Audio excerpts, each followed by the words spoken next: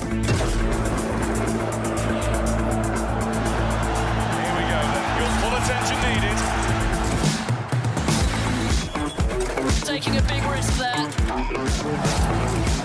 John again! Bellingham. What a moment! Saved by Donnarumma. It's magnificent.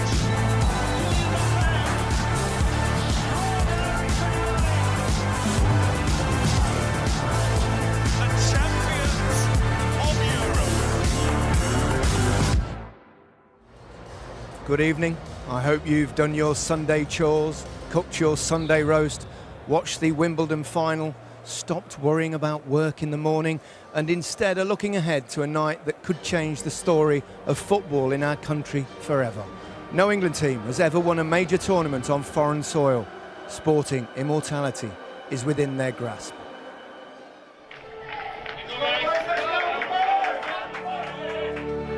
How will the story end, do you think?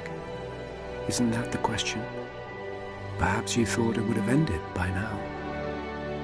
But the curtain refused to fall.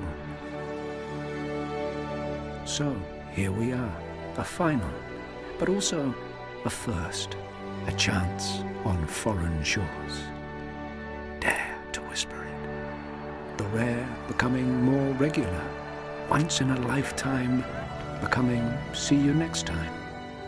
Not rejecting the past, but no longer imprisoned by it.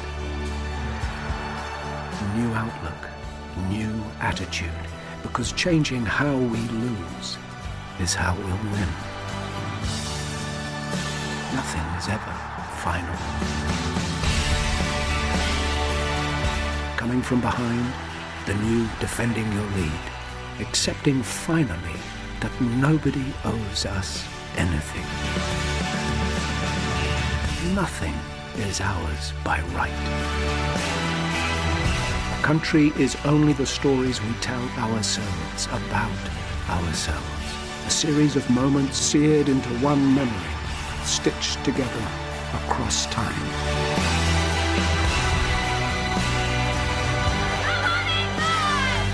How will it end? The answer is, it won't. Nothing is ever really final. England is a story we're all writing. All we have now is the moment. The final of Euro 2024 sees England's men within touching distance of a first major trophy since 1966. 3 years ago, they came close at Wembley, losing to Italy on penalties. This time, Gareth Southgate's team faced Spain, who've won all 6 matches so far and have already beaten Germany and France. History beckons in Berlin. 4 weeks and 50 matches have brought us to this point. It's England versus Spain at the Olympic Stadium. And here's a stat for you. England have played 6 games before in Berlin and they've never been beaten. And joining us for this very special occasion, Rio Ferdinand, Micah Richards, and a man who scored in the final for Spain when they last won the Euros in 2012, Juan Mata. Bienvenido. Gracias. Bienvenido. It's great to have you with us. How do you think you'll get on between these 2 English central defenders? Easy. Easier here than on the pitch, though. Yeah. We have to relive your moment in 2012, Juan, which was scoring that goal. You came on off the bench, didn't you? Yeah, I came off for the last minutes, and yes, I was screaming there to Fernando as loud as I could for him to pass me the ball, and I just had to put it in the back of the net. Yeah. Great day. And the shirt you wore, you've got with you. I have a little gift for you. I might give it to you later. Thank you. Thank you very much. Show it to the people at home, Juan, because share from that Euros. Can you also tell us, please, what it feels like to win a tournament? Because we'd like to know for hopefully later on. It feels really nice. It feels so special, and to win a trophy for your country is just unique. Yeah. I think the team that you were part of, that team that won Euros, World Cup, Euros, cast a long shadow probably over Spanish football for a while. How impressed are you with the way that the team has been changed by Luis de la Fuente and the tactics? I'm really impressed because, as you say, everyone is comparing them all the time to the old guard, and you can see they play in a different way. You can see it in the stats, but I think we maintain the core of our game, which is keeping the ball, playing in the other half and trying to attack. The Spanish players in the dressing room. There's a loud cheer because the players of both sides, I think, are on the pitch at the moment, Micah. Yeah, it's just an amazing atmosphere. It's so loud in here. You see the England fans coming in. But I just wanted to ask you, Juan, about, we know Spanish football and it's been tiki-taka, and we've seen there with the stats there. How easy would it have been for the players to adapt to sort of a more balanced and sort of counter-attacking team at the time? Yeah, I think Luis de la Fuente has a lot of credit for me, because he's changed a little bit the game plan, but he's maintained the two key players for me in the team, which is Rodrigo and Fabian Ruiz, which we will go back to them later. He's put speed on the wings, he's created a balance, and I think the team is really playing together, and I think that's the key quality of Spain in this tournament. Yeah, we've got another graphic, Micah. England have played more matches in Euros history without actually lifting the trophy quite comfortably than any other company. Is it time to change that? Did you have to remind us about this, Gary? I think we've come onto this show, we want to be positive. I mean, you can't change history, but what they can do, they can change it today. In terms of the game, we think Spain are a little bit better organised, they've played better throughout the tournament, but we've got players who can produce big moments, and let's hope they can come up with one today. How are you feeling, Rio, now? 90 minutes, you've played in some massive games, Champions League finals, 90 minutes before kick-off, what's you going through? Yeah, I'm really confident with our team, with our chances today, but I look at the players coming out into the pitch there and think, what was I doing then, and what would they be thinking? Music was a massive thing for me. Make sure my playlist is right. It might sound like a really simple thing, but keeping things as normal as possible is huge to me. Visualising my first duel, visualising my first pass in the game, and obviously the food and drink, as you know, is a big part of it. You've got to make sure you get it all right, and it's as normal as possible, so you don't want anything going off piece. We can sneak into the England dressing room with Kelly Summers. The scene is set. This is where England will make their final preparations for tonight's final, where Gareth Southgate will give potentially the biggest team talk of his entire career and potentially his last as manager of the Three Lions. But we are actually told that it's the captain, Harry Kane, who will deliver the final message to the team in the pre-match huddle as he looks to become the first captain since 1966 of an England's men's side to lift a major trophy. England looking to make history in a stadium steeped in it. Well, I think we've got early hints of team news. Looks like Foden, Bellingham and Kane are playing. Well, the shirts are certainly there. Juan, I'd be interested to know, what do the Spanish make of the English team? Well, we are afraid. Afraid? Yeah. Good, I'm delighted with that. Good. Yesterday I was confident, today I'm afraid. Why? You have a great team, especially up front. You have players that can win a game with one split second. Kane, Phil, Saka, Bellingham. So we know we are playing good. We know we maybe arrived to this final as favourites, but we know what you're capable of. Yeah, look at that dressing room there. What about your pre-match rituals? Micah, what did you have one? Anything? No, I didn't do any. I always put my left boot on first for some reason, but Me too. no, I had a little pray in the toilet before I went out to the game. Probably against my winger, to be honest. But no, I just made sure I prepped right, whether it's eating right, whether it's drinking right, and you don't want to make no mistakes when it comes to match day. But this time, I had a ritual. I used to have a coffee here. I'd shout to the kit man, get me a coffee, please. I'd even have an energy drink as well. And then I'd pour a bottle of water over my head on the way out of the change room. Like, if I didn't do that, something was wrong. Did you have any treatments also with the physio? Treatments? Oh yeah, why are you going there for? Because White knows, he knows. I was on the treatment table for an hour before a game as well. Please be honest there. You were quite stiff towards the end of your career, wasn't you? Right, anyway, Gary, go on, let's go. Shall we move on? We'll be able to bring you the team news very shortly, and we'll hear from Gareth Southgate as well. But let's take a moment to reflect on the tournament overall. Vicky McClure is on the case.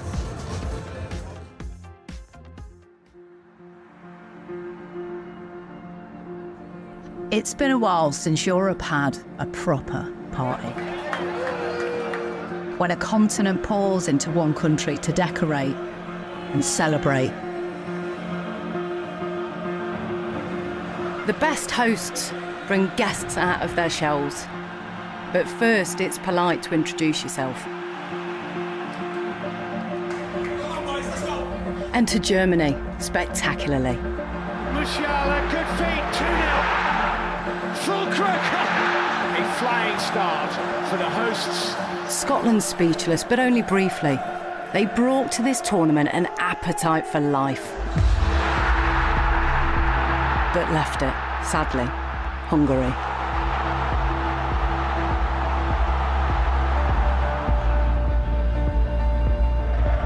The early games took us to extremes: the fastest goal, the oldest scorer, the youngest player. More on him later. Spain convinced, Austria persuaded, with a surprising force for their argument. The Dutch and the French masked their intentions. While others were less coy, remember the name. Remember the games. Remember the goals. Thrill in the company of fascinating strangers. While Georgia finished an energetic third, Belgium were an apologetic second, a team whose gold had lost its shine. To decompress, there was always the quiet corner. Group C produced 1 win but 3 qualifiers and a cure for insomnia. At the knockout stage, the road forked, one path supposedly smoother, but still you must watch your step. The stumbling reigning champions Italy were dismissed by the Swiss.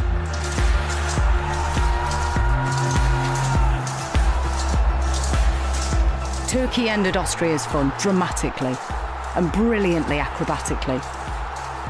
Not the only match to pivot gymnastically. The Dutch kept their equilibrium, as did the Germans, aided by a steadying Danish arm. A stray Belgian knee guided the French through. Portugal couldn't get the balance right, a nation personified in one man's despair and repair. But in the quarter-final against France, another 12-yard stare saw them blink first. Germany's destiny threw them towards Spain in Stuttgart. 2 of the teams of the tournament, only one could escape the last 8. They left it late, but Spain picked their moment to break hearts.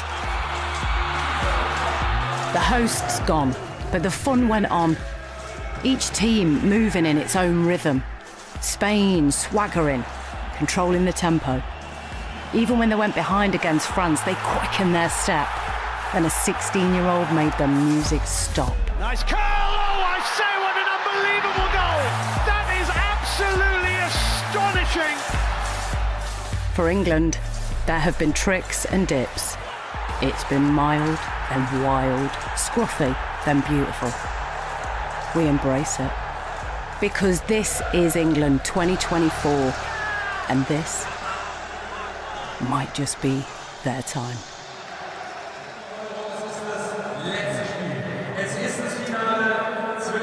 Micah, what's been your takeaway from this tournament? I think the new generation have arrived. I feel like we've seen them at club level play really well, but it's now they've sort of come to the national stage and shown up. We have Gula, who's at Real Madrid for Turkey. We have Yamal, who's obviously playing today, whether he's weaving on that wing at Barcelona, really confident, knows exactly what he's doing. We have Williams on the other side, a little bit older, 22 years of age, but he's been really sharp in this tournament. Wirtz for Germany, and the season he had for Leverkusen as well, playing in that number 10 role, absolutely brilliant. Musiala, who we've talked about, we thought he might have picked England, but he picked Germany. And then Bellingham. What more can I say about that? You need a person in the right moment to deliver.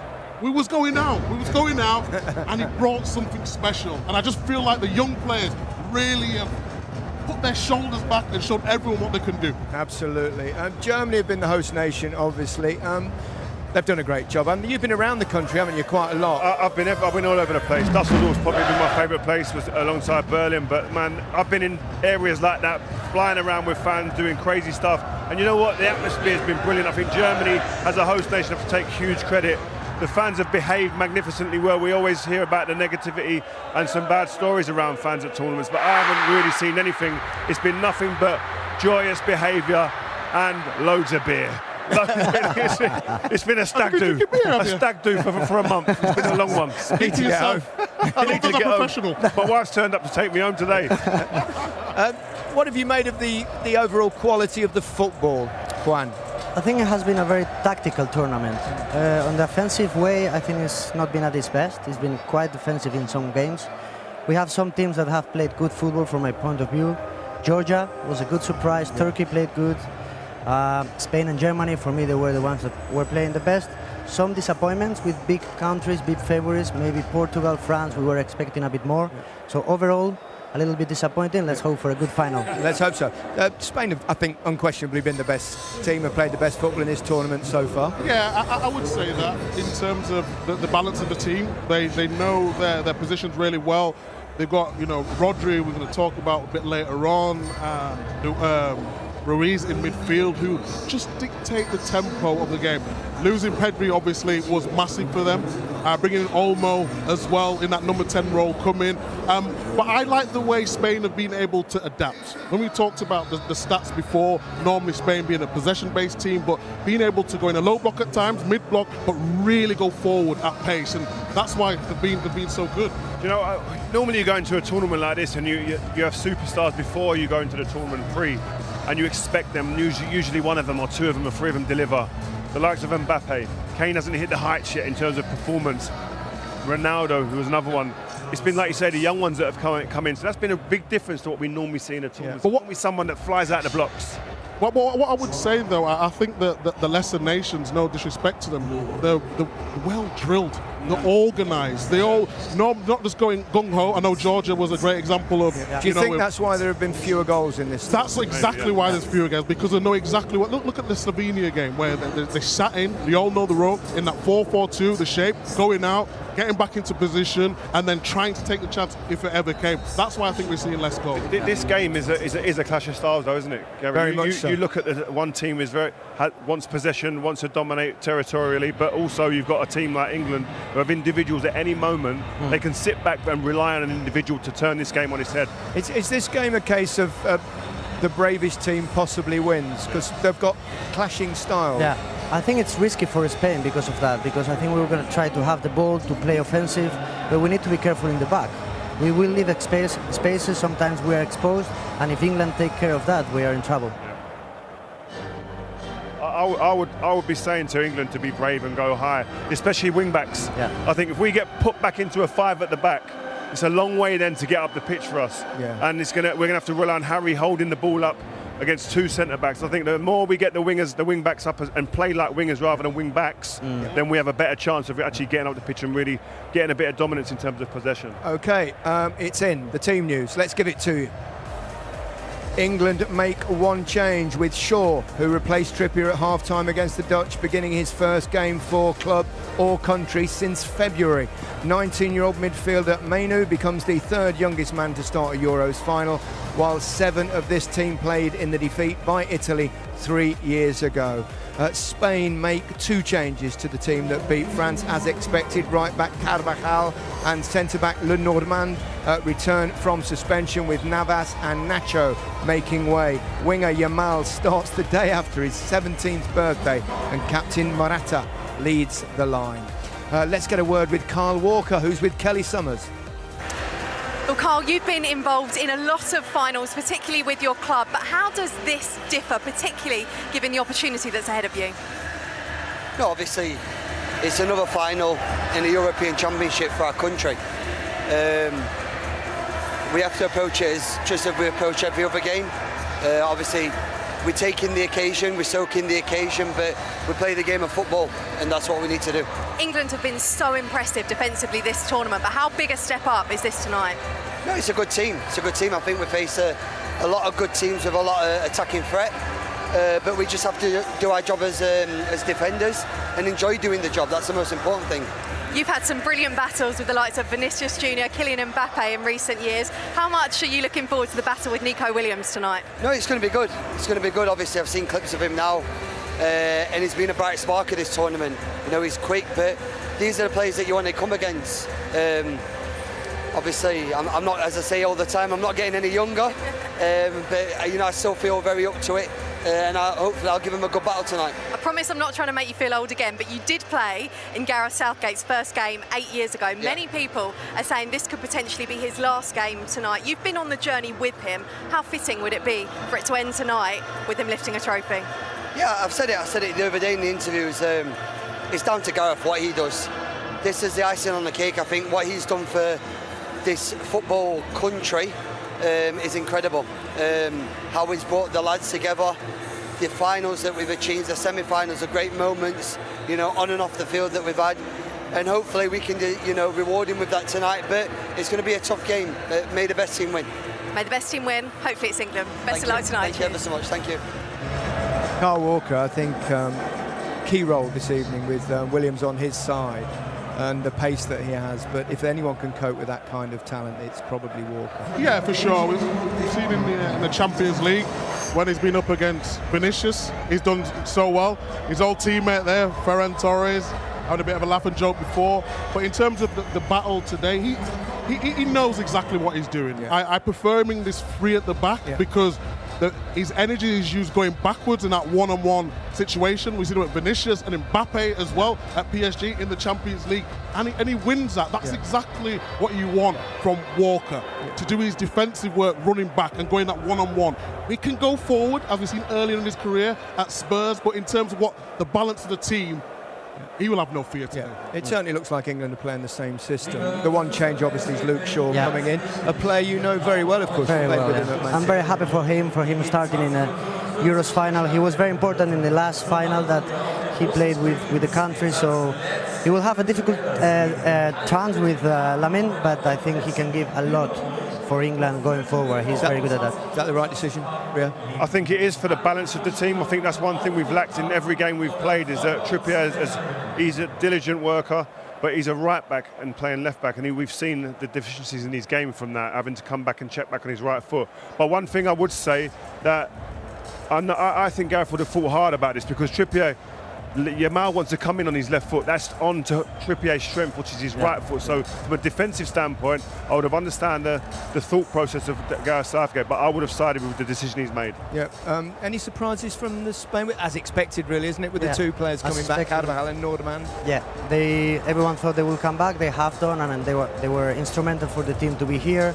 Of course, Carvajal, we all know his experience, his intensity, his going forward, his personality. And Lenormand, he's very, very tranquil with the ball. He's playing really good with Laporte. For me, they're very, very important when we build up. So hopefully they have a great game. Of course, everyone wants to start in these finals, don't they, Juan? But you proved that you can make a difference from the bench. How important is it for the players that are not in the side to manage their disappointment? It is not easy, because normally when you go to the national team, you're doing great with your team, so you feel empowered to play. I remember when I was in that generation, it was very difficult to play, and in that final, I was warming up in the second half, and all I was trying to do was looking at Del Bosque, our coach, to get eye contact there for him to put me in and it was 15 minutes, 10 minutes, and then eventually I came in and I was ready to actually score the last goal. So you really need to be ready to take your chance in these kind of games. They've shown in this tournament, probably England as much as anyone, that how important it is to have a strength in depth. People coming on from the bench, we saw it in the last game. Yeah, it's massive. I think when we've talked about the squad before the tournament started, having 26 players was going to be really key for England, especially in terms of the squads. I think they've got one of the best squads in that competition, whether it be Watkins coming on and scoring a winner, whether it's Tony taking a penalty, whether it's Pickford making a big save. I think all contributed, and that's what probably the game is going to need today as well. Okay, well, Harry Kane could lift the trophy in the country where he plays his football. With Bayern Munich, he's also within touching distance of another golden boot to go with the one he won at the 2018 World Cup. Dani Olmo's his main threat. If no one scores more than 3, it will be shared. The England captain sat down with Kelly Summers.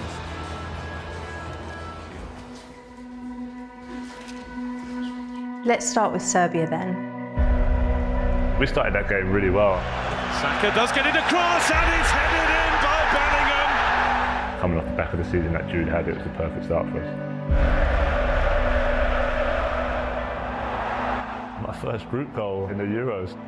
Sometimes the ball just falls nicely like that. I was in the right place to put it away. I think the biggest thing for that game was we drew it, and the draw pretty much made us qualified, and there was a lot of body language that we weren't quite happy with. You got another point against Slovenia, which meant you qualified as group winners, but the scenes at the end, the fans made their feelings clear. When you finish top of your group, you've done your job. That atmosphere, that game was incredible, first and foremost. Of course, it got maybe overshadowed by a few fans, going over the top. I think that's where the boss is so good for us as well. He wants to protect his players. He's fully willing to be the shield for the players. And even though it wasn't right, he's the one that steps up, and he'll never shy away from a challenge. What a chance this is!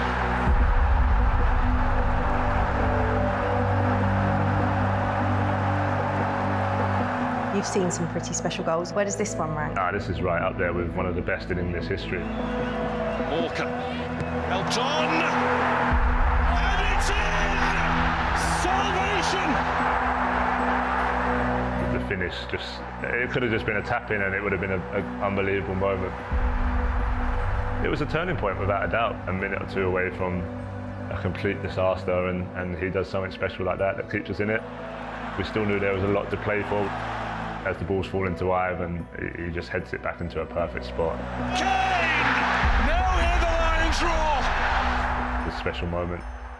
To score a winner in a knockout game for England is as good as it comes.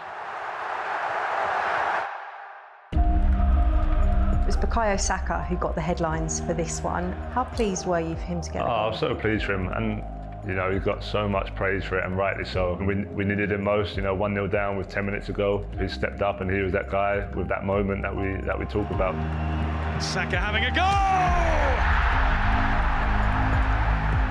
Here we go again. England in a major tournament, and it's going to penalties. I was calm. I knew Pickers would do something special for us, because he always does in shootouts especially. Saved by Jordan Pickford! Trent stepped up in probably the highest pressure moment you can have.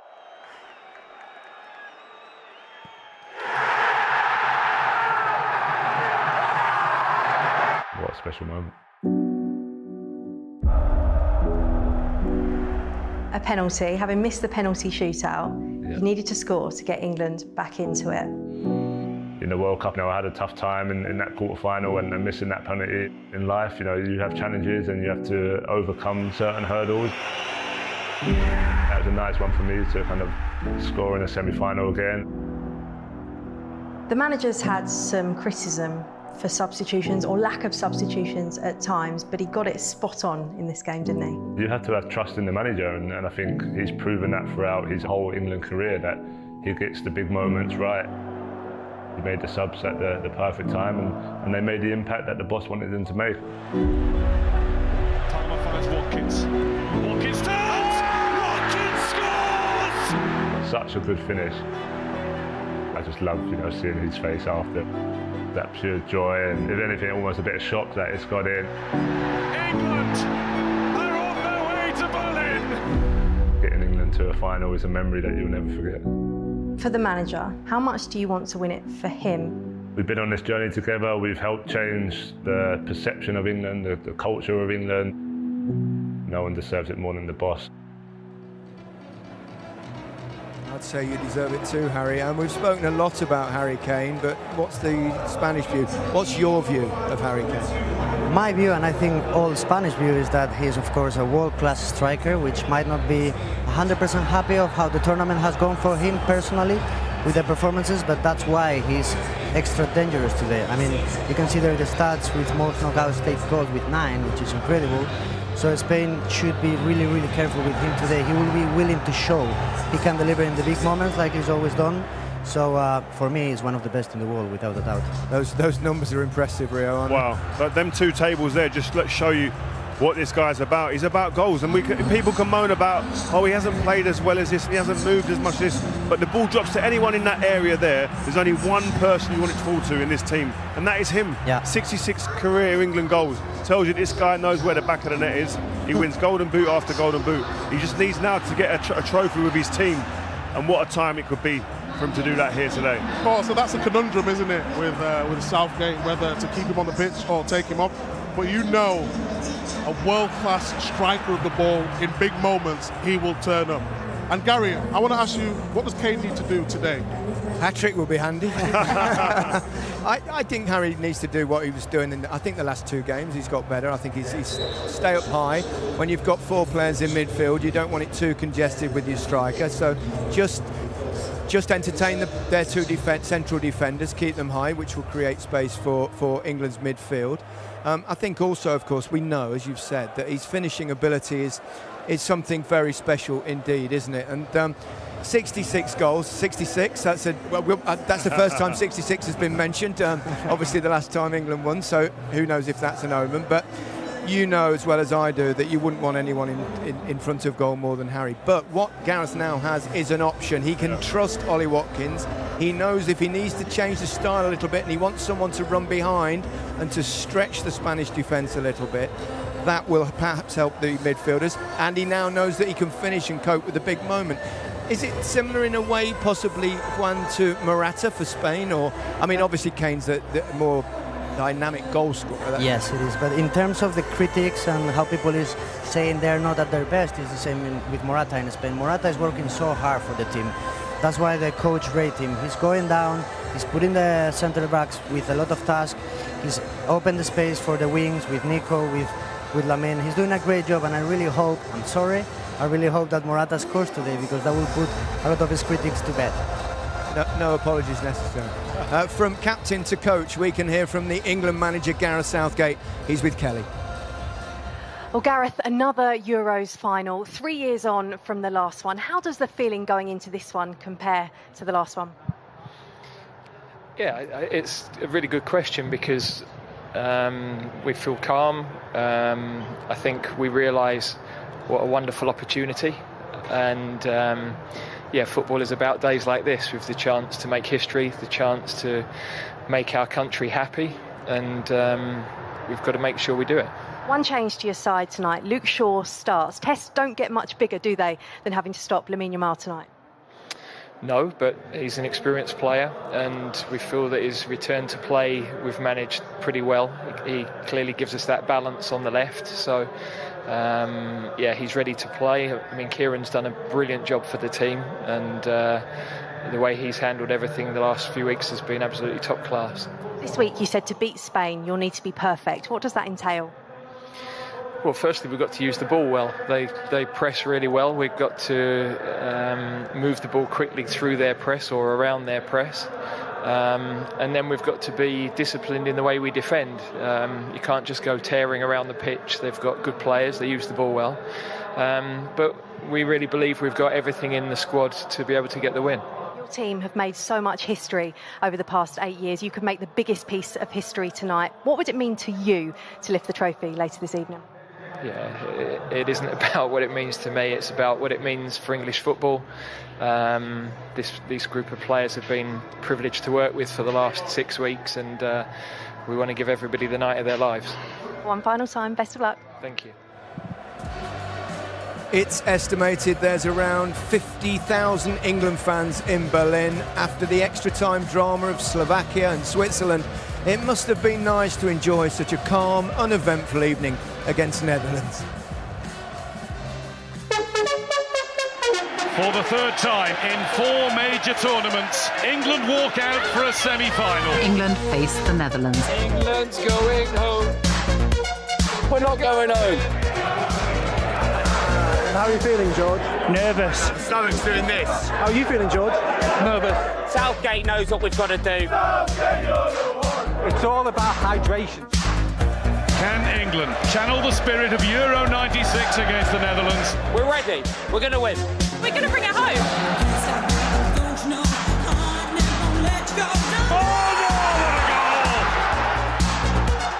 It's just depressing.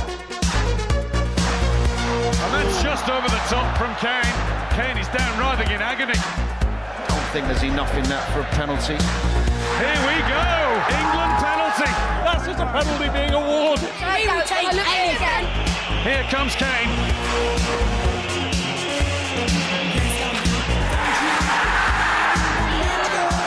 Here come England! Through for Foden. Cleared off the line. Stepped it up now. It's headed towards goal. Oh, what a good effort from Dumfries. Foden lines it up. You've just got to keep the fluid going in. That's a lovely ball in. Pickford saves. England left open. Walker had to get there and did.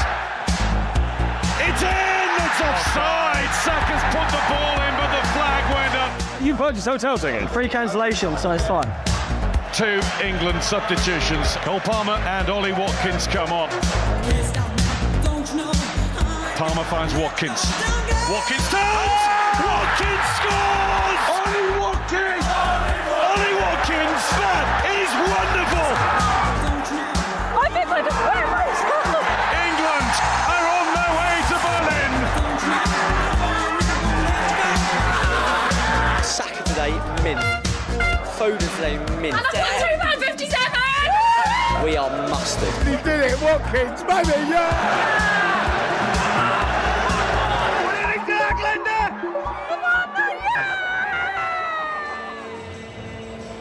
It was never in doubt. It's amazing, actually, as Ollie Watkins knocked that in. All the fans, the England fans here, were singing da da da da. Ollie Watkins. Amazing timing.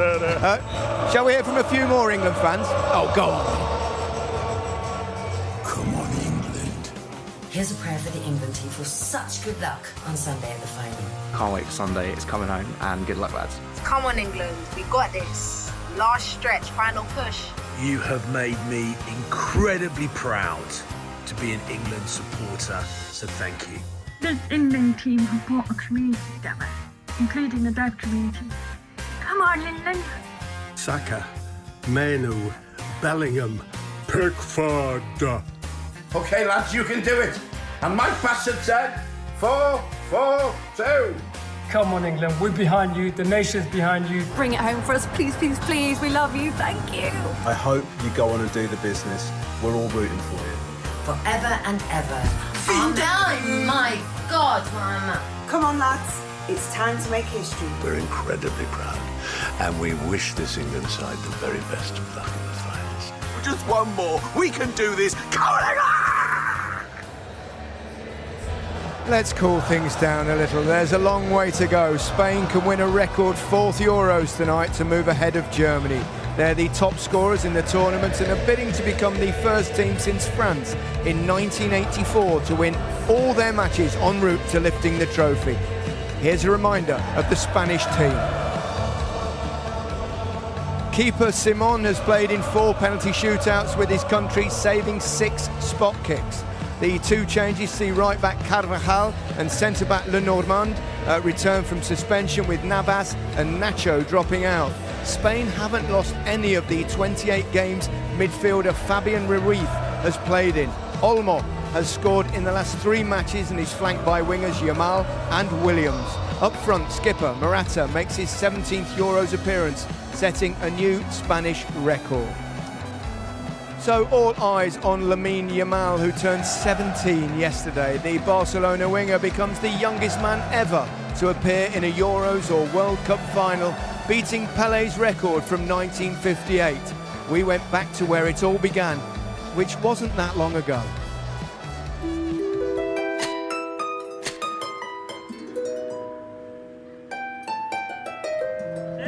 Sí, sí.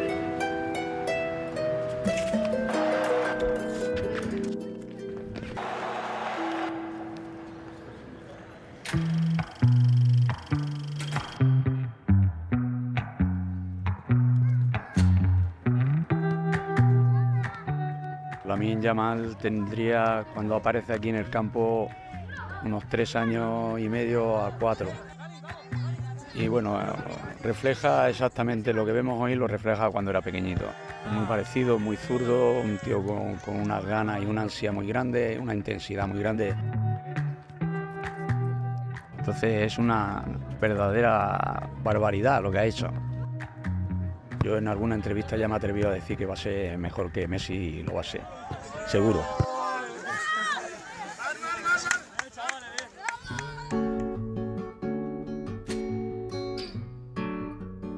Lamine Nasraoui jugó al Barça. Yamal es un jugador que llega al Barça con 7 años. Desde los 7 años hasta los 12, pues él venía a entrenar, como todos los chavales, iba a su casa. Y con 12 años pues decidimos que él viniera a vivir a la Masía. Actualmente ahora todavía reside en la Masía. Y la diferencia es que en lugar de ir a entrenar con los chavales de su edad, a los campos de la ciudad deportiva, pues se va a entrenar con el primer equipo. Ha sido el primer jugador que ha debutado en la liga, el que ha metido un primer gol, todo. Pero bueno, lo ha llevado de forma muy natural, ¿no? Entonces no se le ha notado realmente esa juventud, ¿no? Él no tiene miedo y entonces, bueno, siempre se ha atrevido, ¿no? Le es igual jugar en el patio de su casa que en la calle que en el Bernabéu. Es un chaval que no le tiene miedo a la presión.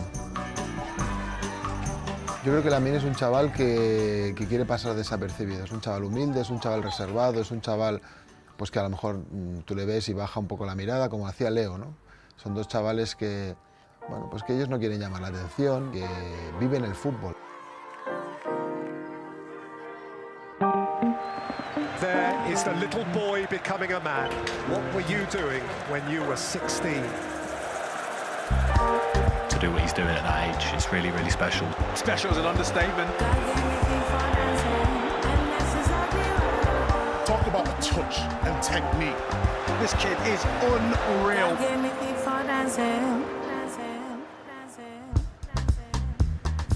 Él, si os fijáis, cuando mete un gol, hace este gesto, que es 304, que es el código postal de Rocafonda, que es un barrio de Mataró, y que él se siente bueno, en su casa, ¿no? De hecho, continúa yendo aquí a Mataró, a Rocafonda, a la panadería de su tío, donde se ha criado.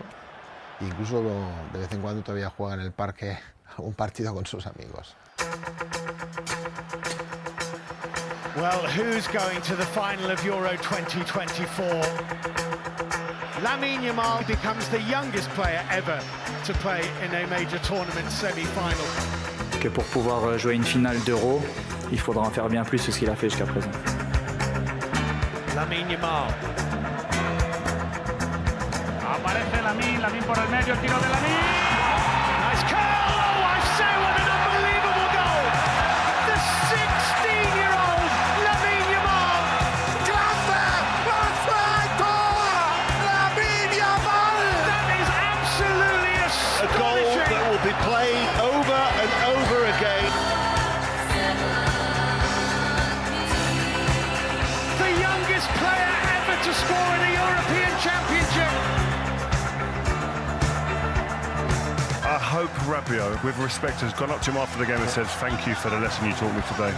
The player everyone is talking about is 16-year-old Lamine Yamal. That kid, he's 16 years old. Yeah. 16. Yeah. Okay. Wow. Mi objetivo es llegar a mi cumpleaños aquí en Alemania. Nada, muy feliz y a disfrutar con el equipo. Te he dicho antes de empezar el partido, hoy va a ser tu día y vas a meter gol. Hoy iba a estar un poco flojo yo, pero mejor, mi hermano ha metido gol. Ha metido gol, ¿y qué? Séalo.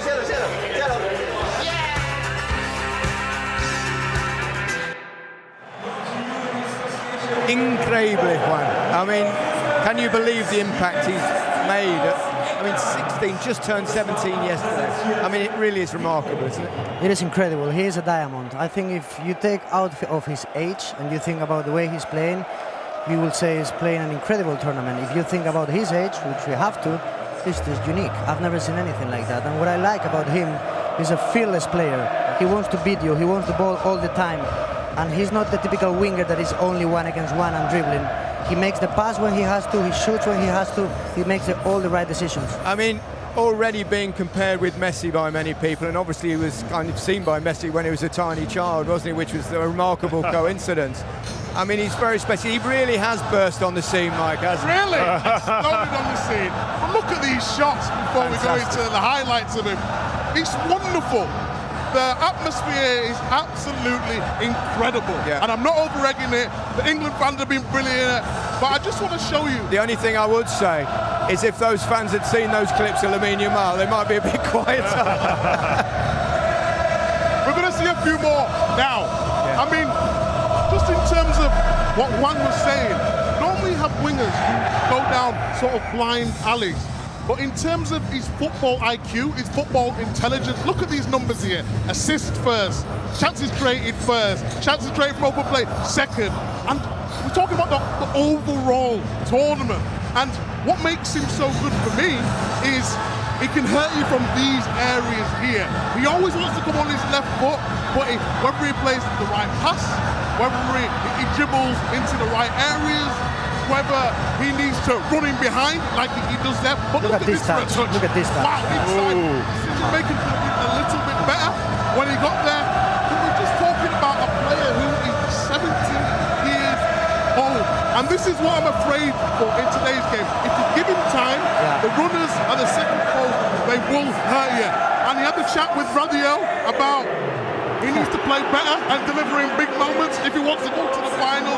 How about this for a moment? Wonderful technique, precision, curl, bend, absolutely everything. Extraordinary young talent. There he is coming out onto the field of play for his warm-up. And Rio, how do England stop him apart from lock him in the Spanish team's creche? Well, how do you stop a 17-year-old in the final of a Euro final? I mean, it's crazy we're even sitting here talking about that, but you have to make sure that you get tight to him.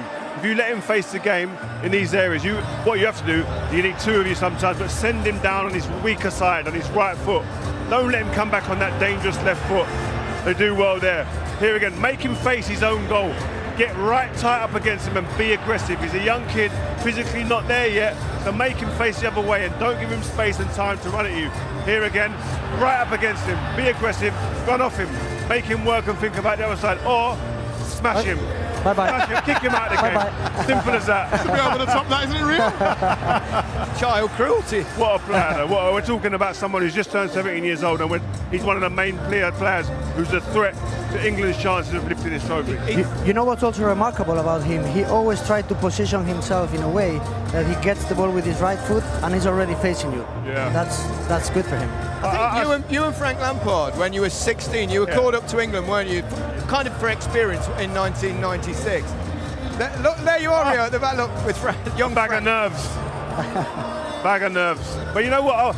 He's approaching a final now as a 16-year-old, right? I was just turned 17. I was 16 there, just picking up the bibs and balls, right? After every training session, I'm ringing home. Oh my God, they're eating broccoli. They're eating beans.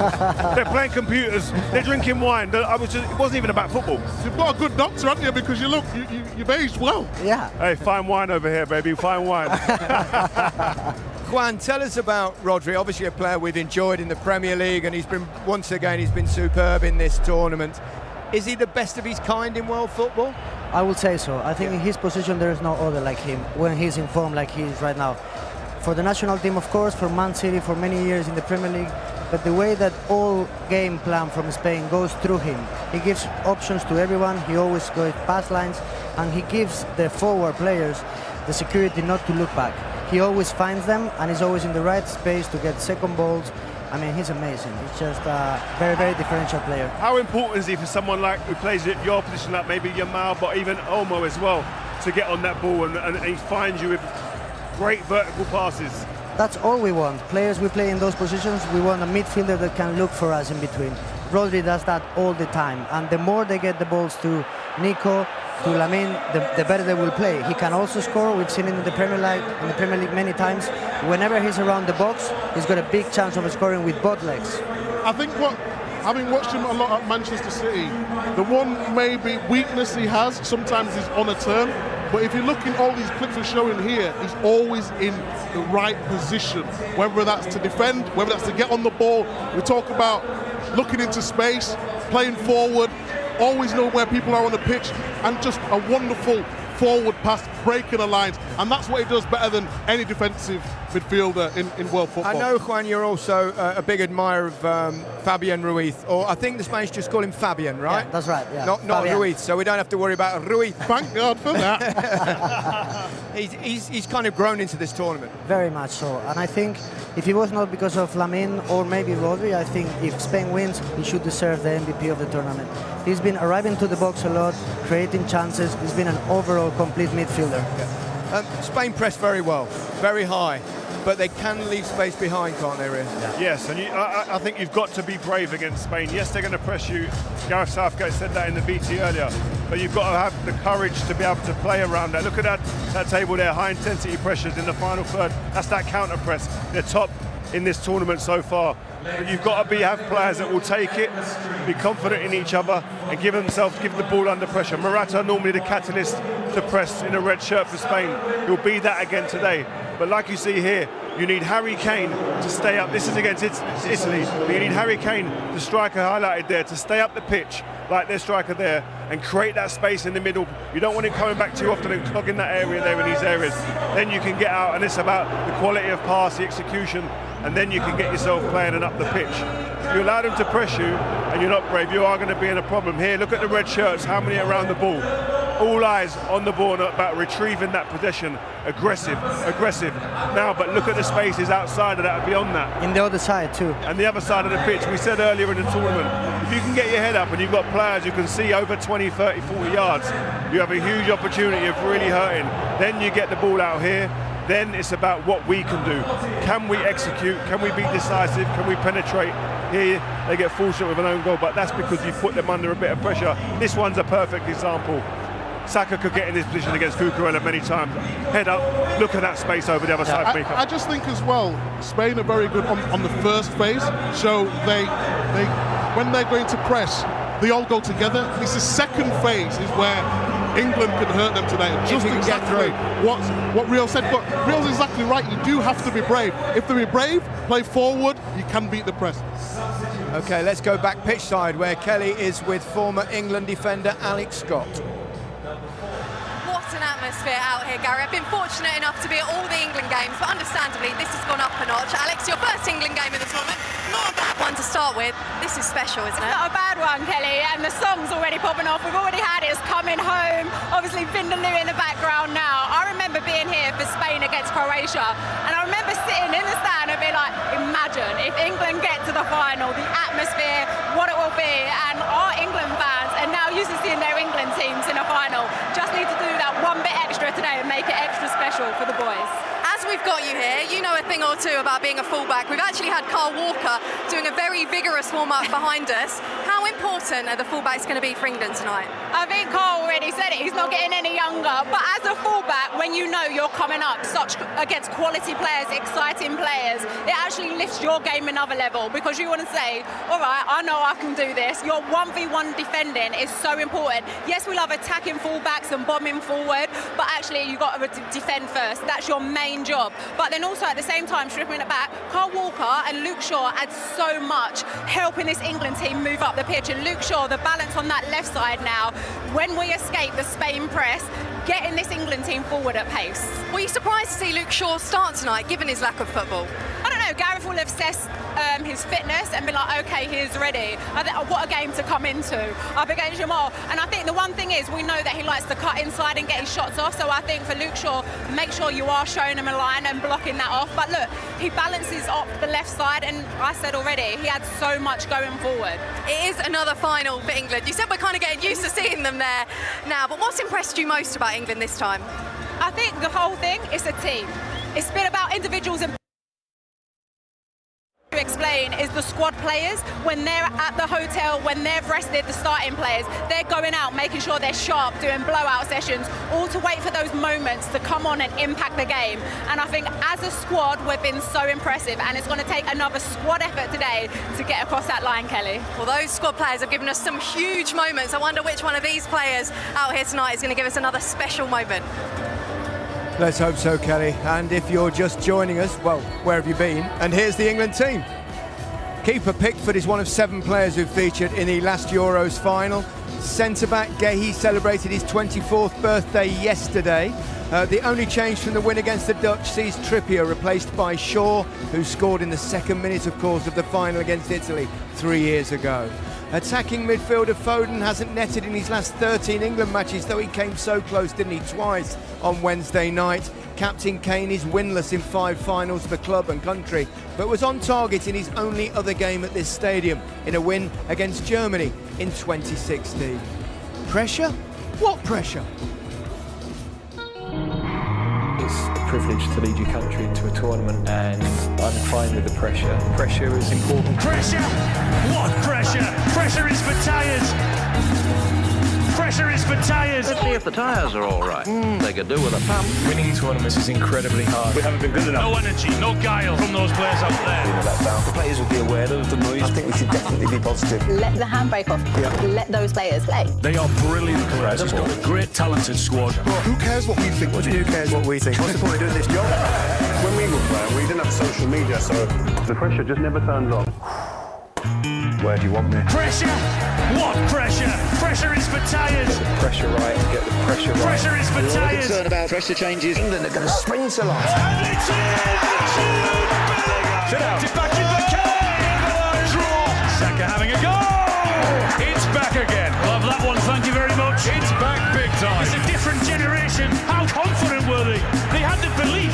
They somehow found the energy. England are doing a really good job. You've got to give him a high five. Lifts your spirits, doesn't it? Tell you what, do you fancy a look at the penalties? Saved by Jordan Pickford. What a save. He guesses right, he takes his time. Big, strong hand. Trent takes the net off. England go through. Have it. That penalty from Trent's heaven sent. Yeah, there's pressure, but I love the pressure. Pressure? What pressure? Pressure is for tyres. I love playing under that pressure and I want to thrive off that pressure. We are mint, Saka mint, Foden mint, Southgate mint, the boys are mint. I feel under pressure. Here comes Kane. Let's go! Here come England! It hasn't taken long to get level. Game on. Palmer finds Watkins. Don't get me wrong, going to score tonight. Watkins scores! It is wonderful! England are on their way to the pressure is for tyres. Are in the championship. Pressure is for tyres. Are on their way to the pressure is for tyres. Are in the championship. Pressure is for tyres. Are on their way to the pressure is for tyres. Are in the championship. Pressure is for tyres. Are on their way to the pressure. What pressure? Pressure is for tyres. Fantastic stuff. Let's hear from the man himself. If pressure is for tyres, it could be a good year for England, Alan. Well, let's hope they're as pumped up as I am for this game then. Excited, nervous, confident? Well, all of those things. I mean, I know the guys have been on there and Kelly's saying it really is incredible in here. And the players hopefully will up their game for to back that. There's thousands in there and they're making themselves heard, and I am so excited for this game. Where can England hurt Spain, Alan? Well, I think this Spanish team, although they are the best team in the tournament up to now, there's no doubt about that, they do give the opposition chances. When you look against when they played Germany in the quarter-final, Germany had 22 shots at goal, 3 or 4 really, really good opportunities, didn't take them. When they played France in the semi-final, they had 2 or 3 really good ones. Remember that Mbappe one when he blazed it over the bar? That was an absolute sitter. So if one of those or 2 of those fall for England tonight, they have to take them. Especially if they fall to Harry Kane, Alan. Your thoughts on him this tournament? He probably hasn't been as sharp as he would like and everyone else would like. Having said that, there was no way that Gareth was going to leave him out. He's his captain, he's his record goal scorer, he's joint top scorer of the tournament tonight. So if the chances fall to him, I think, and I'm pretty sure that he'll put them away. If England win, you'll lose your record as the last man to lift a trophy for England. Are you ready to let go of Le Tournoi, Alan? Probably only 4 or 5 people can remember that, so I'm ready to let it go. Finally, Alan, what's pressure for? Tyres. Good man. Have a great one. Enjoy the evening. Fantastic stuff. Wow. I just wanted to look at their midfield in terms of how they went from a 3 to a 4 and how that's helped them on the ball. Obviously bringing Mainu into the team as well. So what was happening when we was playing 4-3-3? Rice was getting very isolated, but now you have Rice, Mainu, Bellingham, Foden as your 10s, and now you see the rotating positions. At times before, it's almost like they were scared to get on ball in offensive positions. Now you've got Foden coming from the left inside, who very comfortable at Manchester City getting on there. Mainu at Man United, whether he's playing a 6 or whether he's playing an 8, he does something special when you can break the lines with a pass, whether he's running forward. Now you've got Foden in a number 10 position here where you can go wide. Now I want to look at the press, and this is very important for today's game. You've got Bellingham, Rice, Mainu and Foden, but look at the position of Saka. They all know their jobs. Yes, there is a little bit of risk in terms of that. Rice follows all the way back. Now you've got Mainu in a position where he can hurt you.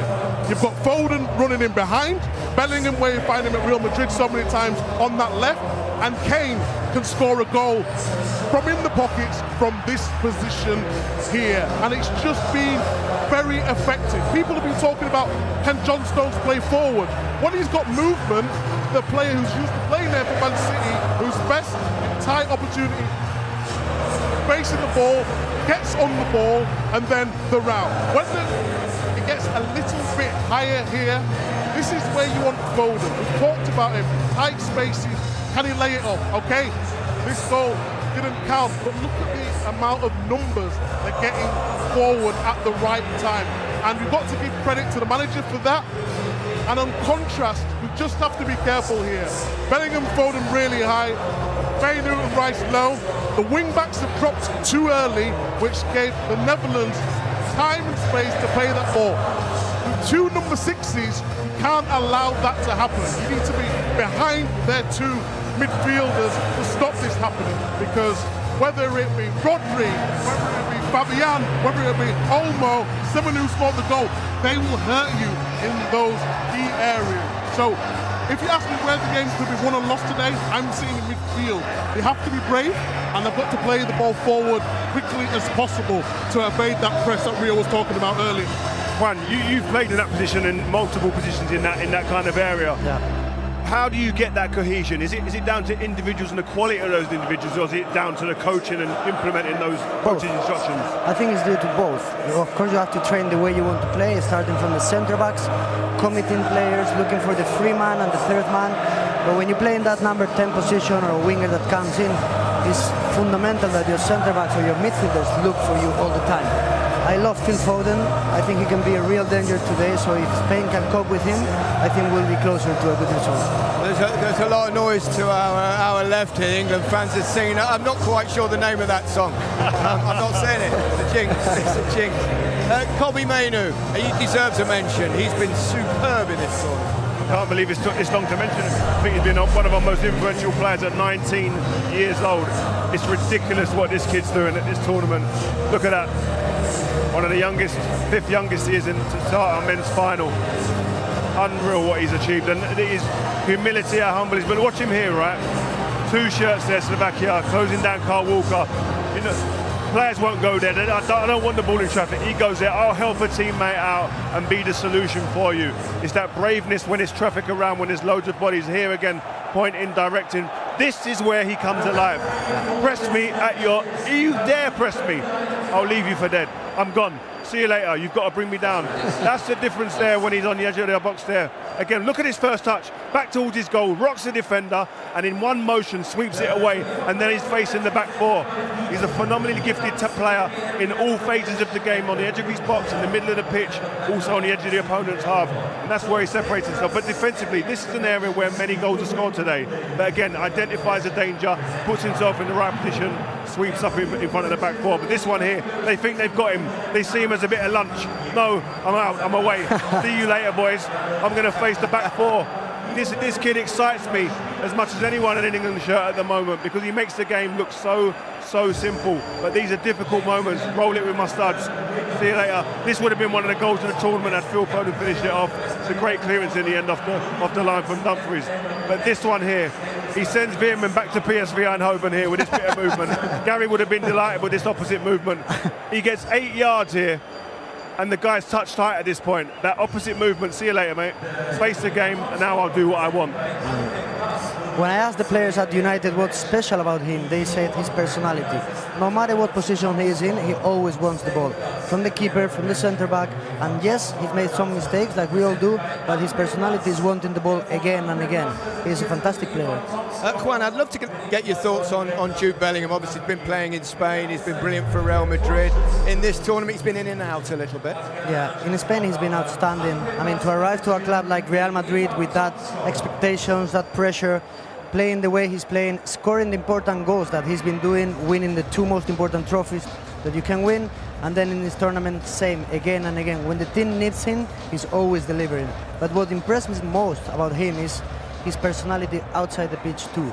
His maturity when he speaks with the press, the way he conducts himself, because I think he has a mix of self-confidence but also humility when he talks to experienced players and older people.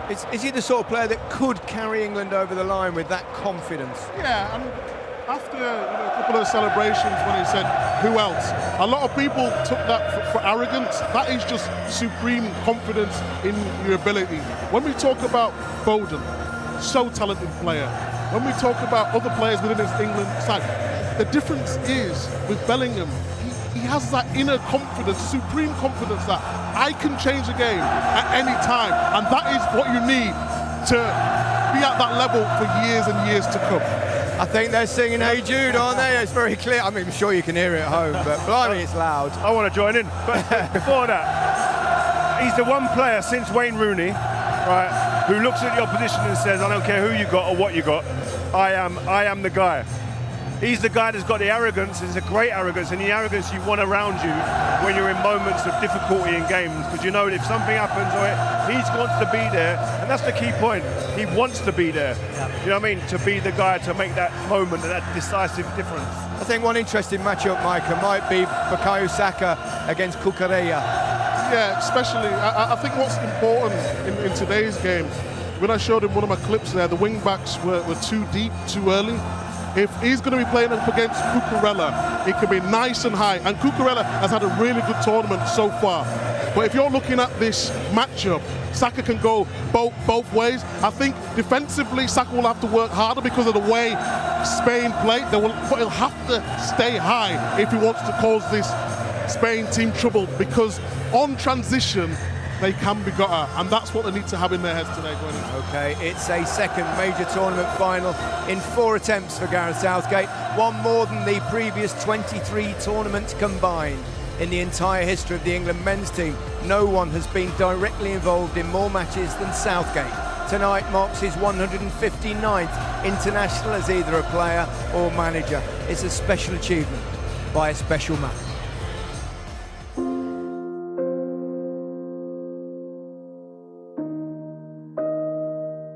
I know this guy inside out.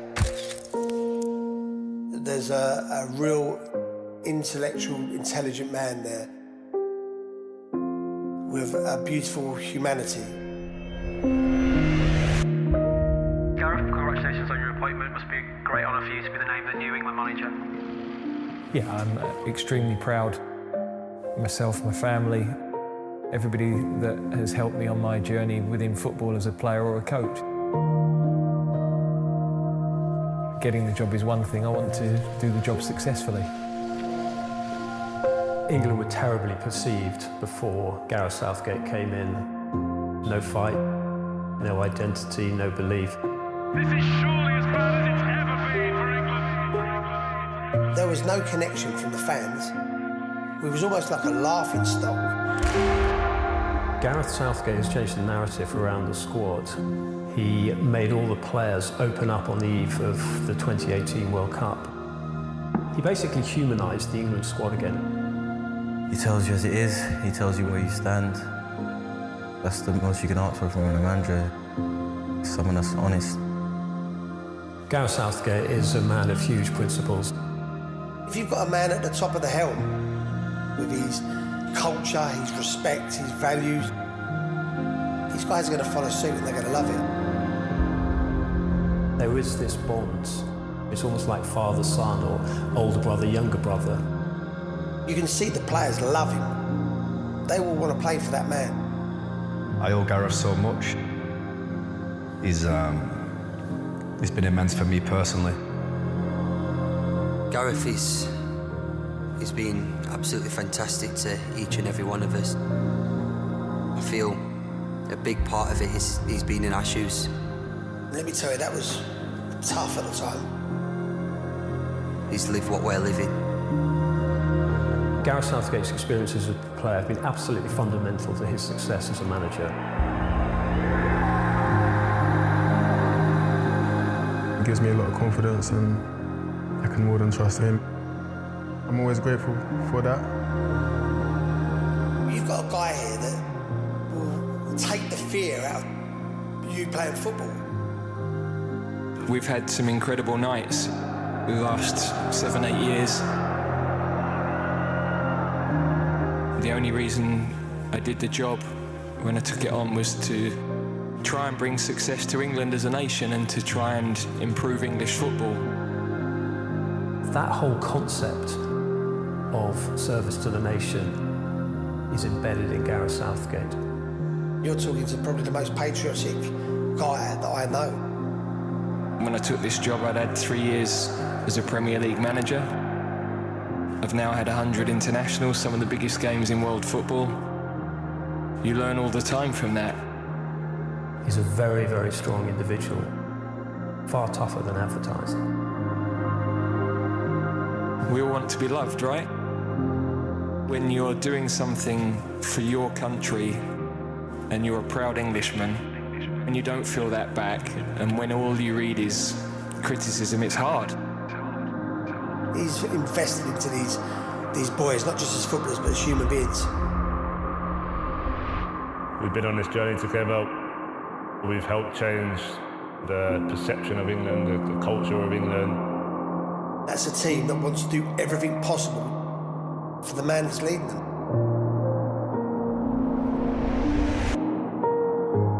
Sunday will define me for others.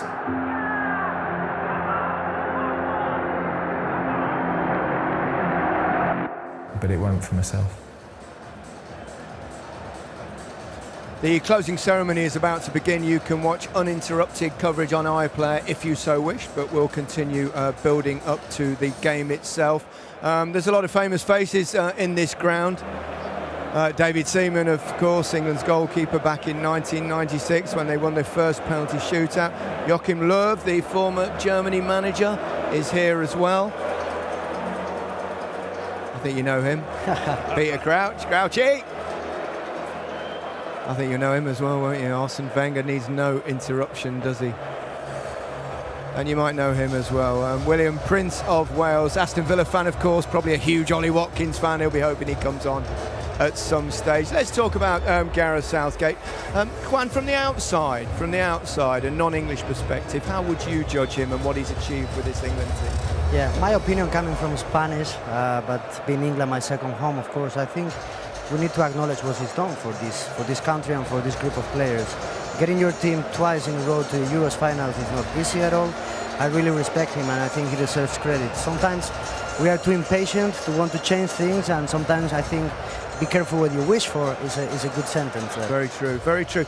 His decisions, he's been very decisive in this tournament. The things have worked for him, which was perhaps a criticism that was levelled at him in the past. Yeah, everyone's always said, oh, he's a bit conservative, etc. But I think this tournament, I think he's been brave. He's been proactive with his substitutions. People have moaned about the timing, but they've come right and they've come through. That's all that matters. Every game he's made a decision that's impacted the game, and he's not been upset. He's not been fazed by upsetting individuals. Whether it be bringing on Ivan Toney too late or Ollie Watkins, but also taking off your captain, the main goal scorer. Other managers have had that levelled at them that they won't take off their main player.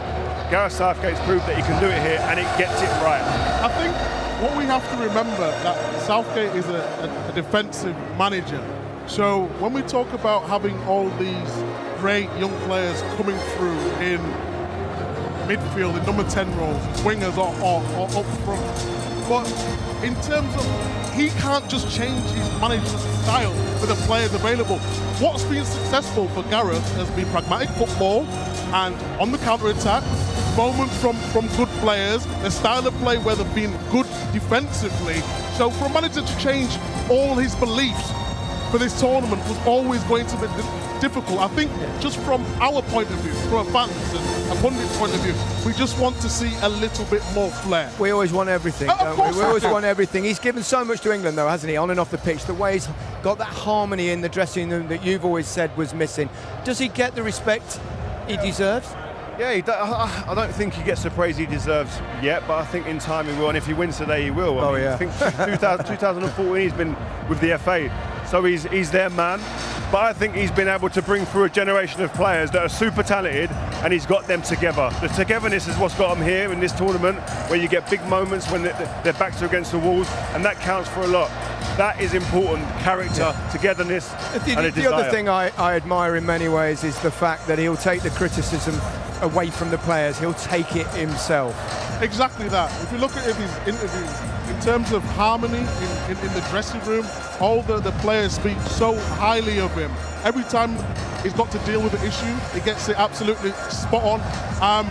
And for him as a man, as a person, I just hope we can take this over that line. I really pray for the good of the country. It's an 11-year journey, isn't it, this? Yeah, from the under-21s when he started. And that's what's been great about introducing players that he knows. But this is what the Spanish manager's good at. He's been with the younger teams, the youth teams, so he's bringing through players that he knows and trusts. But listen, man, this place is ready to just explode. I can't wait for it to start. I've got the shivers every now and again. I just get the shivers when the song comes on. I just need to get the game going now. Yeah, you're sick of hearing us talk. Gareth Southgate's England team has been drawn from all corners of the country, and they're playing tonight not just for themselves, but for every parent, guardian, teacher and grassroots coach who mentored and developed them along the way. This is what it means.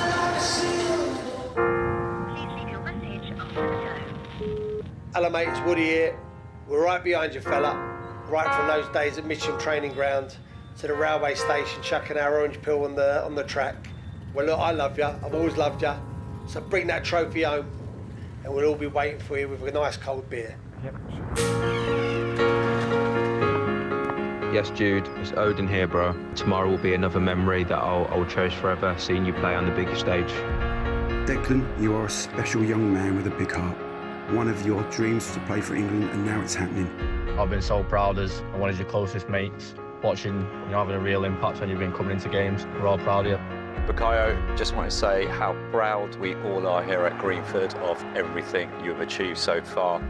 Cobby, we have loved watching you play. You don't look any different from when you were at the Cliff as an 8-year-old, playing with a smile on your face. You're playing as if you're playing with your mates in the playground. From my hometown, ooh, the people I've made, how the wonders of my world, how the wonders of my world. Well, Jordan, I thought I'd said it all in 2021, but it's clear you and your teammates have unfinished business.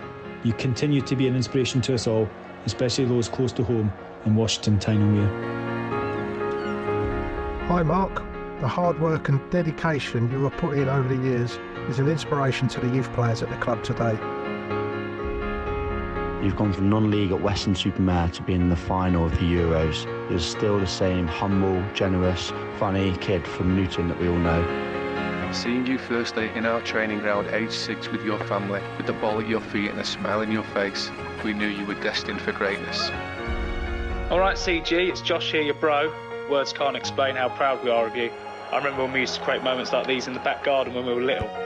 From my hometown, memories are fresh. From my hometown, ooh, the people I met, yeah. Hi John, I remember you as an 11-year-old year 7 with the widest, cheekiest grin. Here you are now, with the heart of a lion, your chance to create history. I just wanted to say that I'm super proud and super grateful to be able to call you a friend, to be able to watch you grow and become the man that the world sees today. Words cannot express how proud I am of you. Have a great game, my friend. Go well today, brother. Can't wait to see you out there. Well, Ivan, gosh, your daddy and Papa will be so proud. so they're looking down on us. But as she's always said to you, do your best and God will do the rest.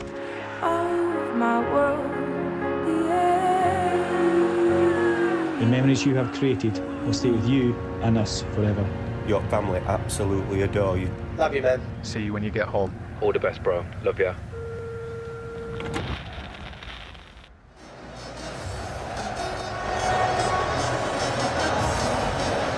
Beautiful stuff there, some very special messages. We all owe so much to people who started us off, don't we? But this atmosphere here is wonderful. These guys are now coming out there. They wouldn't have had any of this, experienced any of it. They're in there getting their routines right. Nerves are good in this point of time. Not too much control them. But you want to get the game started. Get everything behind us now off the pitch and get going. You want to kick that first ball. These guys can become immortal.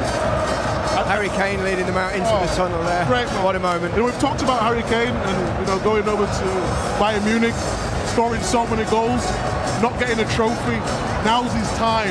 He's got an opportunity, and big players produce big moments. Can Kane be the one today? I think tactically for the game as well, in terms of Williams and Yamal, I think when we showed the clips earlier, they do switch off when the opposition team have got the ball. If England can get the ball forward quickly out to Saka and that battle with Cucurella down that right-hand side, England can open up the Spanish team. I suspect Juan would feel slightly differently.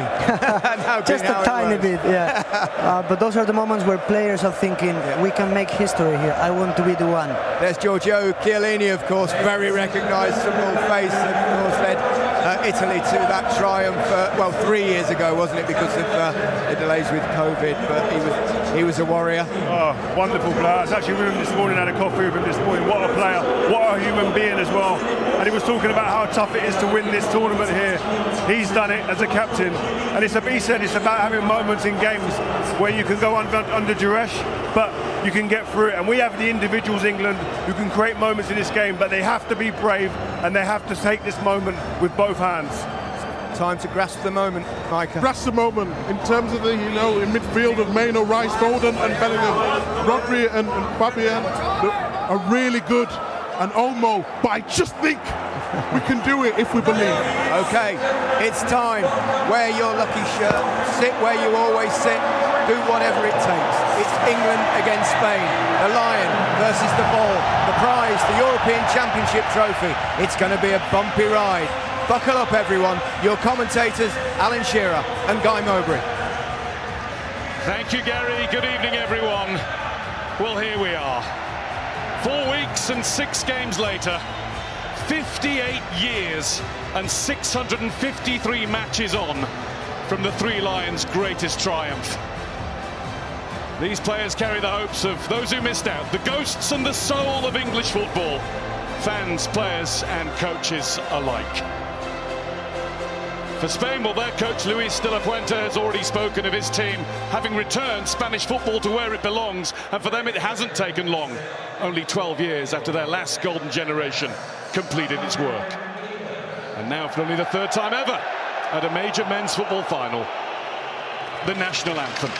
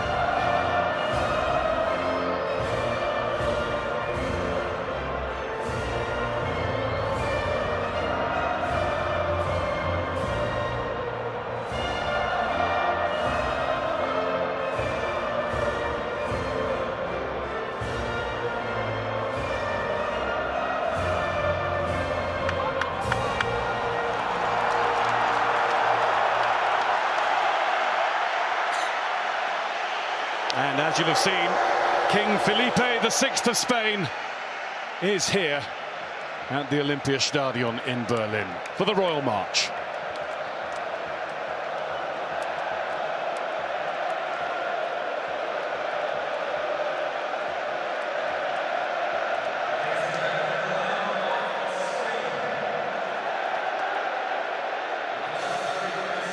The British royal family represented too, with the President of the FA, His Royal Highness the Prince of Wales. Let's get into the teams. The Spain side shows two changes in defence from their semi-final success as Dani Carvajal and Robin Lenormand come back in after suspension, taking over from Jesus Navas and Nacho. It is a team of familiar names and a team of all talents, few shining brighter or more dangerous to England's hopes than the two youngest, Nico Williams, who turned 22 on Friday, and the incredible Lamine Yamal. Yesterday marked his 17th birthday.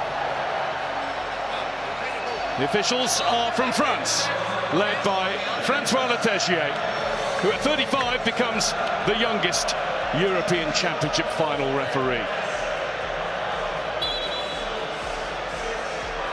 The England side is changed by one, and it comes down the left-hand side, where Luke Shaw takes over from Kieran Trippier for his first start in any game since a hamstring injury in February. That leaves 8 in the team who've started every match for Gareth Southgate in the tournament. Harry Kane's another, of course he is. You don't leave out the captain, record scorer, and man with more knockout goals at the Euros than anyone else for any country. 6 of that England side started the final against Italy at Wembley 3 years ago. Declan Rice one of them, Harry Kane another, Pickford, Walker, Stones and Shaw.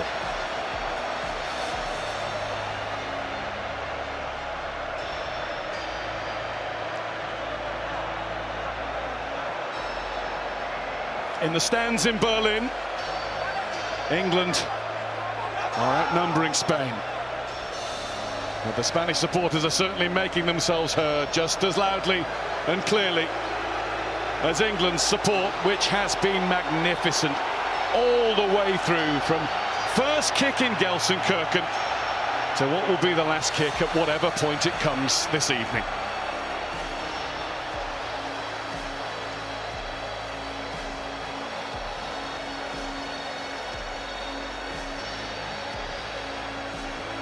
Who's going to be the star to really light up the final of Euro 2024? So Spain or England, record-breaking or history-making? Alan came close, and now, like everyone else who's worn or cheered the shirt, wants an end to the long, long wait to win something. Oh, what an occasion we've got here, Guy. Good evening, everyone. I hope this England team go for it, have no regrets, and make history. A familiar England kick-off routine with the ball back to Jordan Pickford, who immediately went to seek out Harry Kane. And his opposite number, Unai Simon, will have an early feel of the ball as well.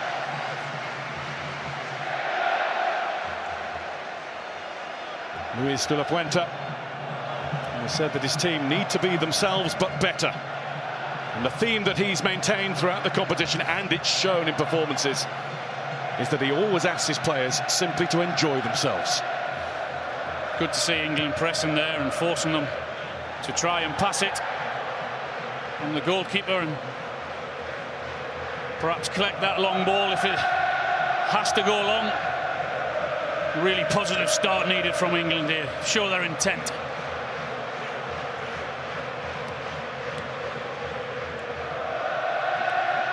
Foden hemmed in on the touchline. Rodri's forced to go backwards to Robin Lenormand, and now it's Aymeric Laporte.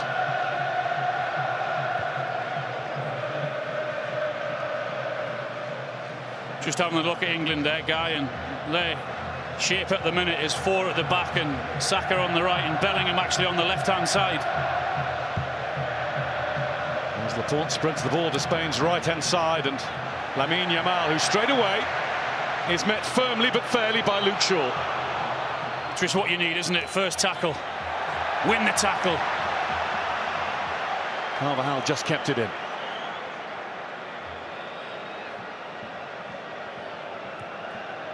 Yeah, looks like a 4 for England. 4-3-2-1. Yep. Bellingham and Foden in behind Kane.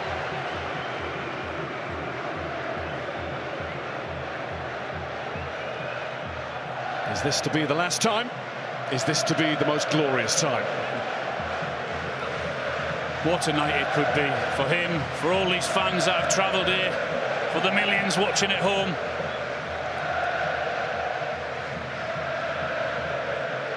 Just hope they clear the match and not the occasion.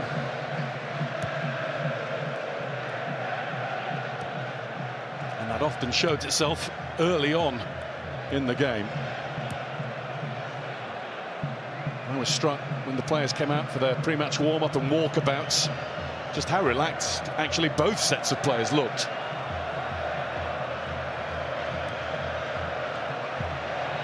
Sometimes, on that side of things, youth can be a real advantage.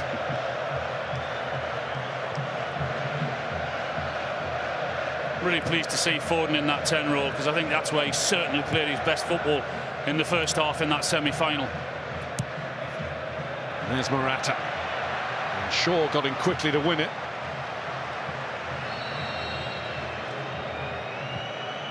Pickford to Walker. Didn't go down the line for Saka. He was looking for Kane again.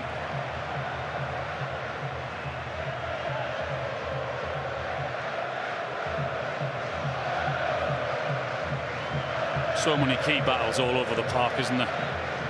Whether that's Walker and Williams or Shaw and Yamal, and the midfield, of course, as well.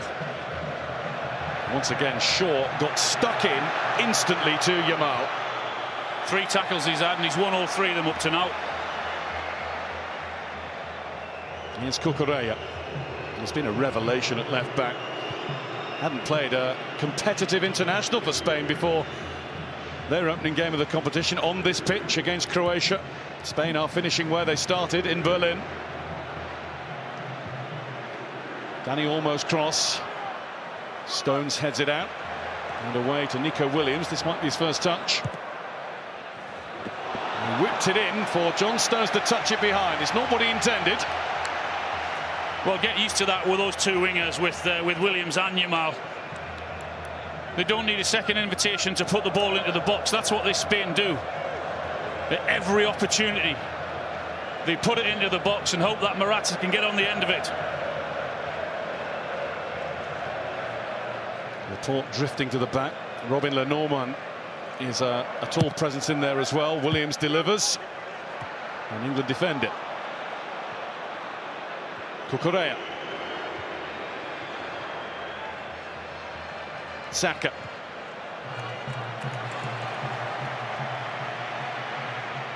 First wander out to the edge of the technical area for Gareth Southgate. Rodri. The way Rodri and Phil Foden interact and oppose each other is an interesting battle too. Yeah, absolutely. And also Morata, we've seen him twice now come short for the ball. That's fine. He can do that all day long, all night long. Cucurella. Fabian Ruiz. Unbeaten in international football, the PSG midfielder. 119 drawn 9.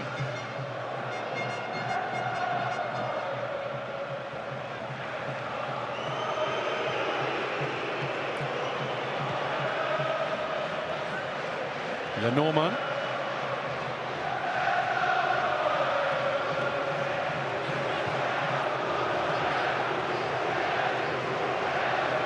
And the Spanish fans are chanting the name of Marc Cucurella because you might have heard him being booed when he got the ball. That's from the German contingent in the crowd. Still unhappy at not getting a penalty for what they thought was handball against Spain. I was going to say just the other night, it was back in the quarter-finals. Williams against Walker. There is Cucurella.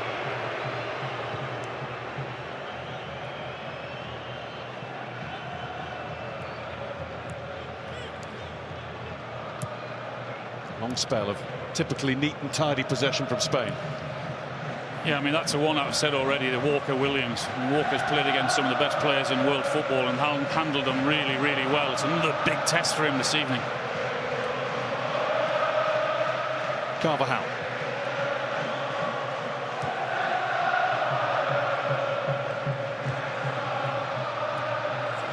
Here we go again with Williams. Almost tricked back to him. Rodri's there first, as he so often is. Williams is blocked off. And Fabian can't get to the ball before Declan Rice does. Rice doing what Rice does. Yeah, good defending. Good defending from Walker. The little give and go from Williams. He just managed to get his toe in there to block it away. And Rice is helping the back four out also, doing great work.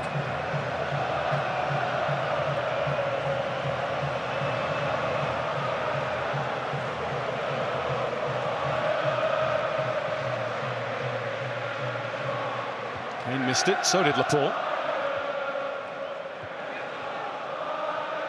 Dani Olmo.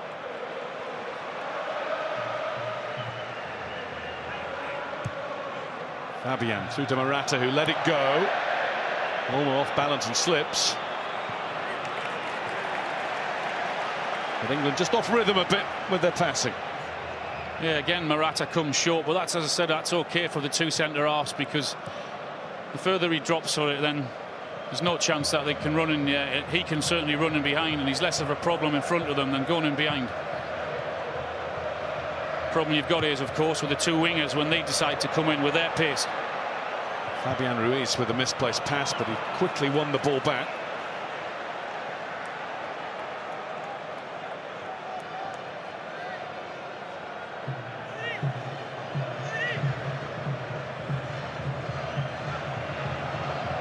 Getting on for 9 minutes in.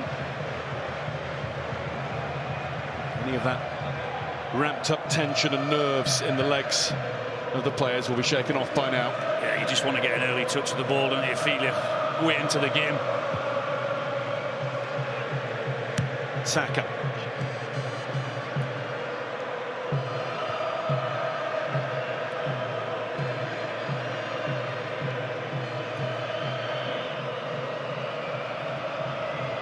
Pickford. See maybe how high Luke Shaw is up the field on the left-hand side. England might look like they're playing a 4, but they're very fluid when they have the ball. They break. They have players in advanced positions, and they have a free kick now. Haven't been able to get Jude Bellingham on the ball, and one of the first times they do, he takes a bit of a chop from Rodri. Yeah, well, what he did was, when Pickford had the ball, it was Shaw who went further up the pitch, and then Bellingham just comes inside there and wins England a free kick in a decent position. Wouldn't be a bad idea to get Rodri making a tackle or two. Hope he mistimes one. Make him think about the next one. And up come the centre-halves, so it's important you get a good ball in, if you can.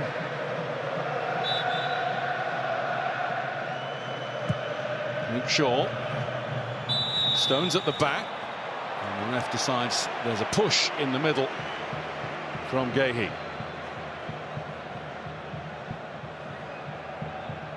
can just see his arm, his left arm on him, pushing him over there. It was a good ball in.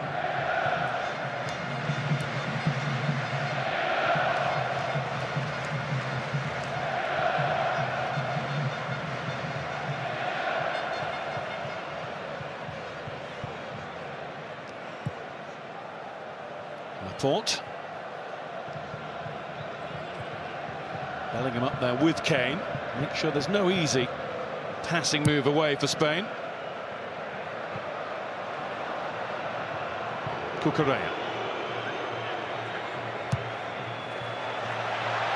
Williams. Stones in his way. Stones stayed in his way. Brilliant. Brilliant defending from John Stones. 1v1. Showing him exactly where he wants him to go. He's not allowing him to come back inside on that right foot and showing him down the line. Exactly what he wanted and his team needed.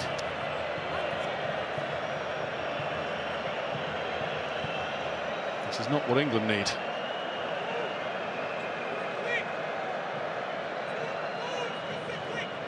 Kyle Walker needs to have some treatment. Something's tightened up.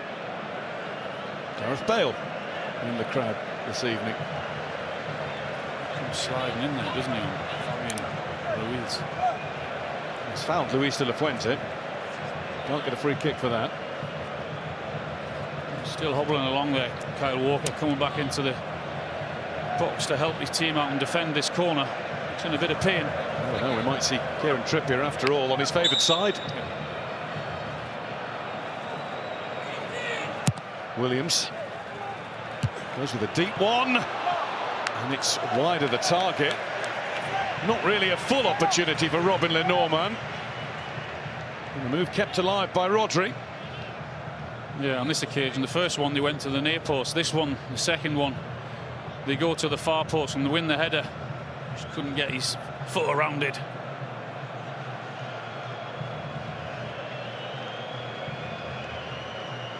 Might just stick a little bit for French football fans to see Robin Lenormand and Aymeric Laporte playing in the final of the Euros. They missed the chance to call them up, and here they are playing for the other nation that they qualify for.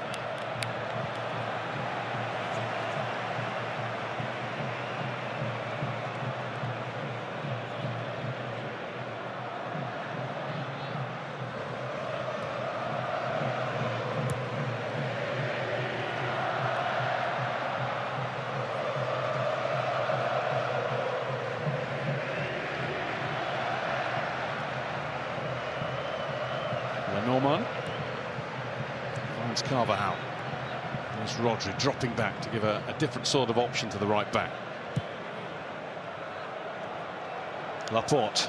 Cucurella is on his way. His move inside. Williams stayed outside. Into the box from Williams. First Guehi, then Menu. Now Bellingham. Bellingham strides. They were all after him. Well, again, it was Williams chose to try and whip it in with the outside of the right foot this time, but Guehi was alive to that. And then again, Bellingham on that left-hand side. You can see there the outside of the right boot, but he reads it really well, Guehi. Been impressive, hasn't he, this tournament? It's been superb. Along with Ezri Konsa when he came in to deputise. Absolutely. Players with, in the great scheme of things, precious little experience, and certainly that's the case on a tournament scale. Saka. Walker in. Laporte turns it behind. England have a corner. Well, Kyle Walker looked fully fit there.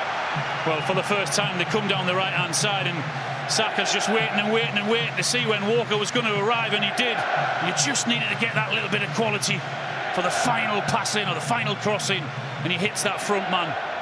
But a corner for England.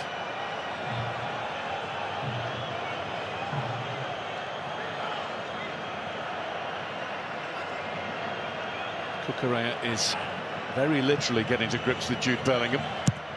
Foden in with a flat one. Poor ball.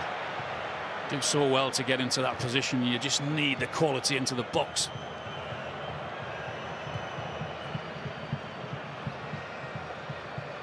Shaw. 3 years ago at Wembley, England had the lead thanks to Luke Shaw at this stage. Had the lead 4 seconds shy of 2 minutes in. Probably too early. Never too early to score a goal.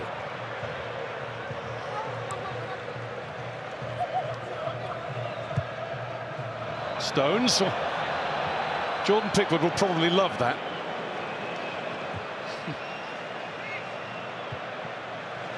Bellingham down to Shaw. And here's Saka. Taking on Cucurella. He has two to support him behind. The support arriving for Saka now too. And it's Declan Rice. Brilliant block that from Yamal. Shaw. Foden went for the flick. Cucurella is there. England stepping it up. Well, a double up on Saka. It's Williams that gets back to help. his teammate Cucurella out, but the ball still finds itself to Declan Rice, who's just waiting for him to have that shot there, but it was blocked. Saka again, and Walker is herring into the box to take a defender away. Foden had to stretch for it just too far.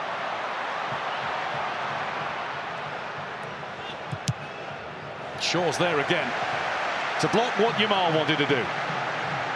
Well, Spain were doing what they wanted the England team to do, which was force them inside, because that's where all their bodies were, all the traffic was, and it was no problem to them in the end.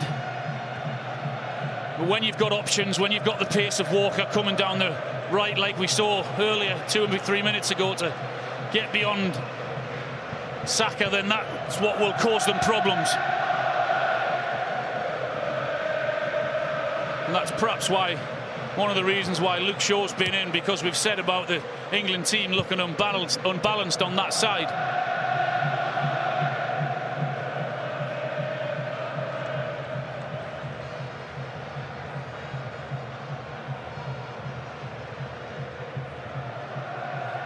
For a little flurry when the game opened up. It's back to where we were. Danny Olmo. Morata just ran past the ball. Shaw's again gone every step with Yamal. Oh, he's done ever so well up to now, Luke Shaw. In the 19th minute, he's not lost a ball yet. He's won every single tackle that he's gone into. Looking bright and alert.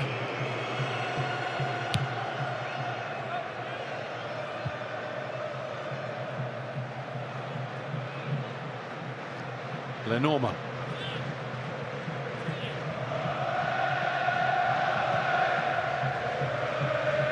Fabian.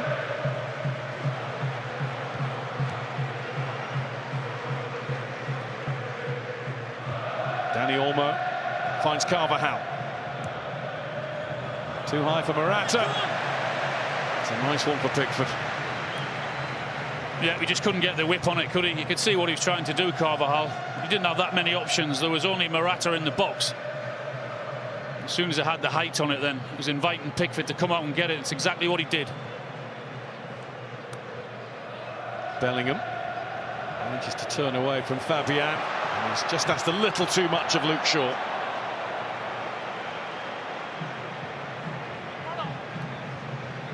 There's a slight concern, Alan, about the midfield. Kobbie Mainoo's not been able to get involved at all yet. Yeah, I mean, bear in mind the experience that he's playing against in there. And then you've got Olmo, who's playing in the 10 position. A little bit wary at this moment in time to sort of get forward as much as he can. He's offering protection with Declan Rice. Rodri. Yamal drifting away from Shaw. Yamal finds Danny Olmo.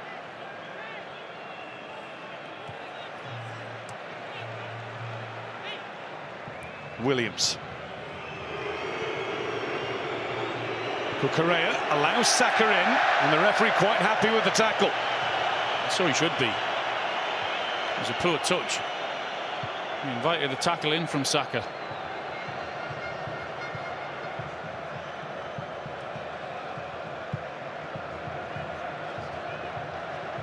Laporte.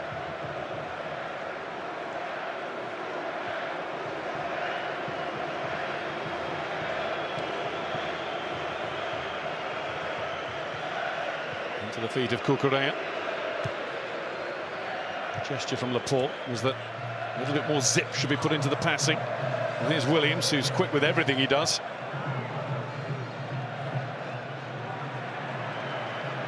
Bellingham turned by Fabian. Olmo couldn't get around Mainoo though. Saka. Foden. That is a foul from Cucurella. Did well, Foden. It's exactly what he wanted. He was looking for that. You just invite the defender in to say, I'm in a little bit of trouble here. I'll just stand my ground, and if you're stupid enough to come in and barge into me, then I'm going over. Pressure off.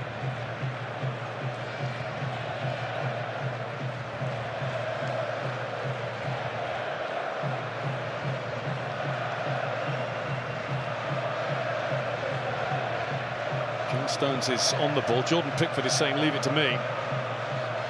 Just get everyone up the pitch. That's what he's saying. Let me have it and just get up under the halfway line and see if he can knock it long and try and pick some pieces up. Sometimes the old ways just work.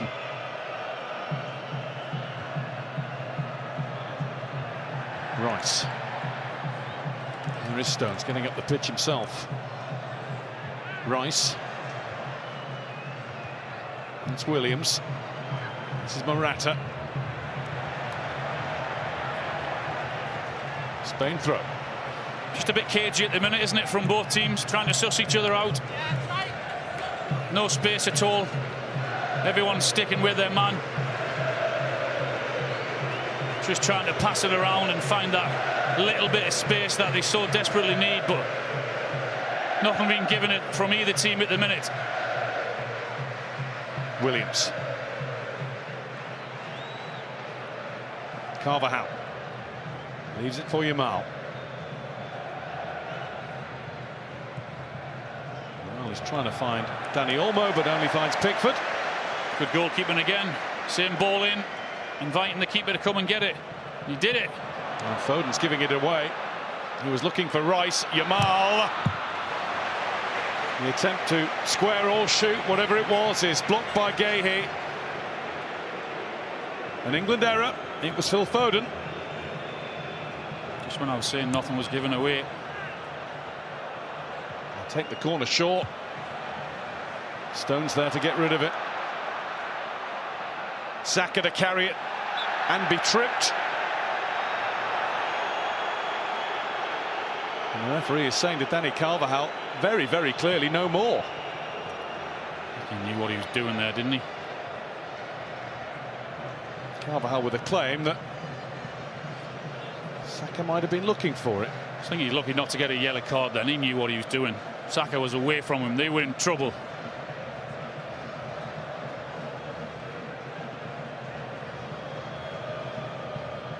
Carvajal only just back from suspension, sent off late on in the quarter-final against Germany, although that was a case of needs must.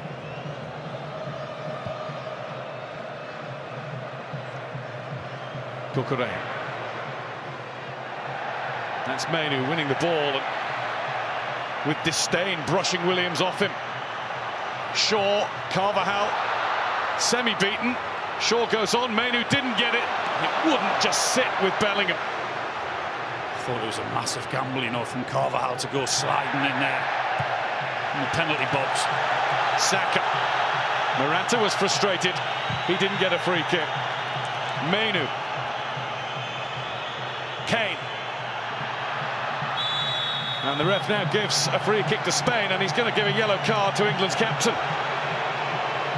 Just lost control of the ball, Harry Kane, didn't he? Dived in to try and retrieve it.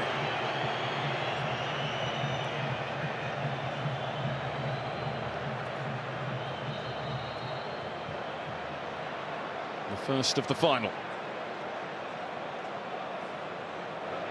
Yep. Rightly so, right decision. Ball just goes away from him and he's lunging in there. It's always going to be a yellow card, but that's the tackle there. I was thinking that was a gamble to go in there. Luke Shaw did really well. Just got enough of it.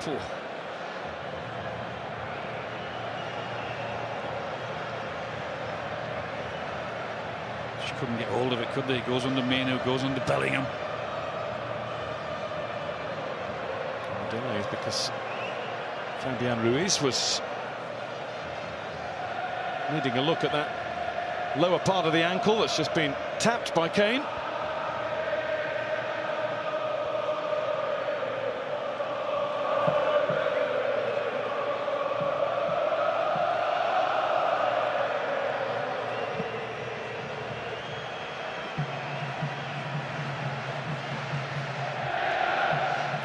Meeting of these sides at the European Championships since one that you'll remember well, 1996, the win on penalties for England.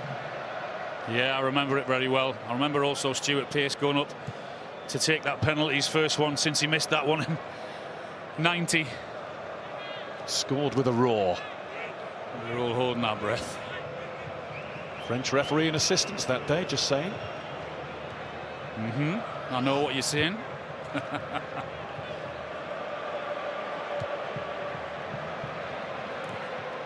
Jamal beaten by Shaw. I think he's still 100% in that battle. Not lost one yet.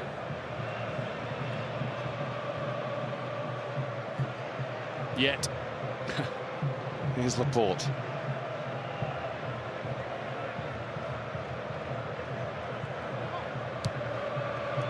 Cucurella. Williams. That was Morata. And there's Fabian, and this is lovely from Spain. Yamal. Finally, there was a crowd around him. Pickford was coming. Gahey sorted it anyway. But Yamal made the wrong option, you know. He came inside instead of looking out to his right-hand side where Carvalho was coming behind him. Fabian again, lovely drop of the shoulder.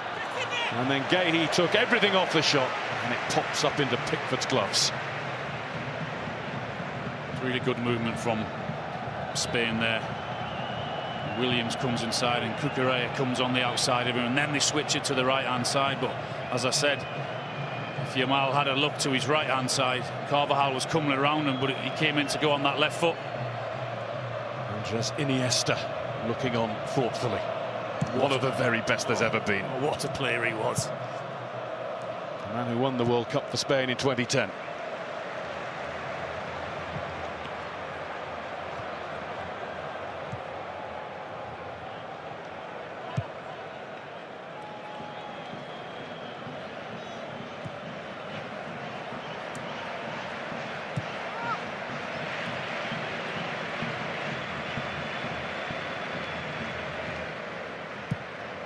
Pickford. Bellingham is on the move, and Pickford had seen that.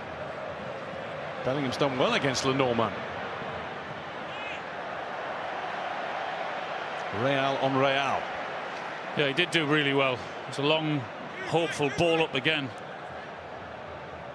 And you're trying to keep it for his team with no one near him at all. Just like to see England be a little bit more brave in the possession when Pickford's got that ball. There are options in there. Stones, if he looks up, is free rather than kicking it long.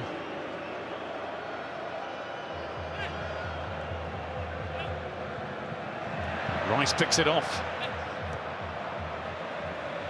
Back with Simon. That's not a great clearance. Straight to Stones. Rice. Kane.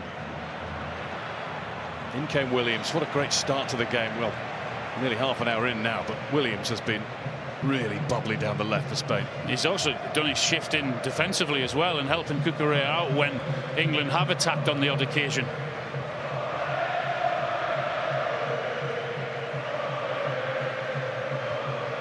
There he is coming infield, and that's a lovely bit of work too. But then there was a miss kick from Morata after the lovely flick from Williams. Luckily it was a miss kick because Olmo was in. Rodri. There is Danny Olmo. Runs straight into Rice and caught him quite high too. And Danny Olmo is going to follow Harry Kane into the referee's book. 1-1.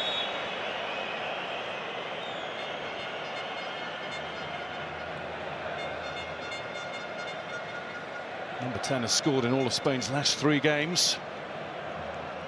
Only in the side really because well, you can see he did catch him high. A nasty one, wasn't it? And a good protection again from Declan Rice. His position was superb there. He got his break in the side, did Danny Olmo, although we get into most international sides because of the injury to Pedri. Not a bad player to come in though, is it? Joint top scorer with Harry Kane and 4 others. Yeah, if nobody adds to their total tonight and goes clear of anybody else, UEFA have tweaked it, and the golden boot will be shared. So at the moment they'll have to find 6 boots. It's a strange one, isn't it? Studic. Georgia striker Mikhail Tadze will be hoping, yeah, with everything that he's got, that Kane or Danny Olmo don't score this evening.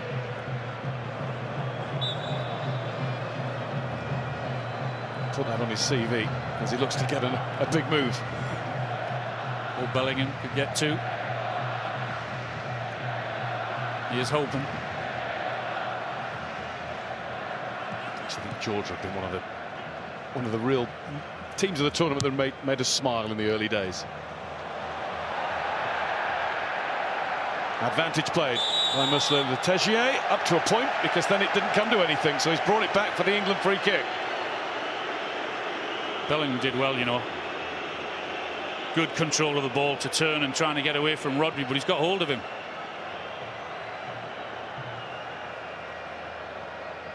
Stones.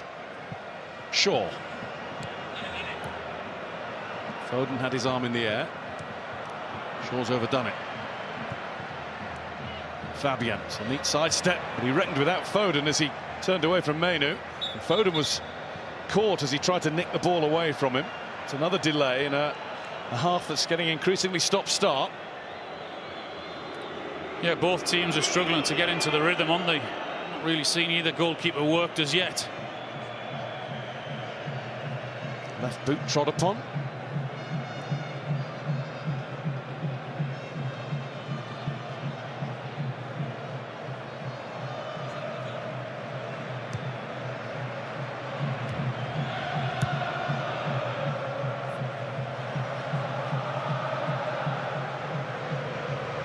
Laporte advances and brings Williams in.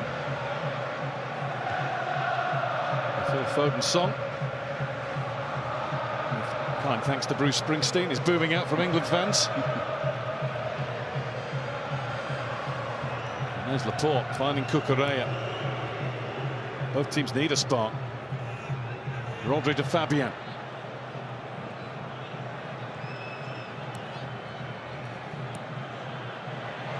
Yamal. Another one goes to Shaw, but it will be a corner. Yeah, not many times when he gets the ball, Yamal, as he go down the right-hand side, but on this occasion he did. But again, Luke Shaw's alive and alert. He knocks it out for the corner. Once again, we look chiefly at the whereabouts of Rodri, of Laporte and Lenormand. Carvajal's got a leap in him too.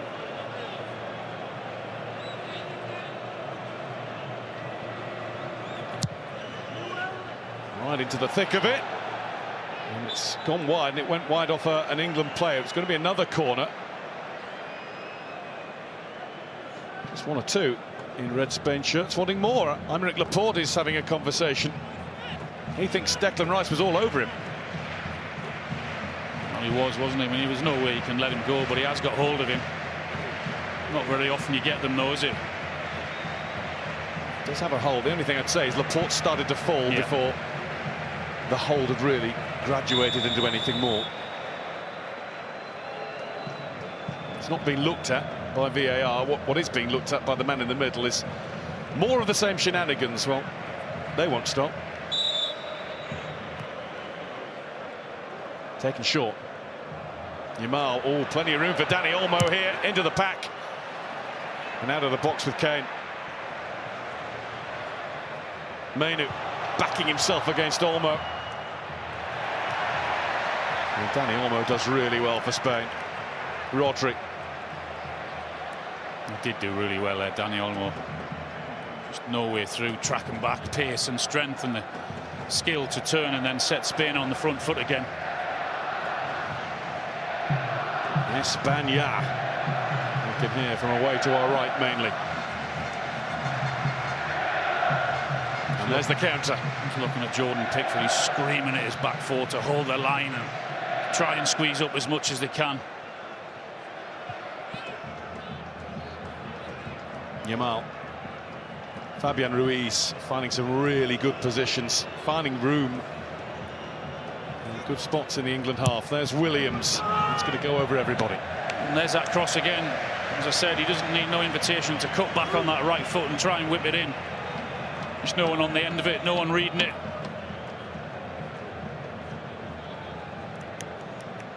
Didn't quite connect with it, did he there, Olmo? Straight into Harry Kane.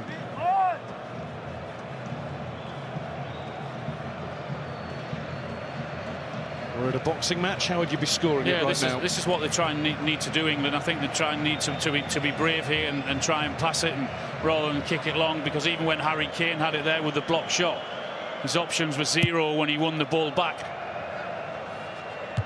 Take it by that, you've got Spain just ahead on your card. Just. but neither goalkeeper's been troubled, have they? England got down their right-hand side once, wasn't it, when Kyle Walker had the overlap? Other than that, we've not really threatened. Boy, haven't England been here before. Here's Williams, who does look as though he's going to threaten every time the ball goes near him.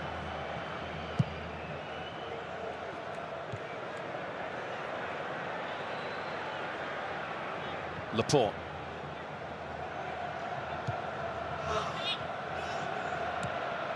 Switch to the right for Nico Williams. Yamal. Bellingham's block tackle. A little bit of backspin looked to be aiding Jude Bellingham there. Lenormand there first. It was a ball he had to win, Lenormand. Yamal. Shaw clears. Bellingham gets past Rodri, but he's soon stopped in his tracks by Fabian.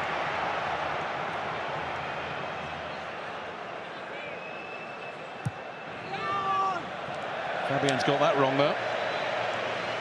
And that's certainly what this Spain do very differently to what previous Spanish teams have done in terms of putting the ball into the box at every opportunity. I mean, they've put 3 or 4 in this evening and just not had anyone in there. And that was the ball there where he had to win. Great tackle by the Real Sociedad centre-back. The late bloomer. That's what England need to do more, I think, is getting that ball there and passing it out. And there's Mainu showing the strength of 3 to hold off Cucurella. Pickford. He wasn't phased. Laporte with the tap. That's easier said than done, though, isn't it? Because this Spanish team are really good at pressing. You could have stopped that. They're just really good. Yeah, they are. They've certainly been the best team in the tournament up to now. Rice. Foden.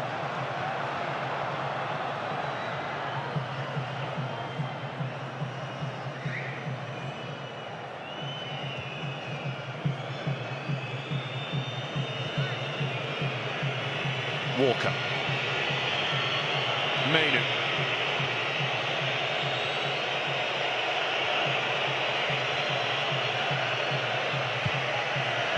That's what Spain are doing really well. There's no room in there for Phil Foden or for Kobbie Mainoo to get the ball. Superb this from Stones, though. And on goes John Stones. Nearly getting it through to Harry Kane.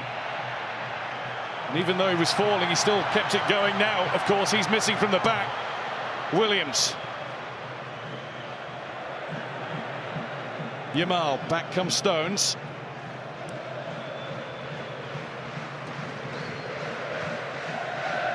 Williams has stayed over on that right-hand side with Yamal. Here's Cucurella.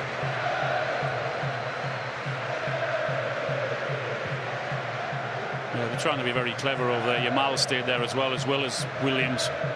And Declan Rice just to his left-hand side there is keeping an eye on him, and Shaw's on Williams just there. Williams. Good play off Bellingham.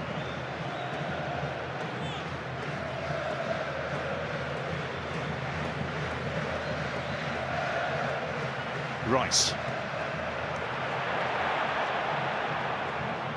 One again by Declan Rice. Now it's Kane. Bellingham. Bellingham has it again. He got lucky, he gave it away in the first place. Kane with the switch to Saka. Walker's coming to help him out. Mainu. Lenormand in the right place for Spain.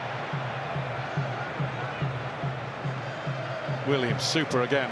Really frustrating for Kyle Walker. He must have run 50 or 60 yards there in the hope that he can create the space and Saka can at least find him. Didn't know, and he's got to run all the way back. And Yamal puts it out of play. Danny Carvajal applauds the idea anyway.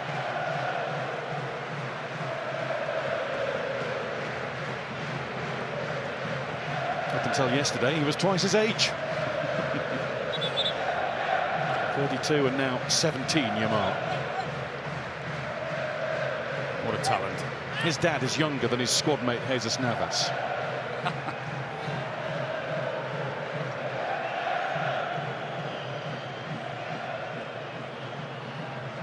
Youngest player to play in either a European Championship or a World Cup final. He's broken by 248 days today. The record set in 1958 in the World Cup final by the one and only Pele. A bad name to be. Now Morata. Morata can't fully get past Guehi, but Guehi needed Stone's assistance. Yeah, the understanding's there. They did run in behind on this occasion. But if he goes past one, then his mate's next to him, John Stones. He recovers really well. He's looking just for a little bit of help, and that's what he's trying to force him inside for, in the hope that he can be helped out. It's always been a worker, hasn't he, Alvaro Morata? Might not have really done it at Chelsea, but what a CV. Atletico Madrid, 2 spells at Real Madrid, 2 spells at Juventus. Goodness me, he doesn't do half clubs. Don't ask me what a half club is. Here's Mainu. I was looking at you thinking, explain. Only does the biggest, you know what I mean.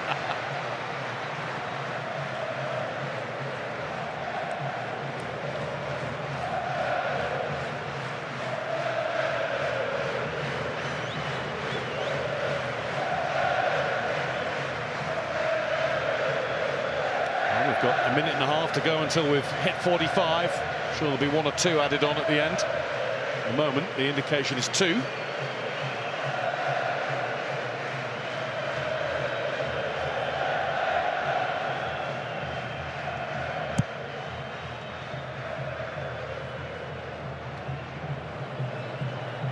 Rodri. John Stones was wanting that ball off Pickford, but he was having none of it. Maybe had an eye on the clock himself. That's nicely won by Bellingham. Bellingham finds Kane. As soon as he was even threatening to shoot, he was stopped. And Walker takes a little tap on the back from Williams there. And England have a free kick right at the end of the first half in a really handy spot. Well, it was a race, wasn't it? Not many people beat him, Kyle Walker. And he's not good at beat him either for pace. He did really well getting there before him and drawing in the foul. But Bellingham did well in picking the ball off Carvalho, and you're just thinking as Kane could get his shot away a little bit quicker. And that guy again, how many times do you see him do that, Rodri? Always seems to be there. There will be a delay to the free kick. As Aymeric Laporte, he's feeling something.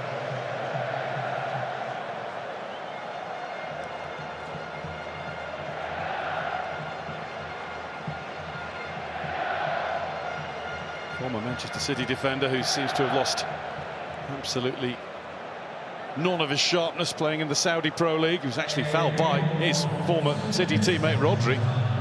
Well, fouled is putting it strongly, but hurt by him. And now the conversation goes on between Shaw and Rice. What are they going to translate from training ground to Euros final? 2 minutes left. What have they got? What have they worked on?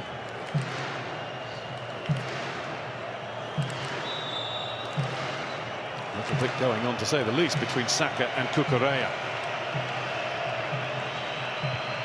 In from Rice, and it's the shot on goal that Simon had to save. Foden was having to stretch with everything he had to get anything on it.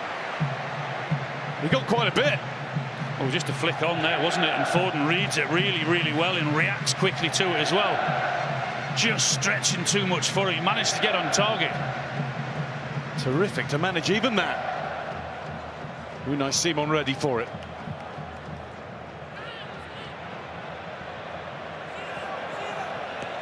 Walker's winning that one.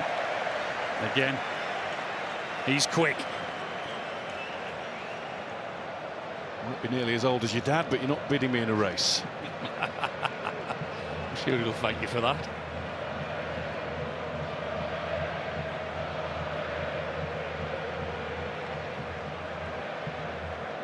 Bellingham just looking a little bit world weary.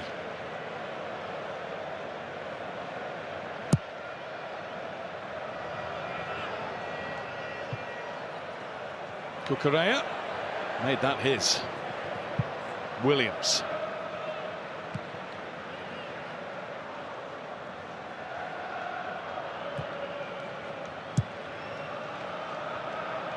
Lenormand, and that is half-time in the final of the European Championship in Berlin. Not too much, not much at all for either goalkeeper to be concerned with. Nobody's managed to land a significant blow, but from an England point of view, no harm done either. At half-time, it is Spain 0, England 0. It's cagey, isn't it? You didn't expect it to be a comfortable watch, though, did you? I'm sure. Well, 5 of the last 8 European Championship finals have been goalless at half-time, but every final in the tournament's history has produced at least one goal, whether inside 90 minutes or during extra time. Well, it's been cautious. England have been played quite deep, showed a little bit more towards the end of the half. Yeah, I think we've been deep and we've given possession to Spain for that first half, but I think we've shown moments of being a threat as well. I think Spain, the way that they've played, the press, they go up high. As soon as they turn the ball over, they all come from behind it, and they haven't given England a breather at all. They've dominated possession, but Spain's final ball will have to improve. They're going to hurt England, because England, Stones has been tremendous, I think, as a standout player for England. I think when Spain have had, 70% possession, you're looking at your centre-halves and your full-backs, your wing-backs, to chip in, to make sure in that low block you stay concentrated. I think it's been difficult for England to get out. We talked about the box midfield before the game. Could they utilise that? But Rodri in the middle of the fight is just absolutely pulling the string. England can't get out. I think when they do get out, I think that ball quick and sharp out to Saka. I think Cucurella's done okay up to now, but with Walker going on the overlap, if Saka can just get the timing right and get that 1-versus-1 situation, I think that's where England's threat could lie. Spain have certainly had the most possession. They've been higher up the pitch than England. Not quite the final ball, though, Juan, as Mike has said. Yeah, Spain didn't create too much for the ball possession that we had. We are playing in England's half, but we need to get the ball quicker to Nico and to Jamil. Jamil hasn't shown so much so far. Luke is playing a good game, so I hope in the second half he can stay up. I think when we're talking about the balance, and when Trippier was in the side, I think defensively he's done sound. But when you've got a left-footed player playing on that left side, you talk about when they go, when to drop off, and body positions. I think Luke Shaw today has epitomised that. I think he's been essential in what England have had to do defensively and on the counter. Well, I think we've got lots of examples of that. I suppose the big question is, how long will he be able to last in this game, because he's not played for so long, really. Yeah, that's it. But we talked about, before the game, how would Yamal sort of affect the game today, and Rio said he has to get tight, and if you're looking at all these clips here, he's doing exactly that. He knows exactly the position needs to be. He waits, and then as soon as he sees Yamal can get in a position where he can hurt him, then he engages. That we're talking about. It's just brilliant play. It's know-how, it's experience. The player that's played that position so often, and he's just been outstanding in that, Rio. Yeah, you look at the way that he plays, Luke Shaw. He's great when he gets his body positions right, and he's very, very alert. Here, again, covering inside where the danger is, and that's the centre of goal. You can get a shot off there quite easily if you're not alert. But this is the thing that gives you the balance we talk about. Opening that left foot out and seeing the rest of the pitch and being able to spread it. We said the other side of the pitch is where you could be dangerous. And again, 1v1, right, try me on the outside. The 17-year-old boy, full of beans, one of the players of the tournament. Luke Shaw's kept him quiet for 45, but we've got a long time to go. What do you think De La Fuente will take from that first half in terms of the way Shaw has gone on Yamal? Yeah, I think maybe Carvajal could help a little bit more going forward. So Luke Shaw will be in more trouble with 2 players against 1. Hopefully he can do it in the second half, but Luke is playing really, really well today. England have struggled on the ball, Micah. Yeah, which is a little bit of a disappointment, if I'm being totally honest. I thought that extra man in midfield would help them. They've got players where they want to receive the ball, but when they get on it, they looked a little bit nervy. It's down to England as well, but you have to be a little bit more brave. But it's also down to this Spain's press as well. Really on that good, isn't first phase, they really do box you in, and it's now for England, when they get on the ball, just to be calm. Do the calm, exactly like they did against Netherlands. Of course, they're playing a better opposition. Spain are the best team in the tournament up until now. But I think when you get it, they've been yearning out to be playing in these positions where they can affect the game. But when you get on the ball, you have to play the right pass. They can't keep doing that, England. They can't keep turning over the ball immediately when they win it back, because Spain have been poor at the next phase, which is in terms of decision-making and final ball. Yeah. They won't be like that for the whole game. You can't keep giving quality players chances. But Spain are winning the tactical battle at the moment. I will believe so, yeah, because we're dominating the game. We are doing what we want to do.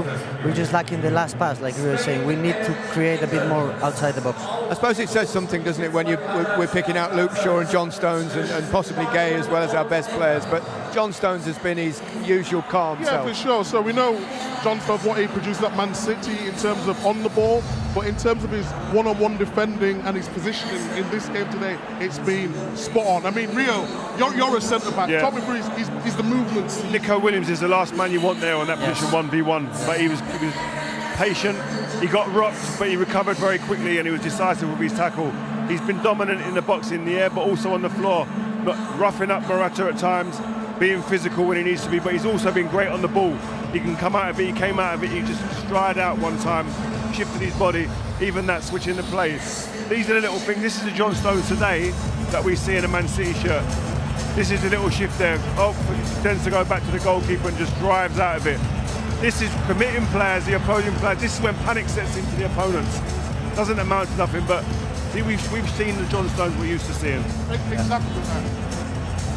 And a great recovery here, just to get in there. Walker a couple of times, got out of position, he's been there, Gay come over, covered there. But I think what's important to say is the reason when he's stepping out as a centre-back, you're breaking the lines, and you look at the Spain then, they all did retreat, that gives you space in the middle of the park, then to start and play football. That's the thing, isn't it? If you can break that high Spanish press, then space will open up. You just need only 1-2 good passes to break 4 or 5 players, and then you got Saka against the fullback, Jude, Harry. So I think as England is playing good, is doing this blank game, and I think in the second half, if they find the right pass, they can do it. Rio, you spotted Williams going inside, which might create an overlap and a problem for England. Yeah, on that side of the pitch, definitely Cucurella. They've got a really good relationship. He goes in, he ties down Kyle Walker, and the ball comes out. If they can get it out that side, that's one example. They probably had about 3 or 4 examples of that, where Nico Williams, most of his runs and his movements have been inside of that pitch. He wants to lock down the right back to keep him in, to allow Cucurella to get on the outside. A slightly more encouraging end to the half for England there. A little flurry of possibilities. I mean, we're clutching at straws a fraction, but a final shot, first shot on target anyway. Yeah, a little bit. I mean, we're talking about when you press high and you get your players into these areas here. Of course, Rodri had to be there. Amazing block. I think that was going in, you know. It really probably was. Kane gets a hold of it, but Rodri managed to get back in. And then you've got Foden at the back post. I know he's stretching a little bit. On another day, could he knock it across? And he might be getting a goal there. But in terms of what England need to do in the second half, they need to be a little braver, back themselves, have that confidence to say, okay, we defended well in the first half, but in the second half, we have to up it a little bit more. Go on. Yeah, Spain has to be a bit more careful with the misplaced passes. I think they're losing a couple of balls that we are not used to see them losing, and England can do her. Yeah, not as many as England, though. What will Southgate change anything at some point, do you think, possibly? Because England are playing a low block, they might need a bit of pace up front. That's exactly it. I think, 60, 65, 70 minutes, depending how the game goes. I just think a Gordon in behind, a Watkins running in behind as well could be the difference. But we have to get on the ball and keep the ball. There's no point having the players on the pitch and we're not getting the ball to them. But England have been most dangerous when you get the ball to Saka. I think he fancies himself against Cucurella. Yeah. When they get the ball out there and they get him 1v1, I think that'll be the message in that change room. Yeah. Get your players up the pitch 1v1, especially Saka, and then you've got the overlaps of someone like Kyle Walker, because we've seen Nico Williams. I don't think he wants to run that way. He's been willing, but at times he's lost Kyle Walker, and then England can be dangerous. I think any time that Saka has the ball or Nico Williams has the ball, you can feel the energy that something can happen there. Yeah. What would Spain be most fearful of at half-time? What will he be stressing? I think the coach will be stressing not to lose the ball in dangerous positions and try to keep doing the same thing. Just move the ball quick, try to play to both wingers and try to create for Morata, which has been working hard but is still waiting for his chance. Okay, it's only going to get more nerve-wracking, that's for sure. Whatever the result, you'll find something to smile about on iPlayer. I want to talk to you about an undercover mission. Sorry, what? Serious? I'm listening. We should expect breathtaking subtlety and sophistication.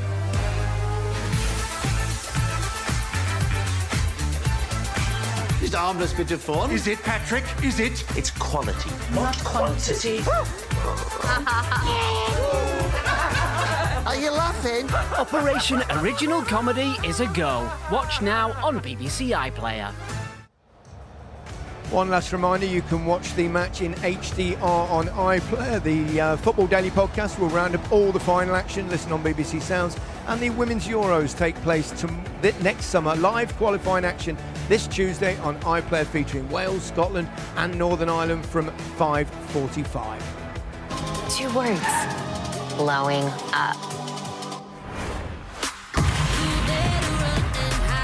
This is hard work, long hours, high pressure. You're in over your head. I'm gonna do whatever it takes. People's lives are at stake. We are so dead.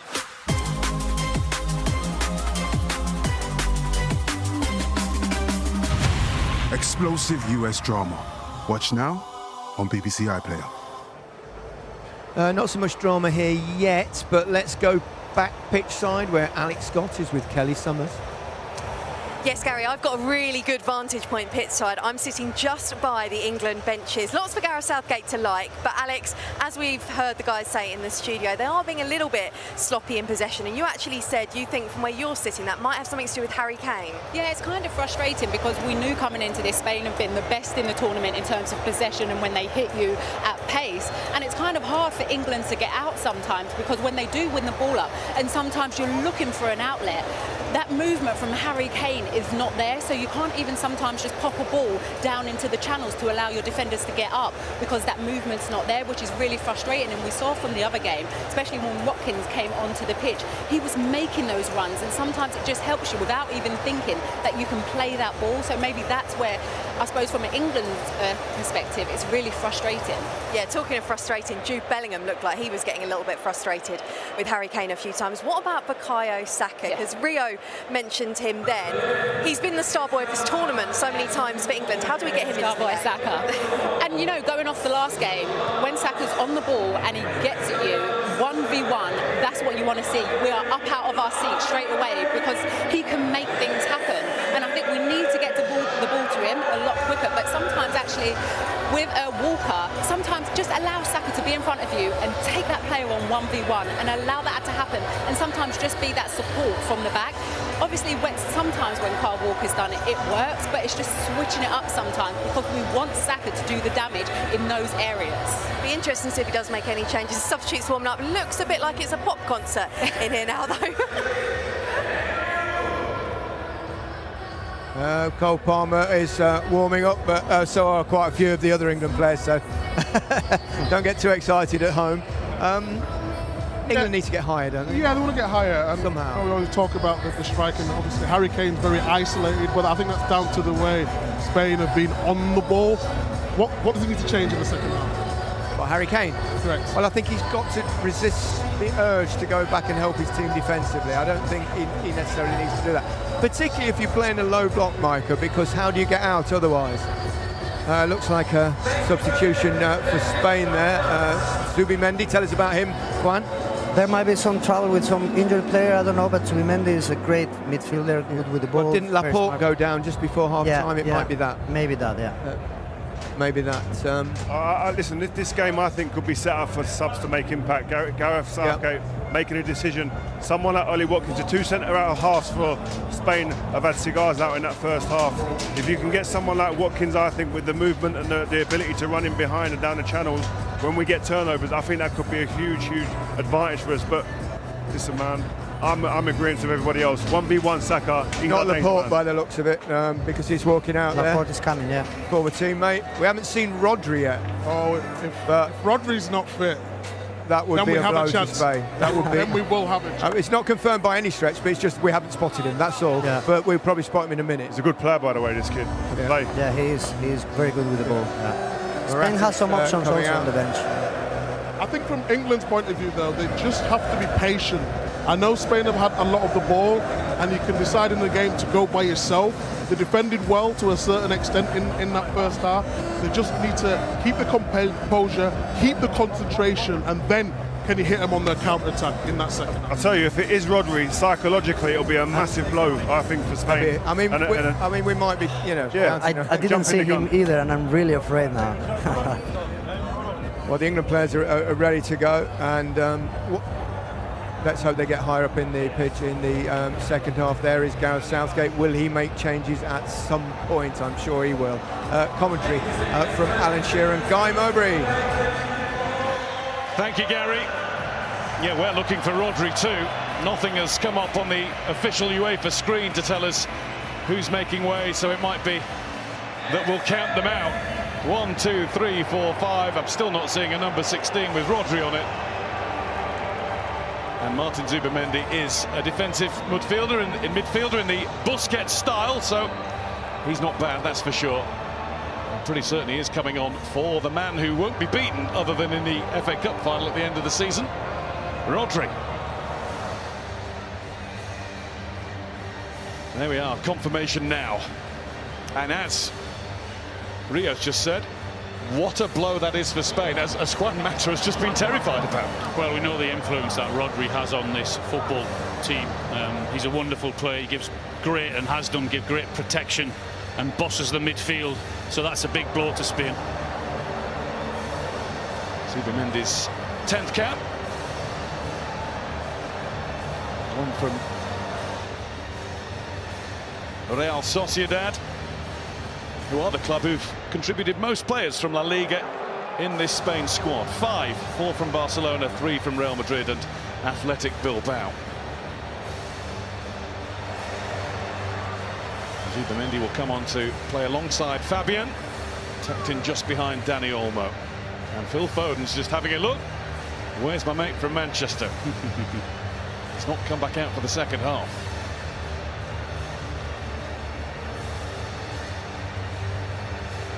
So it will be Spain to get the second half underway. Alvaro Morata will have the first kick. It's only going to get more and more tense the longer it remains goalless, and I'm sure you're all fully prepared back home for the possibility of some extra time and maybe more than that. I don't think we'll see too much change from England. I think he would have been reasonably happy, Gareth, although he would definitely want to improve their possession when they do actually get the ball. But throughout this tournament, England really have been a moments team. So if they can get to 20-25 minutes left, then with the quality that they've got on the bench, we've seen that before, and perhaps then we'll see the changes and they might just produce another magic moment. There is Zubimendi with his first few touches of the ball.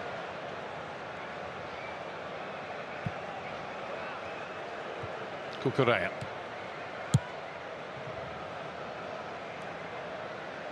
Got to have that little bit of quality though when they do get the ball back. Dani Carvajal trying to turn it around the corner for Yamal, and he succeeded in that. Yamal is going to go over to Williams now.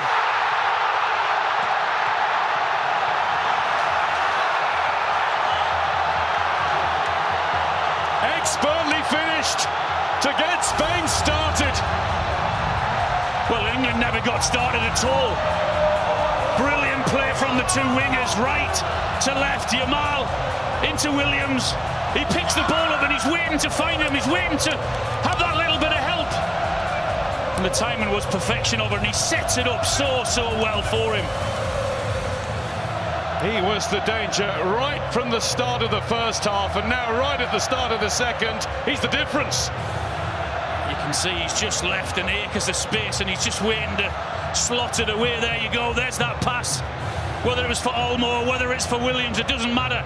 It finds him and he tucks it into the corner. It's a great finish. His second goal of Euro 2024 is the first in the final. Spain 1, England 0.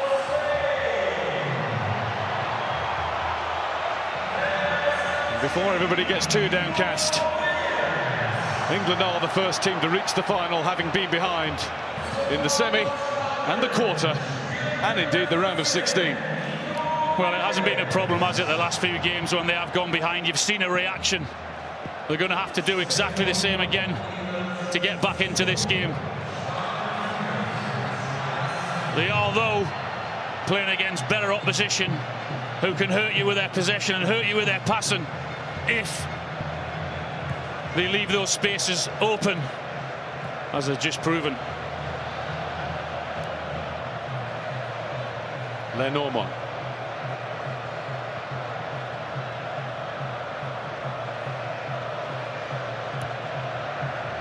Trying to get Carvajal running. In fact, it's curled nicely into the possession of Morata. And here's Williams again. He's free again.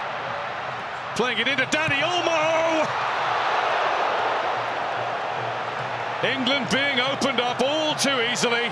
Spain have started the second half absolutely sprinting. Well, it's their one-touch passing and their movement that's causing England all sorts of problems, and they've got away with one there. And Olmo finds himself, and he's just on the swivel on the half-turn. He doesn't get the connection that he wants. They've got to wake up. They haven't turned up this second half yet, England. Rice clears Yamal to find Shaw.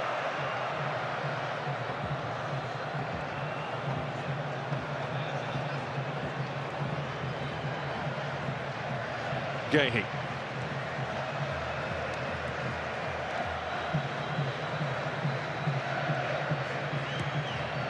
Pickford has gone long again.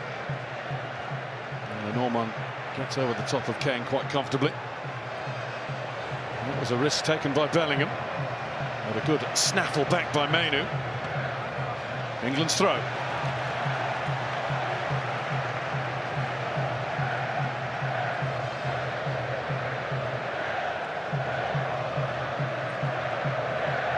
Just got to find that pace in their passing, England. I know it's difficult because Spain are very, very good at the pressing. Like that, that's what they've got to do. Spot the gaps and then pass it with pace like that. Bellingham. Shaw wasn't the best of passes from Bellingham. Then you've got to have the quality, though, when you're in those positions, when you're in the final third. They've been few and far between, so when you get in there, you've got to get your pass right and your touch right. Two ex-Arsenal goalkeepers in conversation, Jens Lehmann and David Seaman.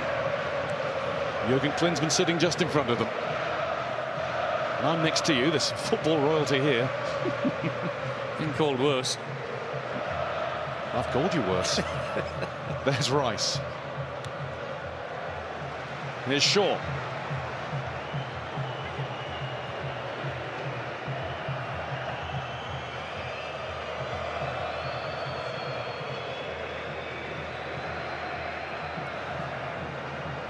Walker. Cucurella didn't know which side that was going. Saka. Foden.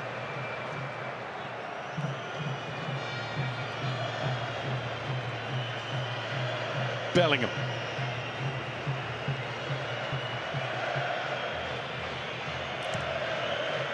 Stones out to Saka. Mainu. Couple of shimmies and the ball back to Rice. Now Walker having a look. There's nobody there. And Shaw can't keep the ball in either. And that was one of England's longest spells of possession in the Spain half. That deep in the Spain half anyway. Yeah, that's what I mean, though. When you get in there, you work so hard to get into those positions that when you do, you've just got to get the quality. And that's what England are lacking at the minute. That's twice they've been in there. Twice it's been a poor cross or a poor pass.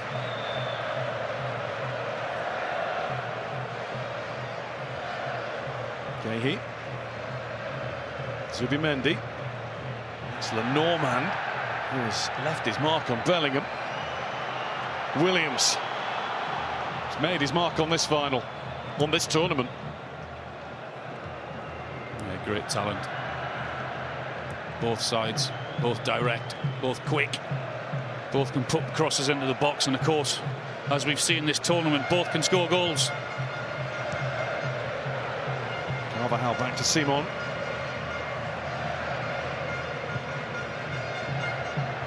Morata took that really nicely. Zubimendi takes it on and is being held on to by John Stones. Referee shows a yellow card. That's the difference.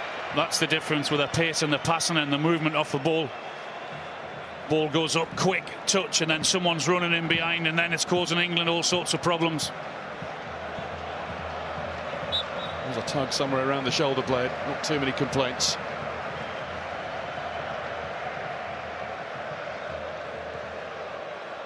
Cucurella.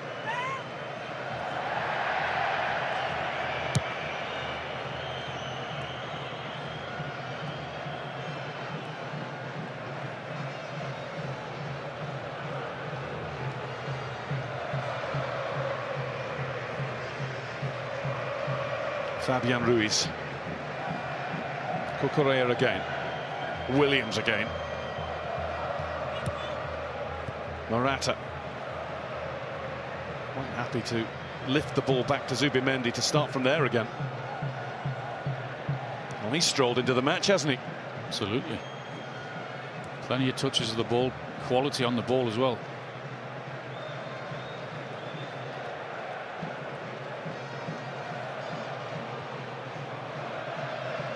Lenormand.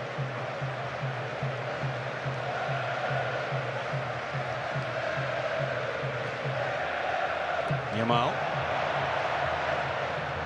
Gasp of admiration from the Spanish supporters at his lift back to Carvajal. Rice gives it to Carvajal. Morata.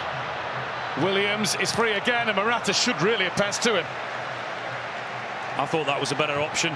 I mean, he's tracking him, and he's not letting him go, and I thought he just needed the pass out to the left-hand side rather than the shot at goal, because he was always with him.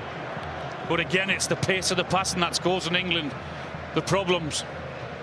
Silly mistakes as well when England get the ball, and Declan Rice giving it away. Zubimendi.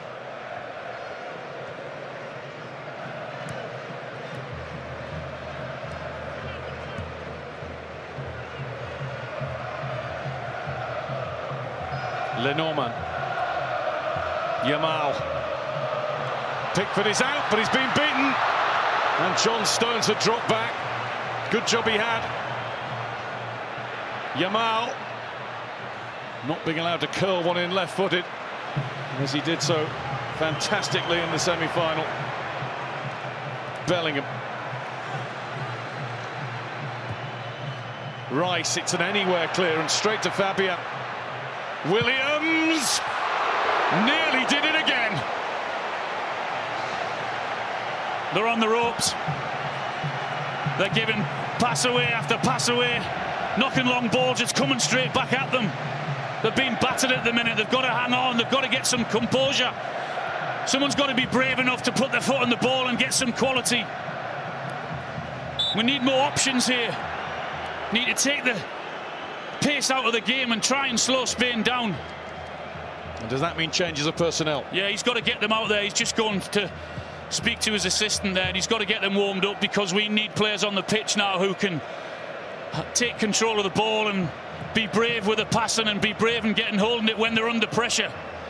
Because at the minute it's just coming straight back at them. Here's Foden. The name of Ollie Watkins is being sung by England supporters. The memory of the late winner in the semi still so fresh. Shaw. Bellingham lets it run, but he can't get onto the return from Kane, and he was looking for the obstruction. Yeah, it wasn't a foul. He did well with the over, didn't he? Knew where Harry was, but he wasn't getting the return ball, and that's why he went down. Stones.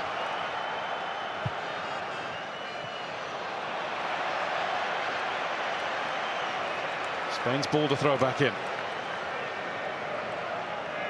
He's also got to look at the option as well, with legs to get in behind and legs to close Spain down in possession, because they're having it all their own way, and that's the change we're about to see. And one would think that would be for Harry Kane. Yeah, it's been a frustrating night for Harry. He's not being able to run around, run in behind, I should say, at all.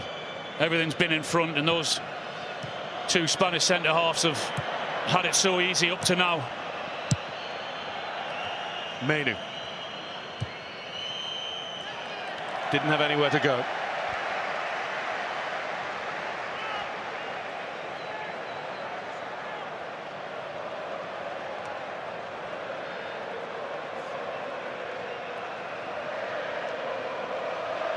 Now Southgate ready to play his first card from the sidelines. Don't think he had a choice, Guy. He had to do it. Sooner the better.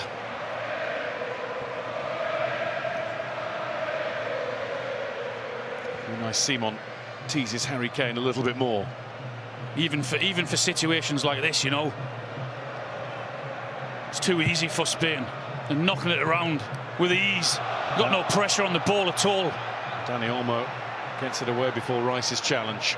Here's Yamal.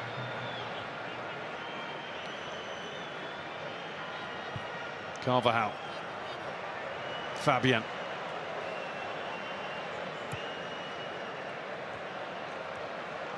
Williams, every time he takes the ball or wants the ball, he seems to have plenty of room around him. He's got a really good understanding with Cucurella down that side as well, because when he goes, he then slots in and do it really well. Dani Olmo.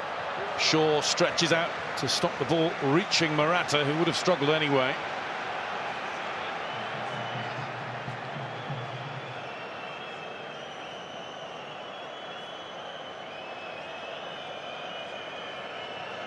Next opportunity, England will get Ollie Watkins into the match.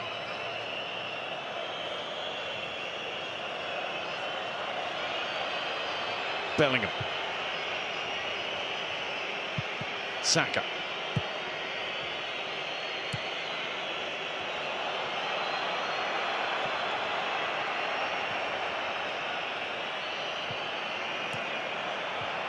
Saka to Foden. Foden looking for Kane. Didn't have the ball through. Mainu. Manages to keep it despite Cucurella's best efforts. In comes Saka to take it away from Williams.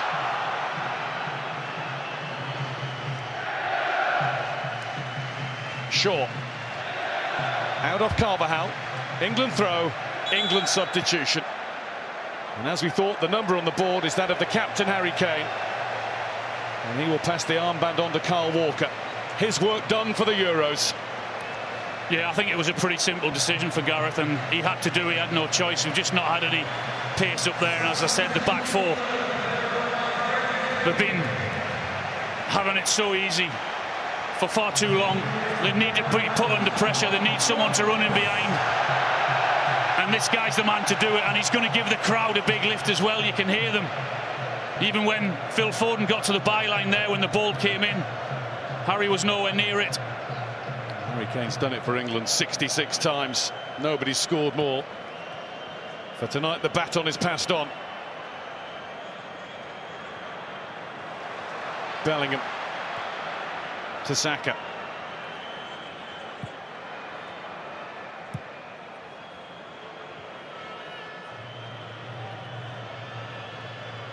Gahey to Shaw.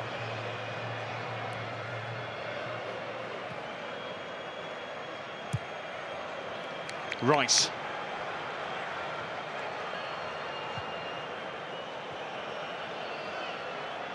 Walker.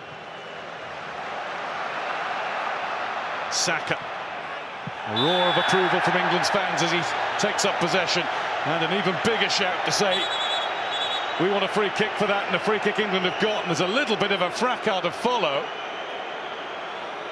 It was Kyle Walker and Cucurella, I think. And Monsieur Letizier wants a word with both of them. But even so, you know, with Watkins coming on, that's just give the crowd a lift straight away, and then Saka gets the ball and wins that free kick.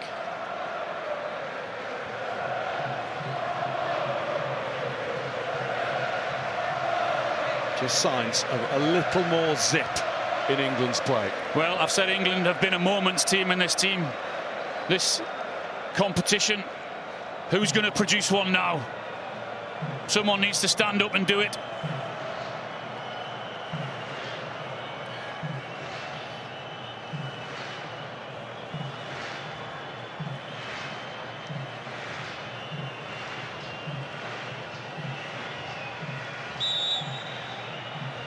Phil Foden to try and make something happen. Not that time. And Rice will have to go all the way back to Pickford.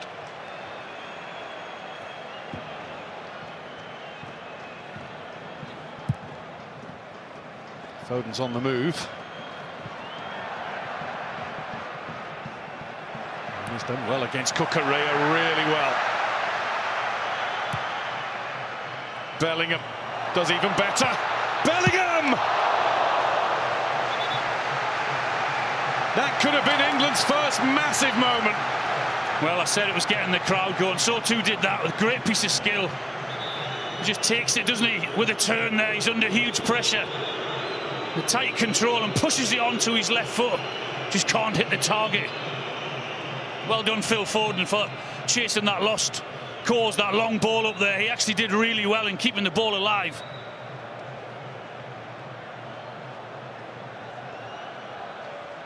Agony for Jude Bellingham, agony for England. It's one of the few occasions where he's actually found himself coming in off that left side and getting involved in the game and getting a touch and causing a problem. We haven't seen anywhere near enough of that tonight.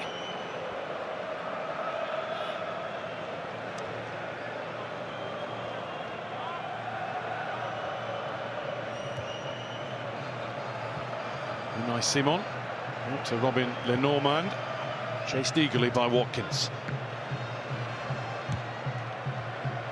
Bellingham, Rice.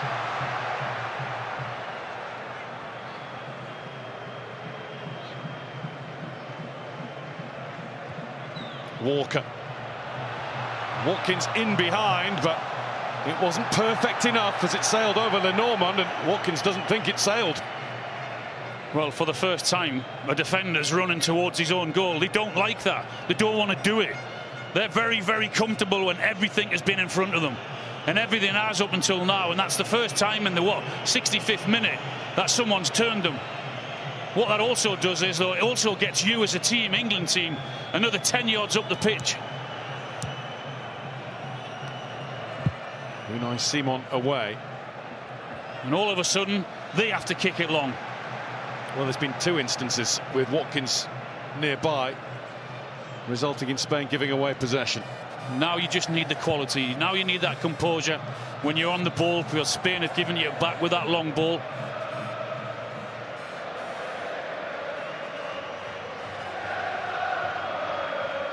Luis de la Fuente is going to make a change of his own shortly. Mikel Oyarzabal, another from Real Sociedad, ready to come on. Here's Lamine Yamal, just got stuck underneath him. Good save, Pickford. Vital save, Pickford. Brilliant save, Jordan Pickford. Well done. He's kept England in the game there. When Yamal was away, it wasn't a great touch, and he had to check his stride and come back. And he just tries to guide it into that bottom corner. But that's a great save from Pickford. Strong enough hand on it to push it for the corner.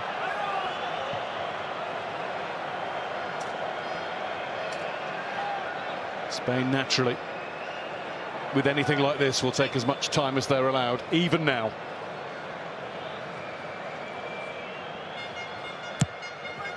Whipped in, really good corner, and England have defended it. Mainu. Seen off by Morata. It's really good centre-forward play, that, you know, for your team. Just putting Mainu under pressure and not giving him a second on the ball. Well, he's coming off now. That's Morata's final contribution, and like Kane before him, he'll pass the armband on. And again, it's to senior pro and right back. It's Dani Carvajal who gets a hug. Atletico and Real together as one. And on will come Mikel Oyarzabal. Another from the San Sebastian set. Well, without being a goal threat, Morata, he's put England's defenders under pressure, and he's come short and left space in behind for those two electric wingers. So he's done his job.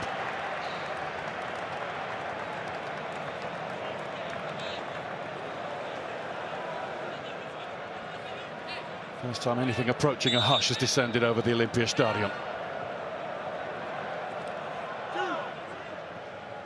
Bellingham sees it out. And past the midway point, of the second half as Spain try and see the final out. First team ever to win 6 games in a row at the European Championship finals. Well, we're seeing up to now why they've been the best team in the tournament and why they've won those games. And here's Dani Olmo. Yamal. Stones intent on getting it as far away as he could. It will be a corner. It's that Spain press again that they do so well. Lulling England in to think that they can pass it out, but then once one goes, they all go, and they do it so well. Cole Palmer will be coming on soon for England. What is absolutely imperative is that it's not 2-0 when he does. They need his quality on the ball.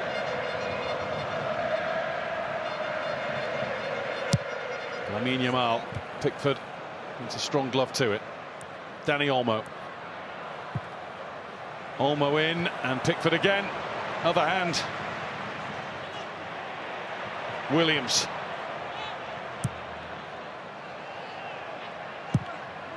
Fired across by Zubimendi. England up against it again, and that's over the top from Fabian.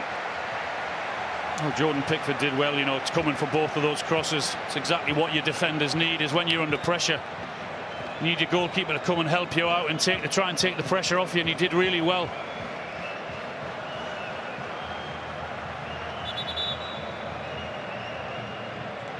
Time for change again. Kobbie Mainoo off, Cole Palmer on.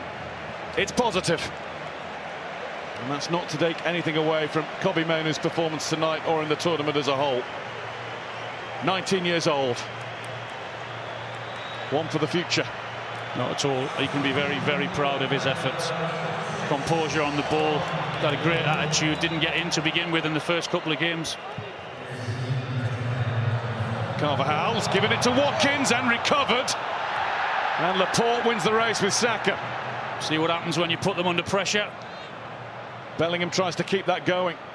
We couldn't find Foden with the pass. That's exactly what happens, though. They've had it all their own way. They've never had that. And all of a sudden they're under pressure by closing down. Cucurella, really good stop. In goes Palmer. Saka. Bounces out to Oyarzabal. Fabian. He's the absolute driver of the engine now.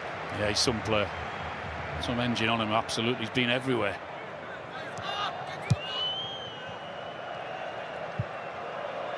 Been one of the players of the tournament, he has.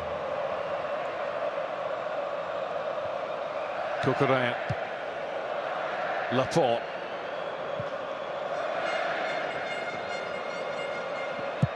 Unai Simon with the chip out. Dani Olmo with a little touch on. Oyarzabal.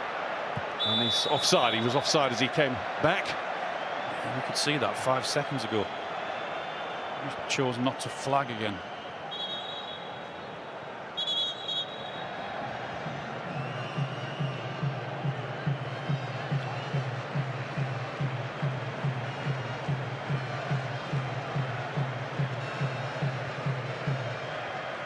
Gehi.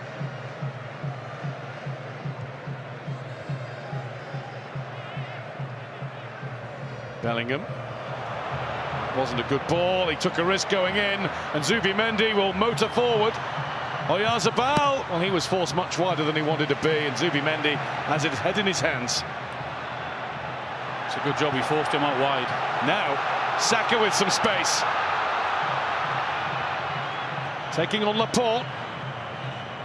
And Saka gets it through, and Bellingham tries to tee up Palmer. Oh, yes!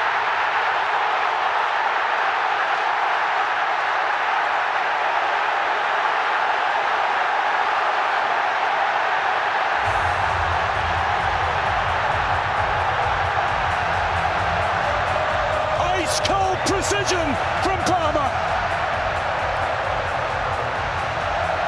That England spirit is alive again.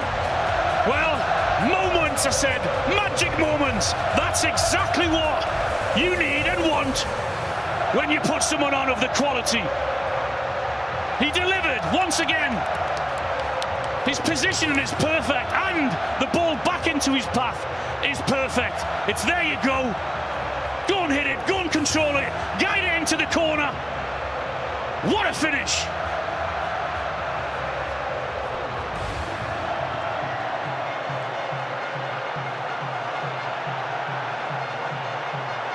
That is a vision of perfection. Spain won, England won. Another player in Gareth Southgate's squad has contributed with his own personal moment. Well, the two substitutes have just brought the team energy. There was a response from the crowd. You could feel it, you could hear it. And the Spain defenders are being closed down. And all of a sudden, England on the front foot. And Declan Rice tries to keep it that way. What a finish that is. What a finish. He just guides it into the corner. Pickford. Carvajal. And Zubimendi. And he's lost the ball. It's the first foot he's put wrong since coming on. Here's Palmer. Saka. Saka with a swivel. In Berlin, the wind of change is with England. Absolutely. Great response. Very good substitutions. Positive, had to do it. And it's worked again.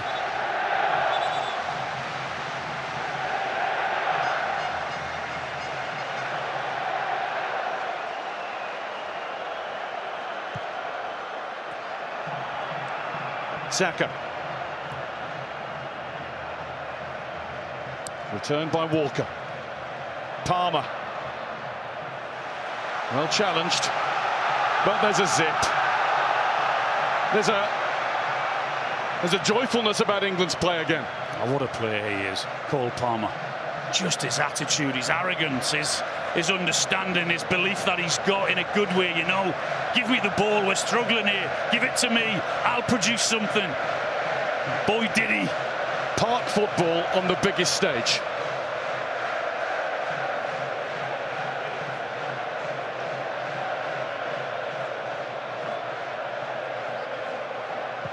Stones back to Pickford. Think back to his save. Vital. They missed one or two chances, didn't they, Spain? And then, as you said, that big save from Pickford. The new Prime Minister's appointed his cabinet. There's your Minister for Defence.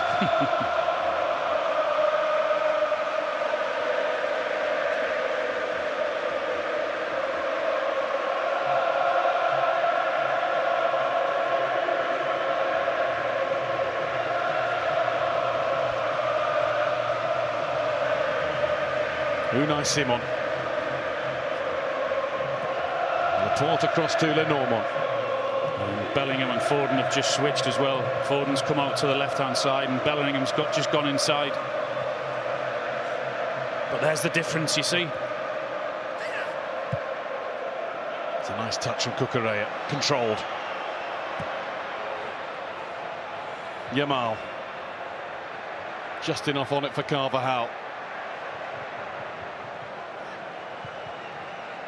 Zubimendi.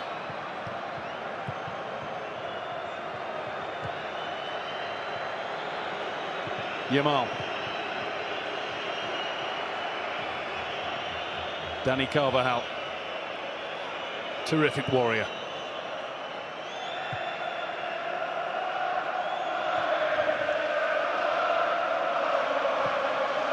Cucurella.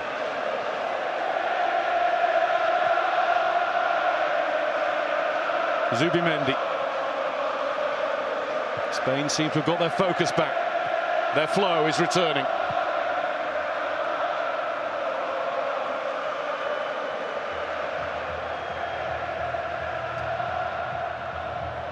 Lenormand. Carvajal's cross. I think Walker intended to leave it. He tried to get his head to it, didn't he? He just couldn't connect with it. Williams. He's got another one in. Spain have a corner. Again, another cross into the box from Spain. They love it. They're very good at it. Try and keep the pressure on. Good defending, John Stones. And we've said that an awful lot these past few weeks. Yep.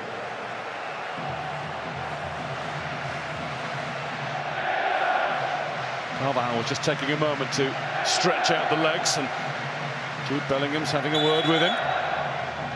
As the referee has a word with whatever's happening close to Jordan Pickford. In it comes. And there's Fabian Ruiz waiting for it, couldn't get it down.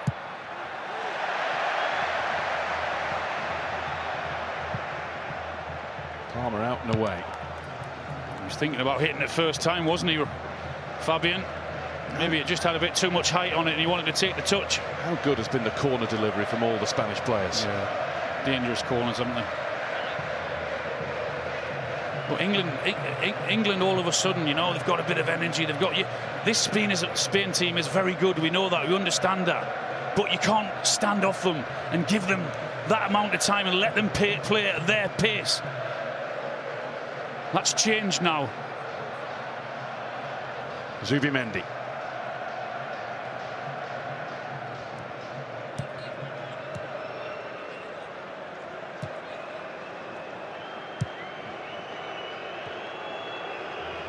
Lenormand.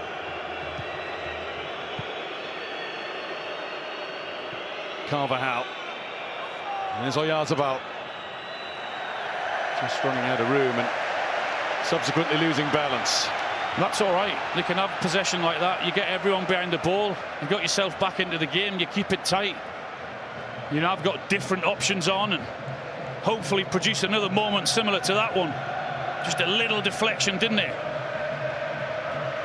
What a finish. I mean, he just slots it in there. You can see exactly what he's trying to do. Yes, David Seaman, absolutely. Jurgen's smiling. Knew Jurgen would be smiling.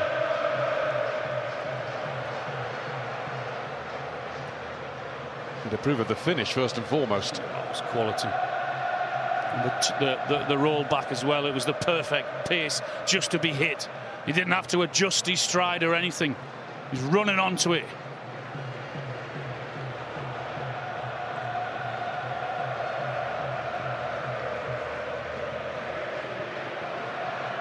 Laporte.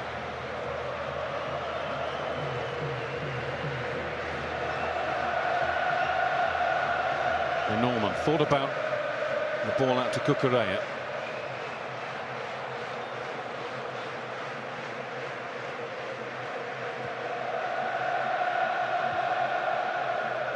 Fabian Ruiz.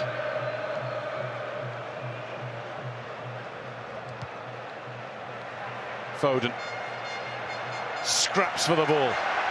Bellingham to Palmer. Palmer's lost it. This is Williams. Sidestep past Bellingham. Williams again. Dani Olmo leaves it for Yamal, and Pickford's in the way of it. Pickford again.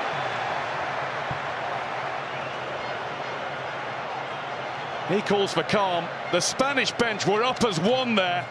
They were ready to celebrate 2-1. That was great play to get in there. Absolutely wonderful passing and moving. Lamine Yamal. Williams. Still can't rest whenever he's anywhere near the ball. That's the threat they carry. They're a quality team. They've got really, really good players. Carvajal. Fabian. Carvajal with space.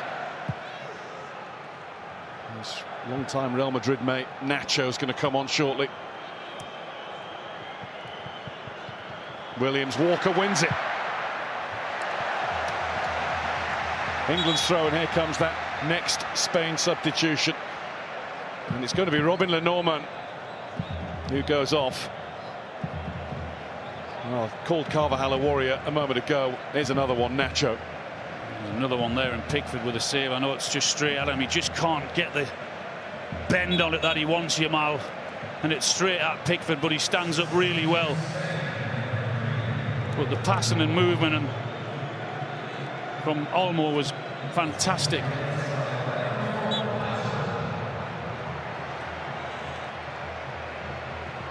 How are the nails at home?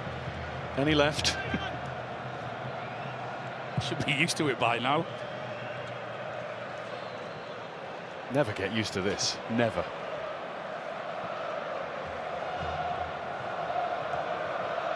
Seven minutes of the 90 to go.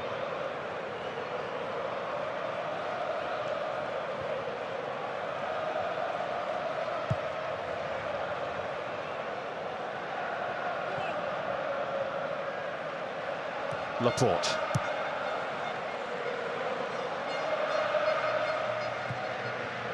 Nacho.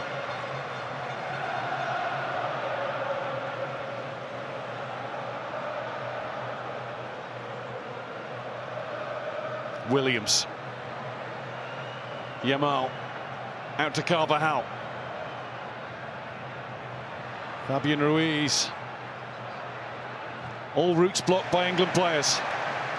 Phil Foden did well. He had to block it, stop the cross coming in at all costs, and he did. Williams just seems to drift away from markers all the time. Nearly got in again, and it will be a corner. Yet another for Spain. Yeah, they're causing England problems with their movement and the pace of their passing. Little 1-2s in and around the box. It's very difficult to get tackles in. They're up to 10 corners now.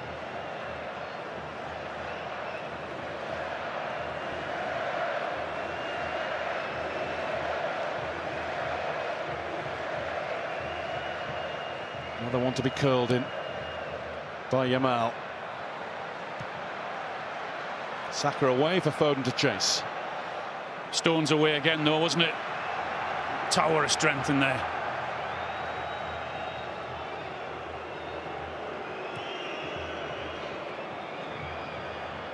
Dani Olmo, Lamine Yamal trying to get in.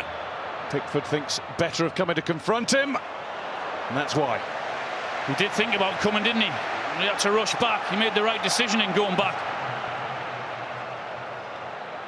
Walker.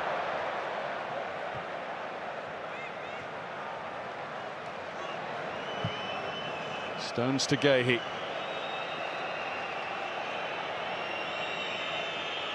I think you try and find a bit more energy, Gareth, as well, you know, with substitutes. You can just see 2 or 3 warming up down there. Well, Kieran Trippier's ready, and Conor Gallagher is ready to come on as well.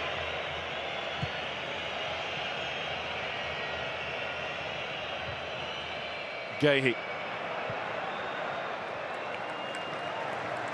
Spain throw.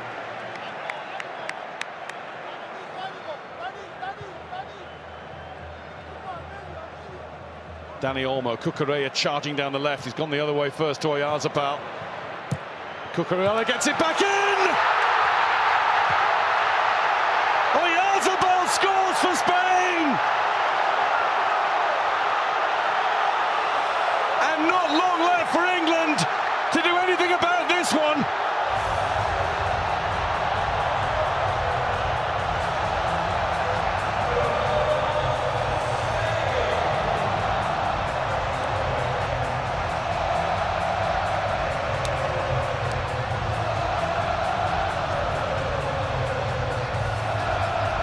Spain on the verge of glory.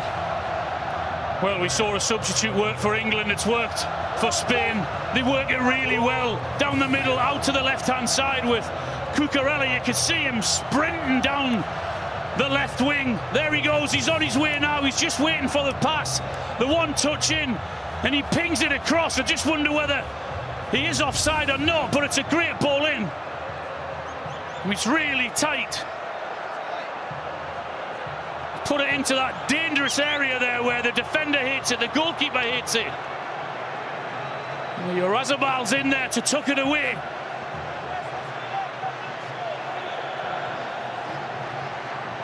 The leader of Real Sociedad brings a huge smile to the King of Spain's face. By royal appointment, his nation leads.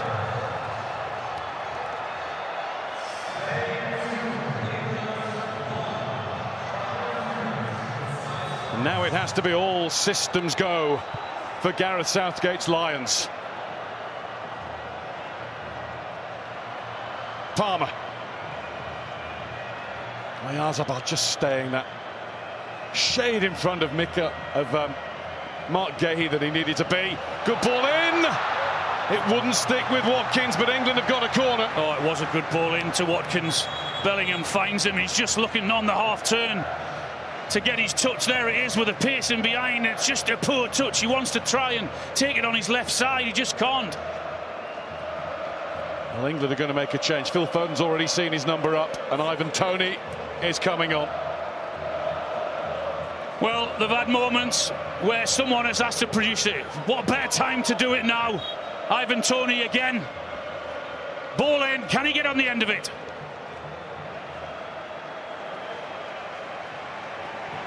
Mikel Merino is taking the field for Spain, replacing one of the superstars of this European Championship, and possibly many more to come in the future.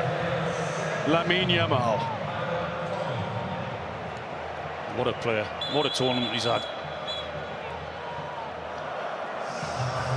Cole Palmer with the corner as we move into the 90th minute.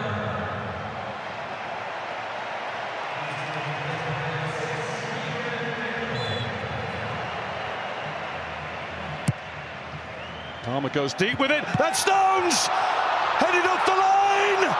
And it's wide! Oh. Declan Rice couldn't find the target. Power from Stones. Gahey denied by Danny Olmo. Oh, you can see the Spain players celebrating. Look at them going all over each other, and rightly so. How they keep that out. That's a great save. Then they're quick to react. Olmo on the line. Get it anywhere. Agony. It's not Harry's game anymore. He can only watch and wonder like the rest of us. We'll see the board. We're seeing it now. There'll be just 4 more minutes to play. England have been here before, needing a goal. Needing one now more than ever.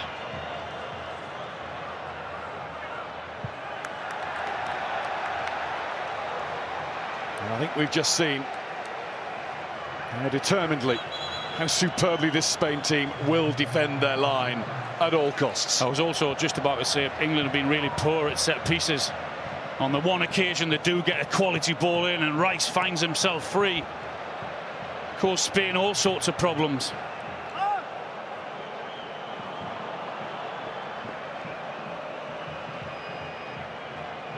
No doubt about it now. Pickford will go long as he can. Just underneath it, Laporte. That's going to be a free kick for the Spanish. And it's going to be a yellow card as well.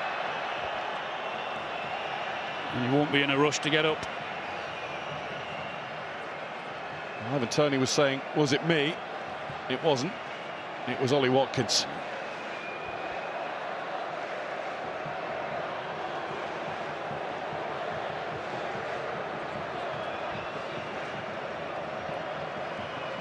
It was like too little, too late for England, wasn't it, when they did find that bit of energy, that little bit of spark.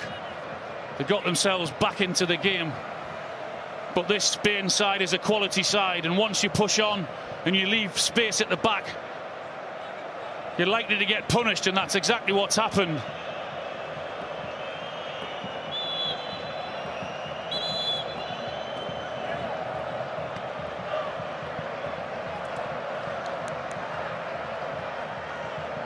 Unai Simon's turn to launch it. Rice. Palmer. 2 minutes of additional time have ticked by. Palmer takes the free kick. Okay, he wasn't expecting it. And he's having to fight to keep it. He's been fouled. And now Walker will call for Jordan Pickford to play it forward. Well, we know where this is going. Or it should do. It's not quite last chance, but we're getting mightily close to it.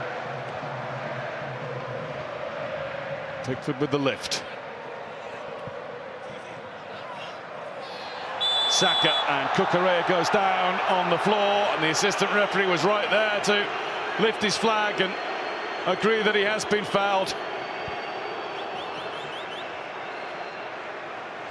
Oh, come on.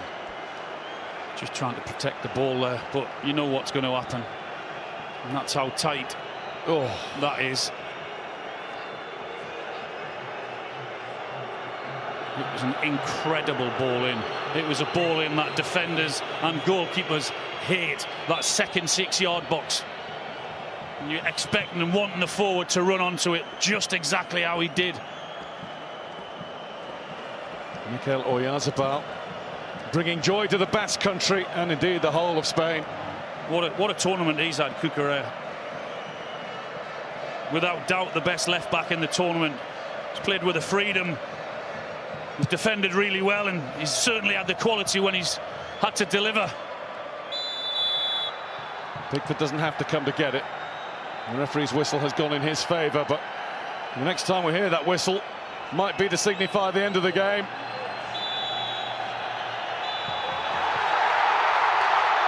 For England, the interminable wait goes on. For Spain, the glory of becoming the first nation to be 4-time European champions. And we have witnessed the blooming of a brand new, brilliant generation of players. Well done, Spain. They deserved it. They were a better team. 7 out of 7. Best team in the tournament by a mile. England did get themselves back into the game. As I said, it was a piece of magic again. Another moment from a substitute. But I felt we just stood off them. We showed them too much respect. We didn't have enough energy. Having said that, it is really difficult when you go up against good players who are good under pressure and punish you when you make mistakes. And that's exactly what happened. Congratulations, Spain. Time and again in this tournament, England have gone behind, they've hit back and they've hit again.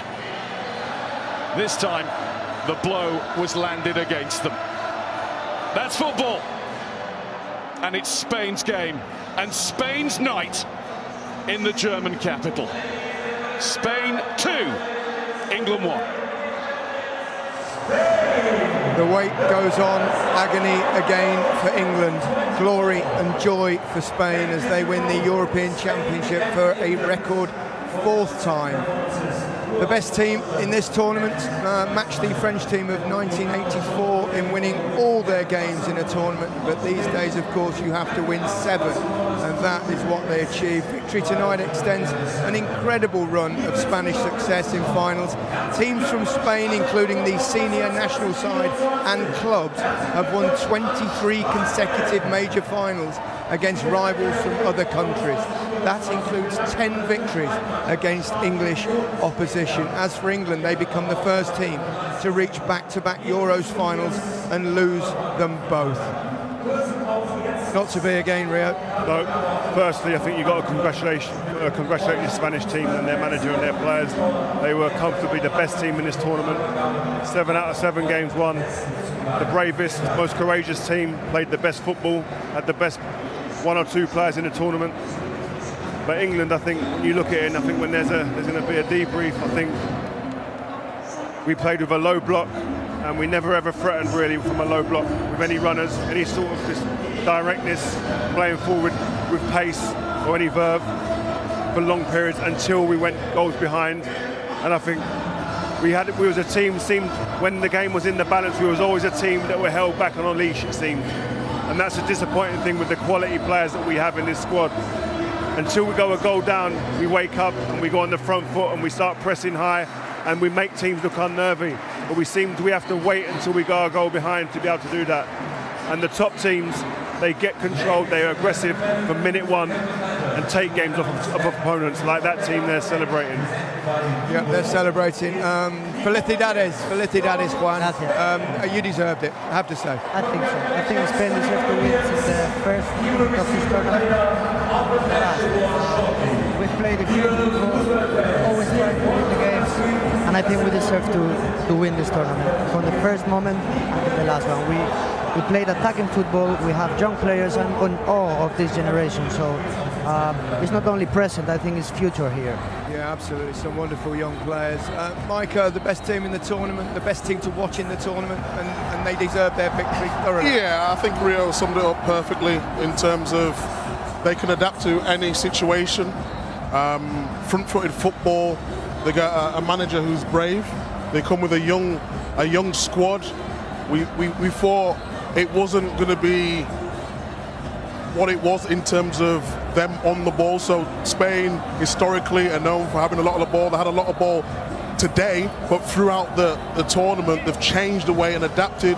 They've relied on young talent who have, see David Villa there. I mean, in the end, if we're being honest about the situation, Spain were the better team. Yep. I think it was a hope. We talked about moments before the game. We had some moments with Cole Palmer. We thought we was back in it, but it was too easy the way we conceded the second goal. So congratulations to Spain. Yeah. The best team won it on the day. We saw some of your former teammates there, didn't we? Xavi and Iniesta, and I think is this crop of young players, could they do what Spain did and perhaps dominate football again for a while? Why not? Why not? They're playing at such a high level from now. They have 22, 23, even 17 years old, some of them. So I mean, we are so proud of them, and we really believe that they can keep going forward, keep growing as players, as humans, and keep winning trophies. I think Spanish football has been probably, because of how good that generation that Fran played with were, it overshadowed the next generation coming through for a while. Was a weight on their shoulders. This team seems to have got that weight off their shoulders. This is the new gen, and I wouldn't be surprised if this team dominate the next 2 or 3 tournaments, because they are that good and they're that brave, courageous, and they've got so much quality. Slightly different style, a little bit more direct perhaps than the constant tiki-taking approach of Spanish football. What a job Luis de la Fuente has done. He's gone through youth levels and winning tournaments at youth level, and a lot of people, I think, when he came in, questioned whether you could actually do that in men's football, and he has done. He did, for sure. Incredible job. He knew most of these players from the academies. He brought out the best of each single individual in this squad, and I think he deserves all the credit in the world. They are really playing like a team. Everyone understands each other, everyone knows their role. Players from the bench coming and helping, so he deserves all the credit, him, his assistants, and the players. Rodri comes off at half-time, and we're all sitting there celebrating, and we're going, oh my gosh, what an unbelievable moment for English football. Zubimendi comes on and replaces him, seamless. And it tells you the confidence the manager instills in these players and the quality they have, the depth. And it's not all about superstar names with them. They've got players that come in and play pivotal roles. For sure. It's a heartbreaking defeat for England, but in some ways it's a victory for attacking football, which I'm very happy about. That's the way it should be. I love to play. That's the way I watch football, and I enjoyed watching this game, especially in the second half when Spain scored, England tried to score too. So I think I'm very happy that still the teams that are winning tournaments are the ones that are daring more, and they're trying to play attacking football more. Yeah, I think just in terms of, Morata comes off, and we're thinking he did some tireless running for the team. And then they bring on Oyarzabal of Sociedad. And I've talked about him before, how dangerous he can be. He comes on, he scores the goal. I think what's great about this Spain team is they all know their roles and how to fit in. I think with England at times, we're sort of just getting our best players on the pitch, and in terms of the structure, in terms of the fluidity, in terms of the know-how, it almost seemed like a team full of individuals. And it's easy to talk if we've not won the final, but we've said this from the start in terms of changing the systems, trying to get players in different positions that have not worked. But this Spanish side, they just managed to find a way and pick the players who are going to impact in this system. I think we've seen it on many occasions this tournament, perhaps, Rio. And England got to the final despite it, but it seemed to me they almost needed to go behind before they took the shackles off. Yeah, well, that's what I said immediately after the game. I said that my first thought was that why are we having, and I think every fan that watches or is in this stadium on TV would have been sitting there going, well, why have we waited until we go a goal down to actually let the shackles off and start going at them? it wasn't really until Ollie Watkins came on and started pressing from the front and hurrying the two centre-backs, who I said at half-time had cigars out for most of that first half. We started hurrying them, then all of a sudden this man in the pitch, Cole Palmer, comes off on the pitch, slots one home. But we've had to wait so long. Why should we have to wait for that long to be able to really be on the front foot and be aggressive when we've got such quality players all over the park? I said from the start, I think we have the best squad, but I don't think we're the best team.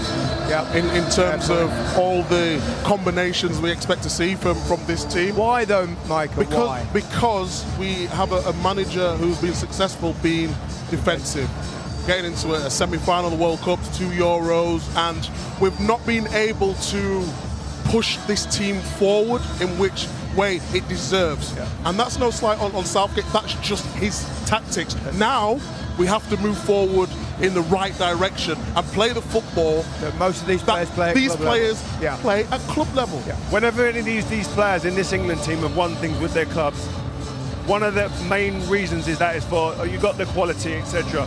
But they're all brave in the big moments. They're brave, they're courageous, they take risks, they take chances. They don't wait to go behind, they take chances at moments in the game when the game's in the balance, when it's most difficult. When you've won big titles as well yourself, Mike, when you win stuff, you have to have that courage and go, you know what, let's lay it out there. Roll the dice at times, and you can't always play from a conservative position. Yeah. Now, if we're being totally honest, and you know, we get the stats, we use our eyes, we watch the games. England coming into this game, it was more hope.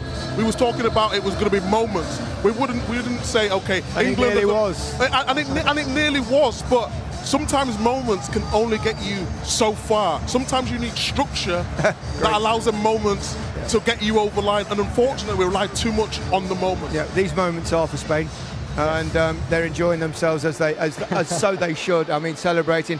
As for Gareth Southgate, I suspect this might be his last game in management. What he has brought to this England team is a harmony, a likability that has, I think, re-engaged the affection of the English public towards football. Of course, in terms of the job he's done, you know, like I just said, getting to 2 Euros finals, semi-finals of the World Cup. At the early part of his tenure, he probably overachieved, but now the expected level has gone up with these players. It was always going to be difficult. Look, he got us to a final, and we've had today he got us to the final. He's got us to 2 finals, but he got us to the final, and we've had a great day with the fans. But I just think we needed a little bit more urgency. We needed a little bit more spark. And we're looking over at the bench and we're thinking, okay, we've got Cole Palmer, Watkins. Could he maybe have started with them? I asked you before the game, Kane. How would he react in a game like this? Well, I think it's also difficult for Harry Kane to play in a side that plays with a low block, because the one thing Harry doesn't do is spin behind people. So therefore it's difficult for him. It doesn't suit his style of play. He needs, and if you're going to play that way, you need to play 2 people up alongside him, like he did when he was at Tottenham with Son and maybe Dele Alli in his prime. Same with Bayern. They got 2 Bayern wingers either side of him. He got 40-something goals. Yeah. But we said at the beginning of this tournament, after the group stages, if you're going to play on the conservative side of things, with the amount of talent that we have in this squad, you have to win. Otherwise, it will come down to it being absolutely dissected, and it looked at in being quite a negative approach, and that falls on the manager's toes, because he sets his team out in a particular way to play, and that's his style of football. But you have to win playing like that if you're gonna play like that, because these players are too good. They play too well for their teams in club football to then come here and look a shadow of themselves a lot of the time. This is a young English squad, and it's a relatively young Spanish squad. It'll be interesting to see whether the future, we have lots of contests perhaps, Juan, between these 2 sides with the young talent that is available. I'm sure there will be, because I think they're both, for sure, both of the most talented countries right now in football. Of course, Spain has won, but football is fine margins. I mean, Dani Olmo took the ball on the line. Yep. If that's a goal, we are in extra time and we don't know. Okay, we can hear from England's captain, Harry Kane. He's with Kelly Summers. Harry, commiserations, given how that game played out, how much does that hurt? Yeah, I mean, losing in a final is as tough as it gets. I think we've done really well to get back into the game and get back to 1-1, and then we couldn't quite use that momentum to push on. We couldn't quite keep the ball, and then we got punished for it towards the end of the game. So, I mean, yeah, it's as painful as it could be in a football match. Why do you think you couldn't build on it when Cole did get you back into it? Sorry? Why do you think you couldn't build on it when Cole got you back into it tonight? No, we didn't quite keep the same intensity and pressure, I guess. We didn't quite keep the ball well enough. You know, it's the last stage of the tournament. There's a lot of tired legs. There's a lot of tired mentality there. And, yeah, we just struggled. And then, obviously, we got caught with the ball in behind. And then, yeah, you know, these are down to big moments. We had a big moment at the end there where they cleared one off the line, and it could have been different. But, yeah, for now, it's just really disappointing. For you personally, how tough as a player and captain has this tournament been? You came off again tonight with England needing a goal. Yeah, no, it's been a tough tournament. You know, we've had to show a lot of resilience, me personally, and the whole team as well. You know, it's been a difficult ride. We've done extremely well to get here, but ultimately we're going to be judged on this game. You know, we wanted to do it so badly for ourselves, but also for the fans and everyone who's believed in us the whole way. So right now, it's just a huge disappointment. Lots of talk about the manager's future and whether this could have been his last game. Do the players want him to stay on? Yeah, look, we made it clear we love the manager, but that's his decision. This is not the time to talk about that now. So that's down to him. He'll go away and think about it. Right now, we're all just hurting. Thanks for your time, Matt. It's a painful business, losing finals, that's for sure. The presentation's going to take place very shortly. We saw Giorgio Chiellini bringing the trophy out.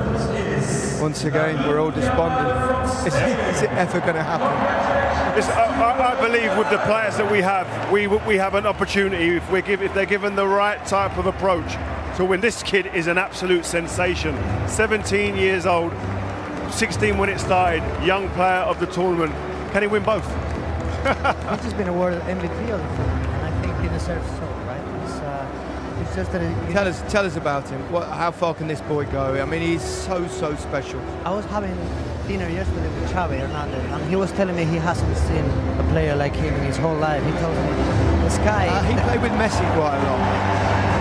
And he played with Messi quite a lot. So I'm not a very big fan of making comparisons with players and Messi, but I think the sky is the limit for this kid. He's not short of confidence. I met him in the lobby earlier, Xavi, and he was saying that when he was manager, he'd come up to him when he was on the bench and say, "I'm the guy. Give me the chance." Confidence. There's the guy. Meet Mike. Go on, take it away. What a footballer! What a wonderful, what a player! Footballer. Watching him week in, week out at Manchester City. Finally, he said before the tournament he doesn't care about accolades. He does. But when he plays this way, I mean, he's been so consistent throughout the tournament. He gets subbed at half-time, which looks like probably an injury. But whether he's manipulating the ball, where he's playing the ball forward, where he's in a defensive position to control the game, everything about him in this tournament was just spot on, and it's fully deserved, because I think Çalhanoğlu said earlier on in the tournament, he's better than Rodri. He's not. He's not better than Rodri. Rodri does it week in, week out, and he's done it again for Spain. Micah, he plays with an authority that every manager would dream of having in their team. Yeah. He's the captain, he's the leader, he's the manager on the pitch. A true reflection of the manager. Brilliant. Yeah. Well, the referees are going up to the podium now. Let's rejoin Alan Shearer and Guy Mowbray. Thank you, Gary. Yeah, up come the officials. Francois Letessier, he's had a pretty comfortable night, handled it all very well indeed, along with Cyril Mounier and Mehdi Ramouni. Tomasz Liszkiewicz and Simon Marciniak of Poland, the reserve and fourth officials, respectively. What a day for Spanish sport after Carlos Alcaraz winning the Wimbledon's men's singles earlier on. The Spanish Sports Daily, the famous Marca, had as its headline this morning, "Ya por la quarta," now for the fourth. Well, they got it twofold. Alcaraz getting his fourth Grand Slam title, and now Spain their fourth European Championship. Only once has the same nation won the Euros and the Champions League in the same year before now. That was 1988, the Netherlands and PSV Eindhoven, but Real Madrid now followed by Spain on this huge stage. And there's something about finals the Spanish like. And if you like your stats and facts, and let's face it, we commentators tend to. Now, since the turn of the century, Spanish teams, club and country, have played in 23 finals against teams from other countries, and they've won them all. 10 of those, or 9 of those rather, against English club sides, and now against the English national team. So many of these England players will remember this feeling from 3 years ago. And so many more of them, Alan, will be able to use it again, maybe even in 2 years' time, to stir them on to that one last step. And it might be under Gareth Southgate, it might well be that it will be under a new broom, and it will be somewhat refreshed, maybe. Yeah, they'll be hurting, and there's no doubt about that. They know that they haven't performed in this game like they would have wanted to. Yes, they got back into it in the second half, but I think, the truth be told, they know that they were second best for large parts of the game. They didn't have enough energy. They didn't have enough quality when they were allowed on the ball. Therefore, the Spanish team deserved to win and deserved to pick up the trophy. I think the sentiments have just been aired in the studio about the England head coach, and we know he has his critics. We know some feel that that last step was always going to be missing, but if you think about the unhappy place that the England national men's team was in when he took over in 2016 compared to where it is now, then if it is to be goodbye and somebody else takes over, they can only say thank you, because it's in a very good place indeed now to take it on next time round. I suspect it will be his last game. You're absolutely right. From where England were when he took over to where they are now, and I know there'll be bitter disappointment here in the stadium and of course back home. We would have loved to have seen England play more front foot football, but that isn't the case.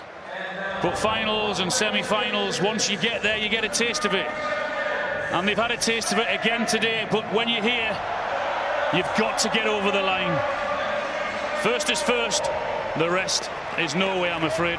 Now, you've been here, Alan, don't want to bring it up, but watching other teams come and lift the big prizes, what does it do to you as a player in this situation? Well, it hurts. You've got to use it as motivation to say we don't ever want that feeling again. They've got to go back, England. They've got to work things out and what to do, where to do it, and how they want to play. And I suspect that'll be under a new manager, because I think Gareth will look at what's happened this tournament and whether he's been able to get the best out of the team. And I know they've had 1 or 2 issues in terms of lacking the balance and trying to play in a different way.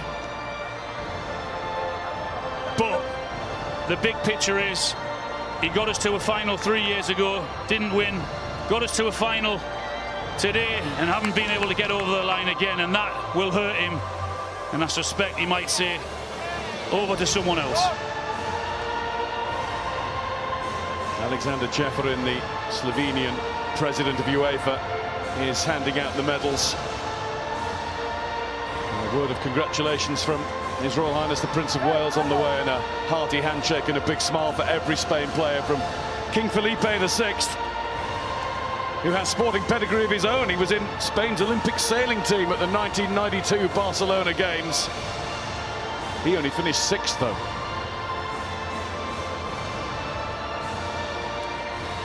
The last great Spain team won this competition in 2008, the World Cup in 2010, this again in 2012. They were all conquering, they were brilliant, they were dominant.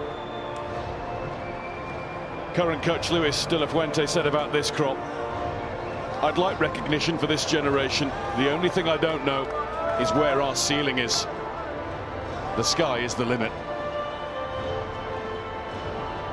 What a moment for Alvaro Morata, who follows Ferran Oliveira, Barcelona defender who was Spain's Euro-winning captain in 1964 and passed away last year, aged 86. Follows the incomparable Iker Casillas in becoming the captain of Spain, who has the honour of lifting the biggest prizes, and I'm sure it's an even greater honour for him that the king himself is going to pass it on. Viva España! In 2024, Spain are again the champions of Europe.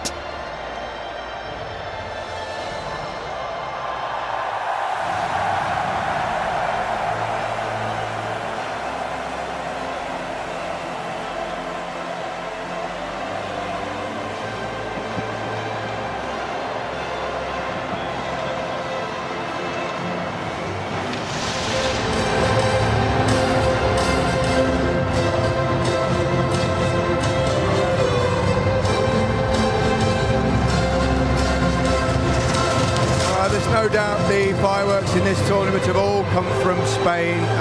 Victors once again.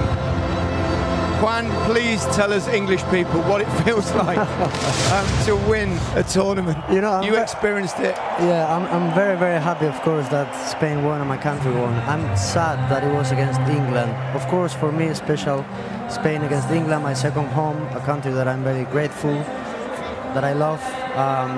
But these guys deserve it since the first moment. And it feels amazing, and it feels good to celebrate here, but it feels even better to come back to Spain tomorrow and see the whole country in the streets celebrating. That was the highlight of our celebrations, was coming back to Spain and celebrating with everyone. I'd just like to ask you one. How do you change the mentality? Because England have the players. We've been to 2 finals now in the Euros. What is the difference, and how do you get over the line in the important moment? There was a time that Spain never got over quarterfinals, and people were speaking about lack of mentality. It was true, because we never made it. Then we had a penalty shootout against Italy in 2000. We won that Euro. Suddenly something changed. We believed we can beat anyone, and you had great players. And a lot of hard work in behind. A lot of hard work from coaches and everyone. Yeah. One thing I would add to that as well, you need to play your players, whatever level they are, play your players in the best possible positions that suit them, that benefit them. I think I'll give you 2 players, good examples here. Kane, I think he's played in a position after scoring 40-something goals this season at Bayern. He's played in this team in a way that doesn't suit him, that doesn't benefit him, I don't think. And you can all talk about how good or bad he's played, but you need to play to people's strengths. Switch that over to Cucurella, who this year was ridiculed by his own supporters at Chelsea, but comes here and arguably the best left back in the tournament, because he was played to his strengths and he was given pictures that suited his game. A huge difference of 2 players in the tournament there. Absolutely. Let's go back and get a word with Alan Shearer. Alan, we've been there before. We've been there before. It hurts, Gary. Absolutely. I mean, it's really disappointing, because we were expecting, hoping that because of the first 45 minutes in the semi-final, where they played really well, they passed it around with pace, that we might just see that against the best team in the tournament. And we said that they are, because they play front foot football, they press you really high, they've got pace, they've got energy, and I don't think anyone would argue that they deserved to win it. They were the better team. That doesn't mean that when you get to a final that you expect to go out and win it, and that's what would have happened with the England players. But in the big picture, they didn't deserve it because they weren't good enough. Yeah, I think, Alan, we've seen a shift, haven't we, to front foot football that most teams play around the world that are successful these days. Do you think that's the next step for England, to try and change of tactics and maybe copy that kind of Spanish high press? Because most of the players do play like that in their English clubs. Yeah, well, most players do, absolutely. You're right, Gary. Let's look at the bigger picture. Where Gareth started off, England were in big trouble, you know. You can remember that Iceland result, so he's dragged her from the very bottom and taken us to nearly a team that can be successful. But we've had that 3 years ago, and we've got a better team now and a better squad now. So when that happens, expectations are higher. And you've got to cope with that, unfortunately. You've got to get over the line and get into finals when you've got the quality of players like England have, and not winning it is not going to be good enough. Aside from the result, it's quite obvious you'd be disappointed with that, but were you disappointed with England's performance, Alan? Yeah, there hasn't been enough performances in terms of, we said about Spain playing on the front foot and their passing being really crisp and had a pace to it and energy to it. England probably had that in the first 30 minutes of the first game against Serbia, and maybe had that a little bit against in the quarter-final, and then of course in the semi-final it was much better in the second half. But we've not really seen enough of it. England have been a team of moments, you know, when we've desperately needed a big player to produce something special. That's what, and when we've seen the best out of England. They've got togetherness, they've got a steel about them, but in terms of a full, better performance, I think they're better than what they've shown us. Okay, thank you, Alan. We'll meet later for a couple of beers. We need to do something after this to try and console ourselves. Disappointment, but not disappointment for of course for Spain. Let's go through the goals. Williams was the first one. At half-time we thought no Rodri, hopes lifted obviously, but what a start for Spain in the second half. Well, what they did in that second half, you see Carvajal here, and we talked about Shaw and Yamal getting really tight, but he's caught in between. Walker has to come and cover, that leaves the space for Williams. What a finish. And we talked about both of the wingers before the game, how they can hurt you. They only need a couple of opportunities, and in that moment on the transition, they really did hurt us. And to produce that finish at speed with your left foot when you're right-footed, that's top finish. I mean, both the wide men have been absolutely superb, haven't they? For sure. He's been trying the whole game to try to create things, and he got his gift there with a very nice goal. Okay, I'll pause you just for a second because we can get a word from the England coach, Gareth Southgate, with Kelly. Well, Gareth, commiserations, another final, another heartbreak ultimately. How do you reflect on that? Yeah, look, I think we've competed until the very end of the final. I think today... Cuando ganas 6 veces... Oh, we're in vision. We're having a little chat there. I thought that was quite a short interview. Obviously, we had a little bit of an issue. What were you whispering to me? I was saying I'd like to do the Spain second goal, so if I can do the England goal right now. Okay. Yeah. All right. Well, let's do the England with Cole Palmer. It's called Ice Cold Palmer, and that was ice cold. In fact, I got an ice cold beer thrown on my head. That was very important. Pickford. Yeah. He catched the ball and played so quick, so Spain was not ready. Then they play very quick, of course. They get into dangerous positions, and the layout from Jude is fantastic. This touch, and then Cole Palmer has done what he's been doing for Chelsea the whole season. He's a great player, and he's made the difference once again for Every time he's come on the pitch, he's changed the game now, hasn't he? He's brought that energy, he's brought that spark, and he's brought the goal today, which we thought was going to be so important. In the end, it didn't matter, but this is the quality. This is what people are talking about. Can we get Cole Palmer, who's been so consistent this season for Chelsea? We would like to see him a little bit more in this team. It does make you wonder, he's so impactful when he comes on the pitch, how he doesn't start a game. And that's a question I'd love to have heard asked and answered from the manager. We're going to try with Gareth again. Better luck this time, I hope. Well, Gareth, commiserations, another final, another heartbreak ultimately. How do you reflect on that? Yeah, look, I think we've competed until the very end of the final.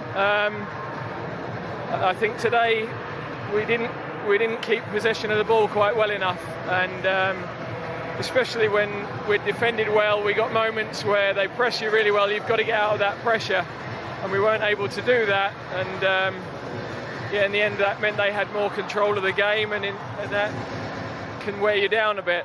That said, you know, we were still right in there when we get the equaliser, so the game was still wide open. I'd need to see both the goals back to be able to. I haven't really watched them back, but yeah, and obviously a big chance at the end as well to equalise. So yeah, it's, as always in these games, it's fine margins, but I think they were the best team in the tournament, and I think over the piece they deserve to win. Substitutes have changed games for you throughout the tournament. Cole Palmer almost did it for you again, but did it feel like maybe it was one game, one moment too far? I don't know. I mean, it's easy to say that, and there's definitely a disadvantage to having a day less to prepare. But we were still in the game at 80 minutes, and yeah, it's going to take a while to sort of pick all the bones out of it, really. You took Harry Kane off, your captain, England's record goal scorer early once again. Has getting him into the games, getting the best out of him, been a bit of a problem for you in England this tournament? Yeah, look, I think physically it's been a tough period for him. He came in short of games and not quite got up to the level that we'd have all hoped. The games are hugely demanding, and we felt Ollie's freshness would allow us to press a bit better, which we needed to do, would offer us a threat in behind. So I thought the two substitutes that came on, did what we wanted them to, really. The music's incredibly loud behind us, but we'll try and make each other understood, so forgive us if we appear to be shouting a little bit at home. The 3 games where England have had the least possession, I've got a stat here, at major tournaments under Southgate, all resulted in elimination. 34.6% against Italy 3 years ago, 34.9% tonight, and 44% against Croatia at the 2018 World Cup. Yeah, it tells you need to get a bit of the ball. You need to, in these games, we keep saying the word brave. You want a bit of that, but we can look at the next goal if you want, and then we can have a look at one of the reasons as to why in this game we lost the game. It's like a knife through butter through the middle of our team, and you can't be open like that in these games. You have to be resolute. They've been before, but vertical passes 1, 2, and then 3 through the central part of your team. And I'm sure in training grounds, that all around the country, all around the world, that is something that you find you want to be impossible against your team. It was too easy to get through the middle and up the pitch with question marks about offside, but the quality of that goal cannot be underestimated as well. The assist, right? The assist from Kukurea, that first touch hard pass that really takes Pickford out of the way and then puts it in a plate for Oyarzabal. But I think those 2-3 vertical passes really hurt. Yeah. Well, I would say as well, I think that we are criticising and analysing England, but you have to say this Spanish team make it supremely difficult. Yeah. The way that they counter-press you and suffocate you and don't allow you any time or space on the ball for long periods. I've been in that situation against a great Barcelona team. I know what it's like. It's hard. You've got to find a way in these big games. Unfortunately, England didn't. Yeah, I would agree with that. I think what was difficult to see from my point of view, defender's point of view, England have been good defensively at times. 86 minutes on the clock and the chasing. You need to defend properly there. I mean, we know finals are normally cagey anyway. You get, 4 minutes plus stoppage time. You see the game out, you go in extra time, and then you can do something there. I just thought it was sloppy and it was naive in a final. Let's talk about the young player of the tournament.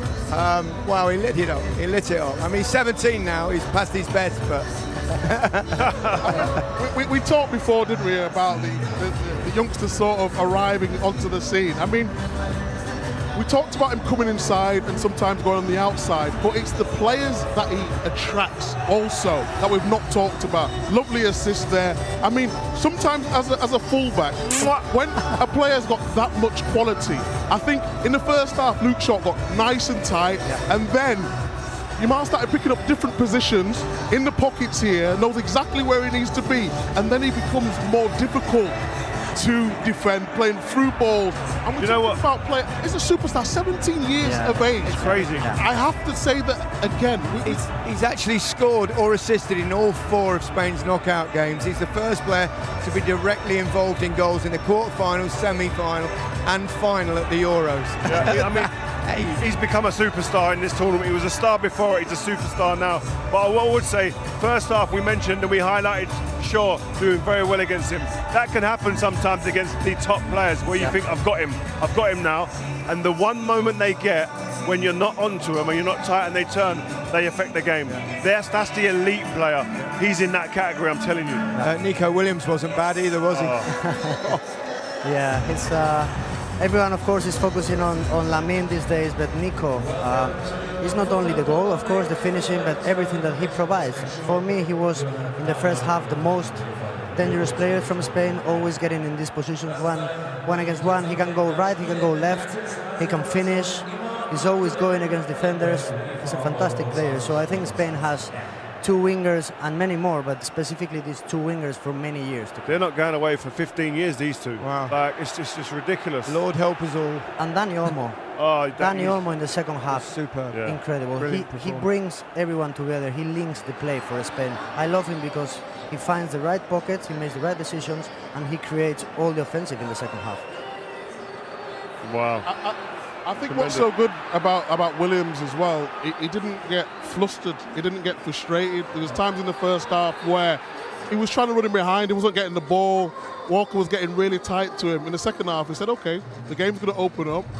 I'm going to see a pass. I'm going to go into different pockets of space where we can't come into it, and how can I affect the game? For someone who's just 22 years of age, his maturity today was very England nearly clawed themselves back into it again, didn't they, with that corner and the we was almost off this balcony, I'm telling you. We almost went into the crowd. Dani Olmo again. Look at the celebration now. Look at them celebrating now, straight. The keeper goes straight to him. But it's two wonderful headers and one save and one off the line. It was just, that was the moment you could smell the Spanish team looking at each other and celebrating like it almost scored a goal. But it's wonderful defending. Look at that. Celebrations there. The trophy. Olmo. Yeah. Despair for Gareth. Despair, absolutely. Absolutely. Harry Kane, he's had just one touch in the box in 180 minutes at the past two Euros finals. Well, we're looking at today. I just don't think we played to his strengths. Like I said, when he's been at his best, he's had two flying wingers either side of him, at Spurs and at Bayern Munich, and teams that actually play the ball forward and have runners that run behind and they're a threat. Here, with England, I just feel we're getting him into areas where he hasn't got loads of options, and also he's got two centre-halves on him at all times. He's playing 2 against 1 most of the time. Yes, I thought he looked a bit sloppy at times, and sometimes he looked a little bit heavy-legged, but at the same time, you need to get this guy in the best positions to score goals as well, and I think he needs runners around him to get the team up the pitch, to get support to him as well. I agree with you to a certain degree. I think it's a very valid point about club football.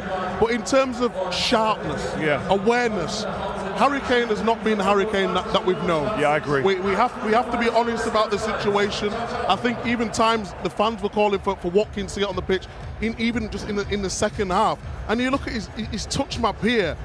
What I asked you before the game, Gary, how could Harry Kane affect the game today? And you look at his one touch in the box. And I know he's going to get frustrated. We know he wants to get on the ball, and that's fine because we know that's his strengths. But the clips that we've just shown there's times where he's in the pocket of space, but his sharpness was way off. Where do we go from here, Rio? Well, I think obviously there's going to be a big debrief and they'll look at things, but I just feel you have to look at what talent pool you have, and I think we have a fantastic talent pool. We're sitting here talking, we're marveling over the talent we have before the game, but we don't see it executed in the game, and I don't feel that we're putting our players in the best position possible for them to do that. So I think obviously the manager's going to have to take a little bit of stick for that, and we're going to dissect that, and it's going to be dissected for days, weeks, months. And they've got a big decision to make, the FA. Well, I think during the tournament, they said they wanted to carry on with Gareth Southgate. I suspect Gareth might have had enough. I don't know. It's a cruel, tough job. Yeah, it's training, isn't it? I mean, I think the fact that when you take the England job, it's a pressurised job. Impossible job, one of the biggest jobs in world football, and that comes with scrutiny. He knew what he was getting himself into. Like I said, he's given some great moments, but now we need to go forward to go to the next step, because you talked about golden generation with your era, and it didn't get to the level that it was supposed to be. It'd be such a shame with these players that we have now. I think we don't win. I think we should give the final word to Juan Mata.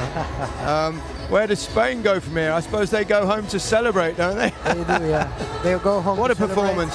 Yeah.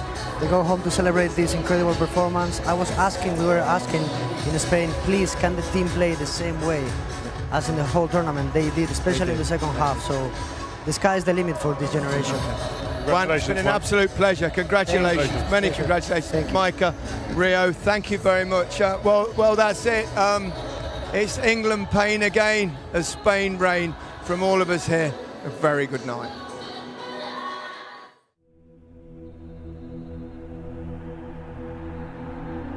Thank you for the days, Those endless days, those sacred days you gave me.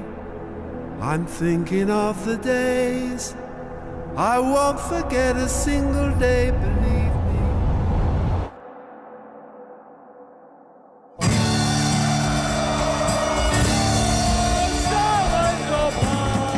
Thank you for the days, those endless days, those sacred days you gave me. I'm thinking of the days. I won't forget a single day, believe me. I bless the light, I bless the light that lights on you, believe me. And though you're gone, you're with me every single day, believe me. Days I remember all my life. Days when you can't see wrong from right. You took my life. Now I'm not frightened of this world, believe me.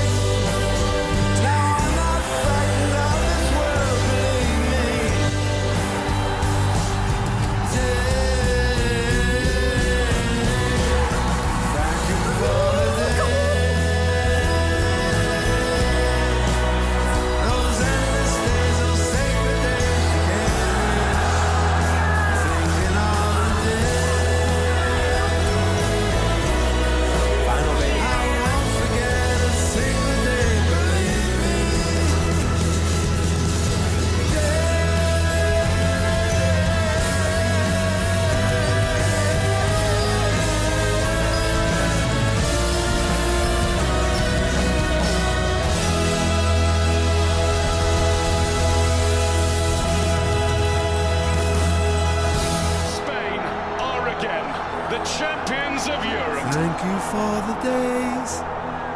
I won't forget a single day.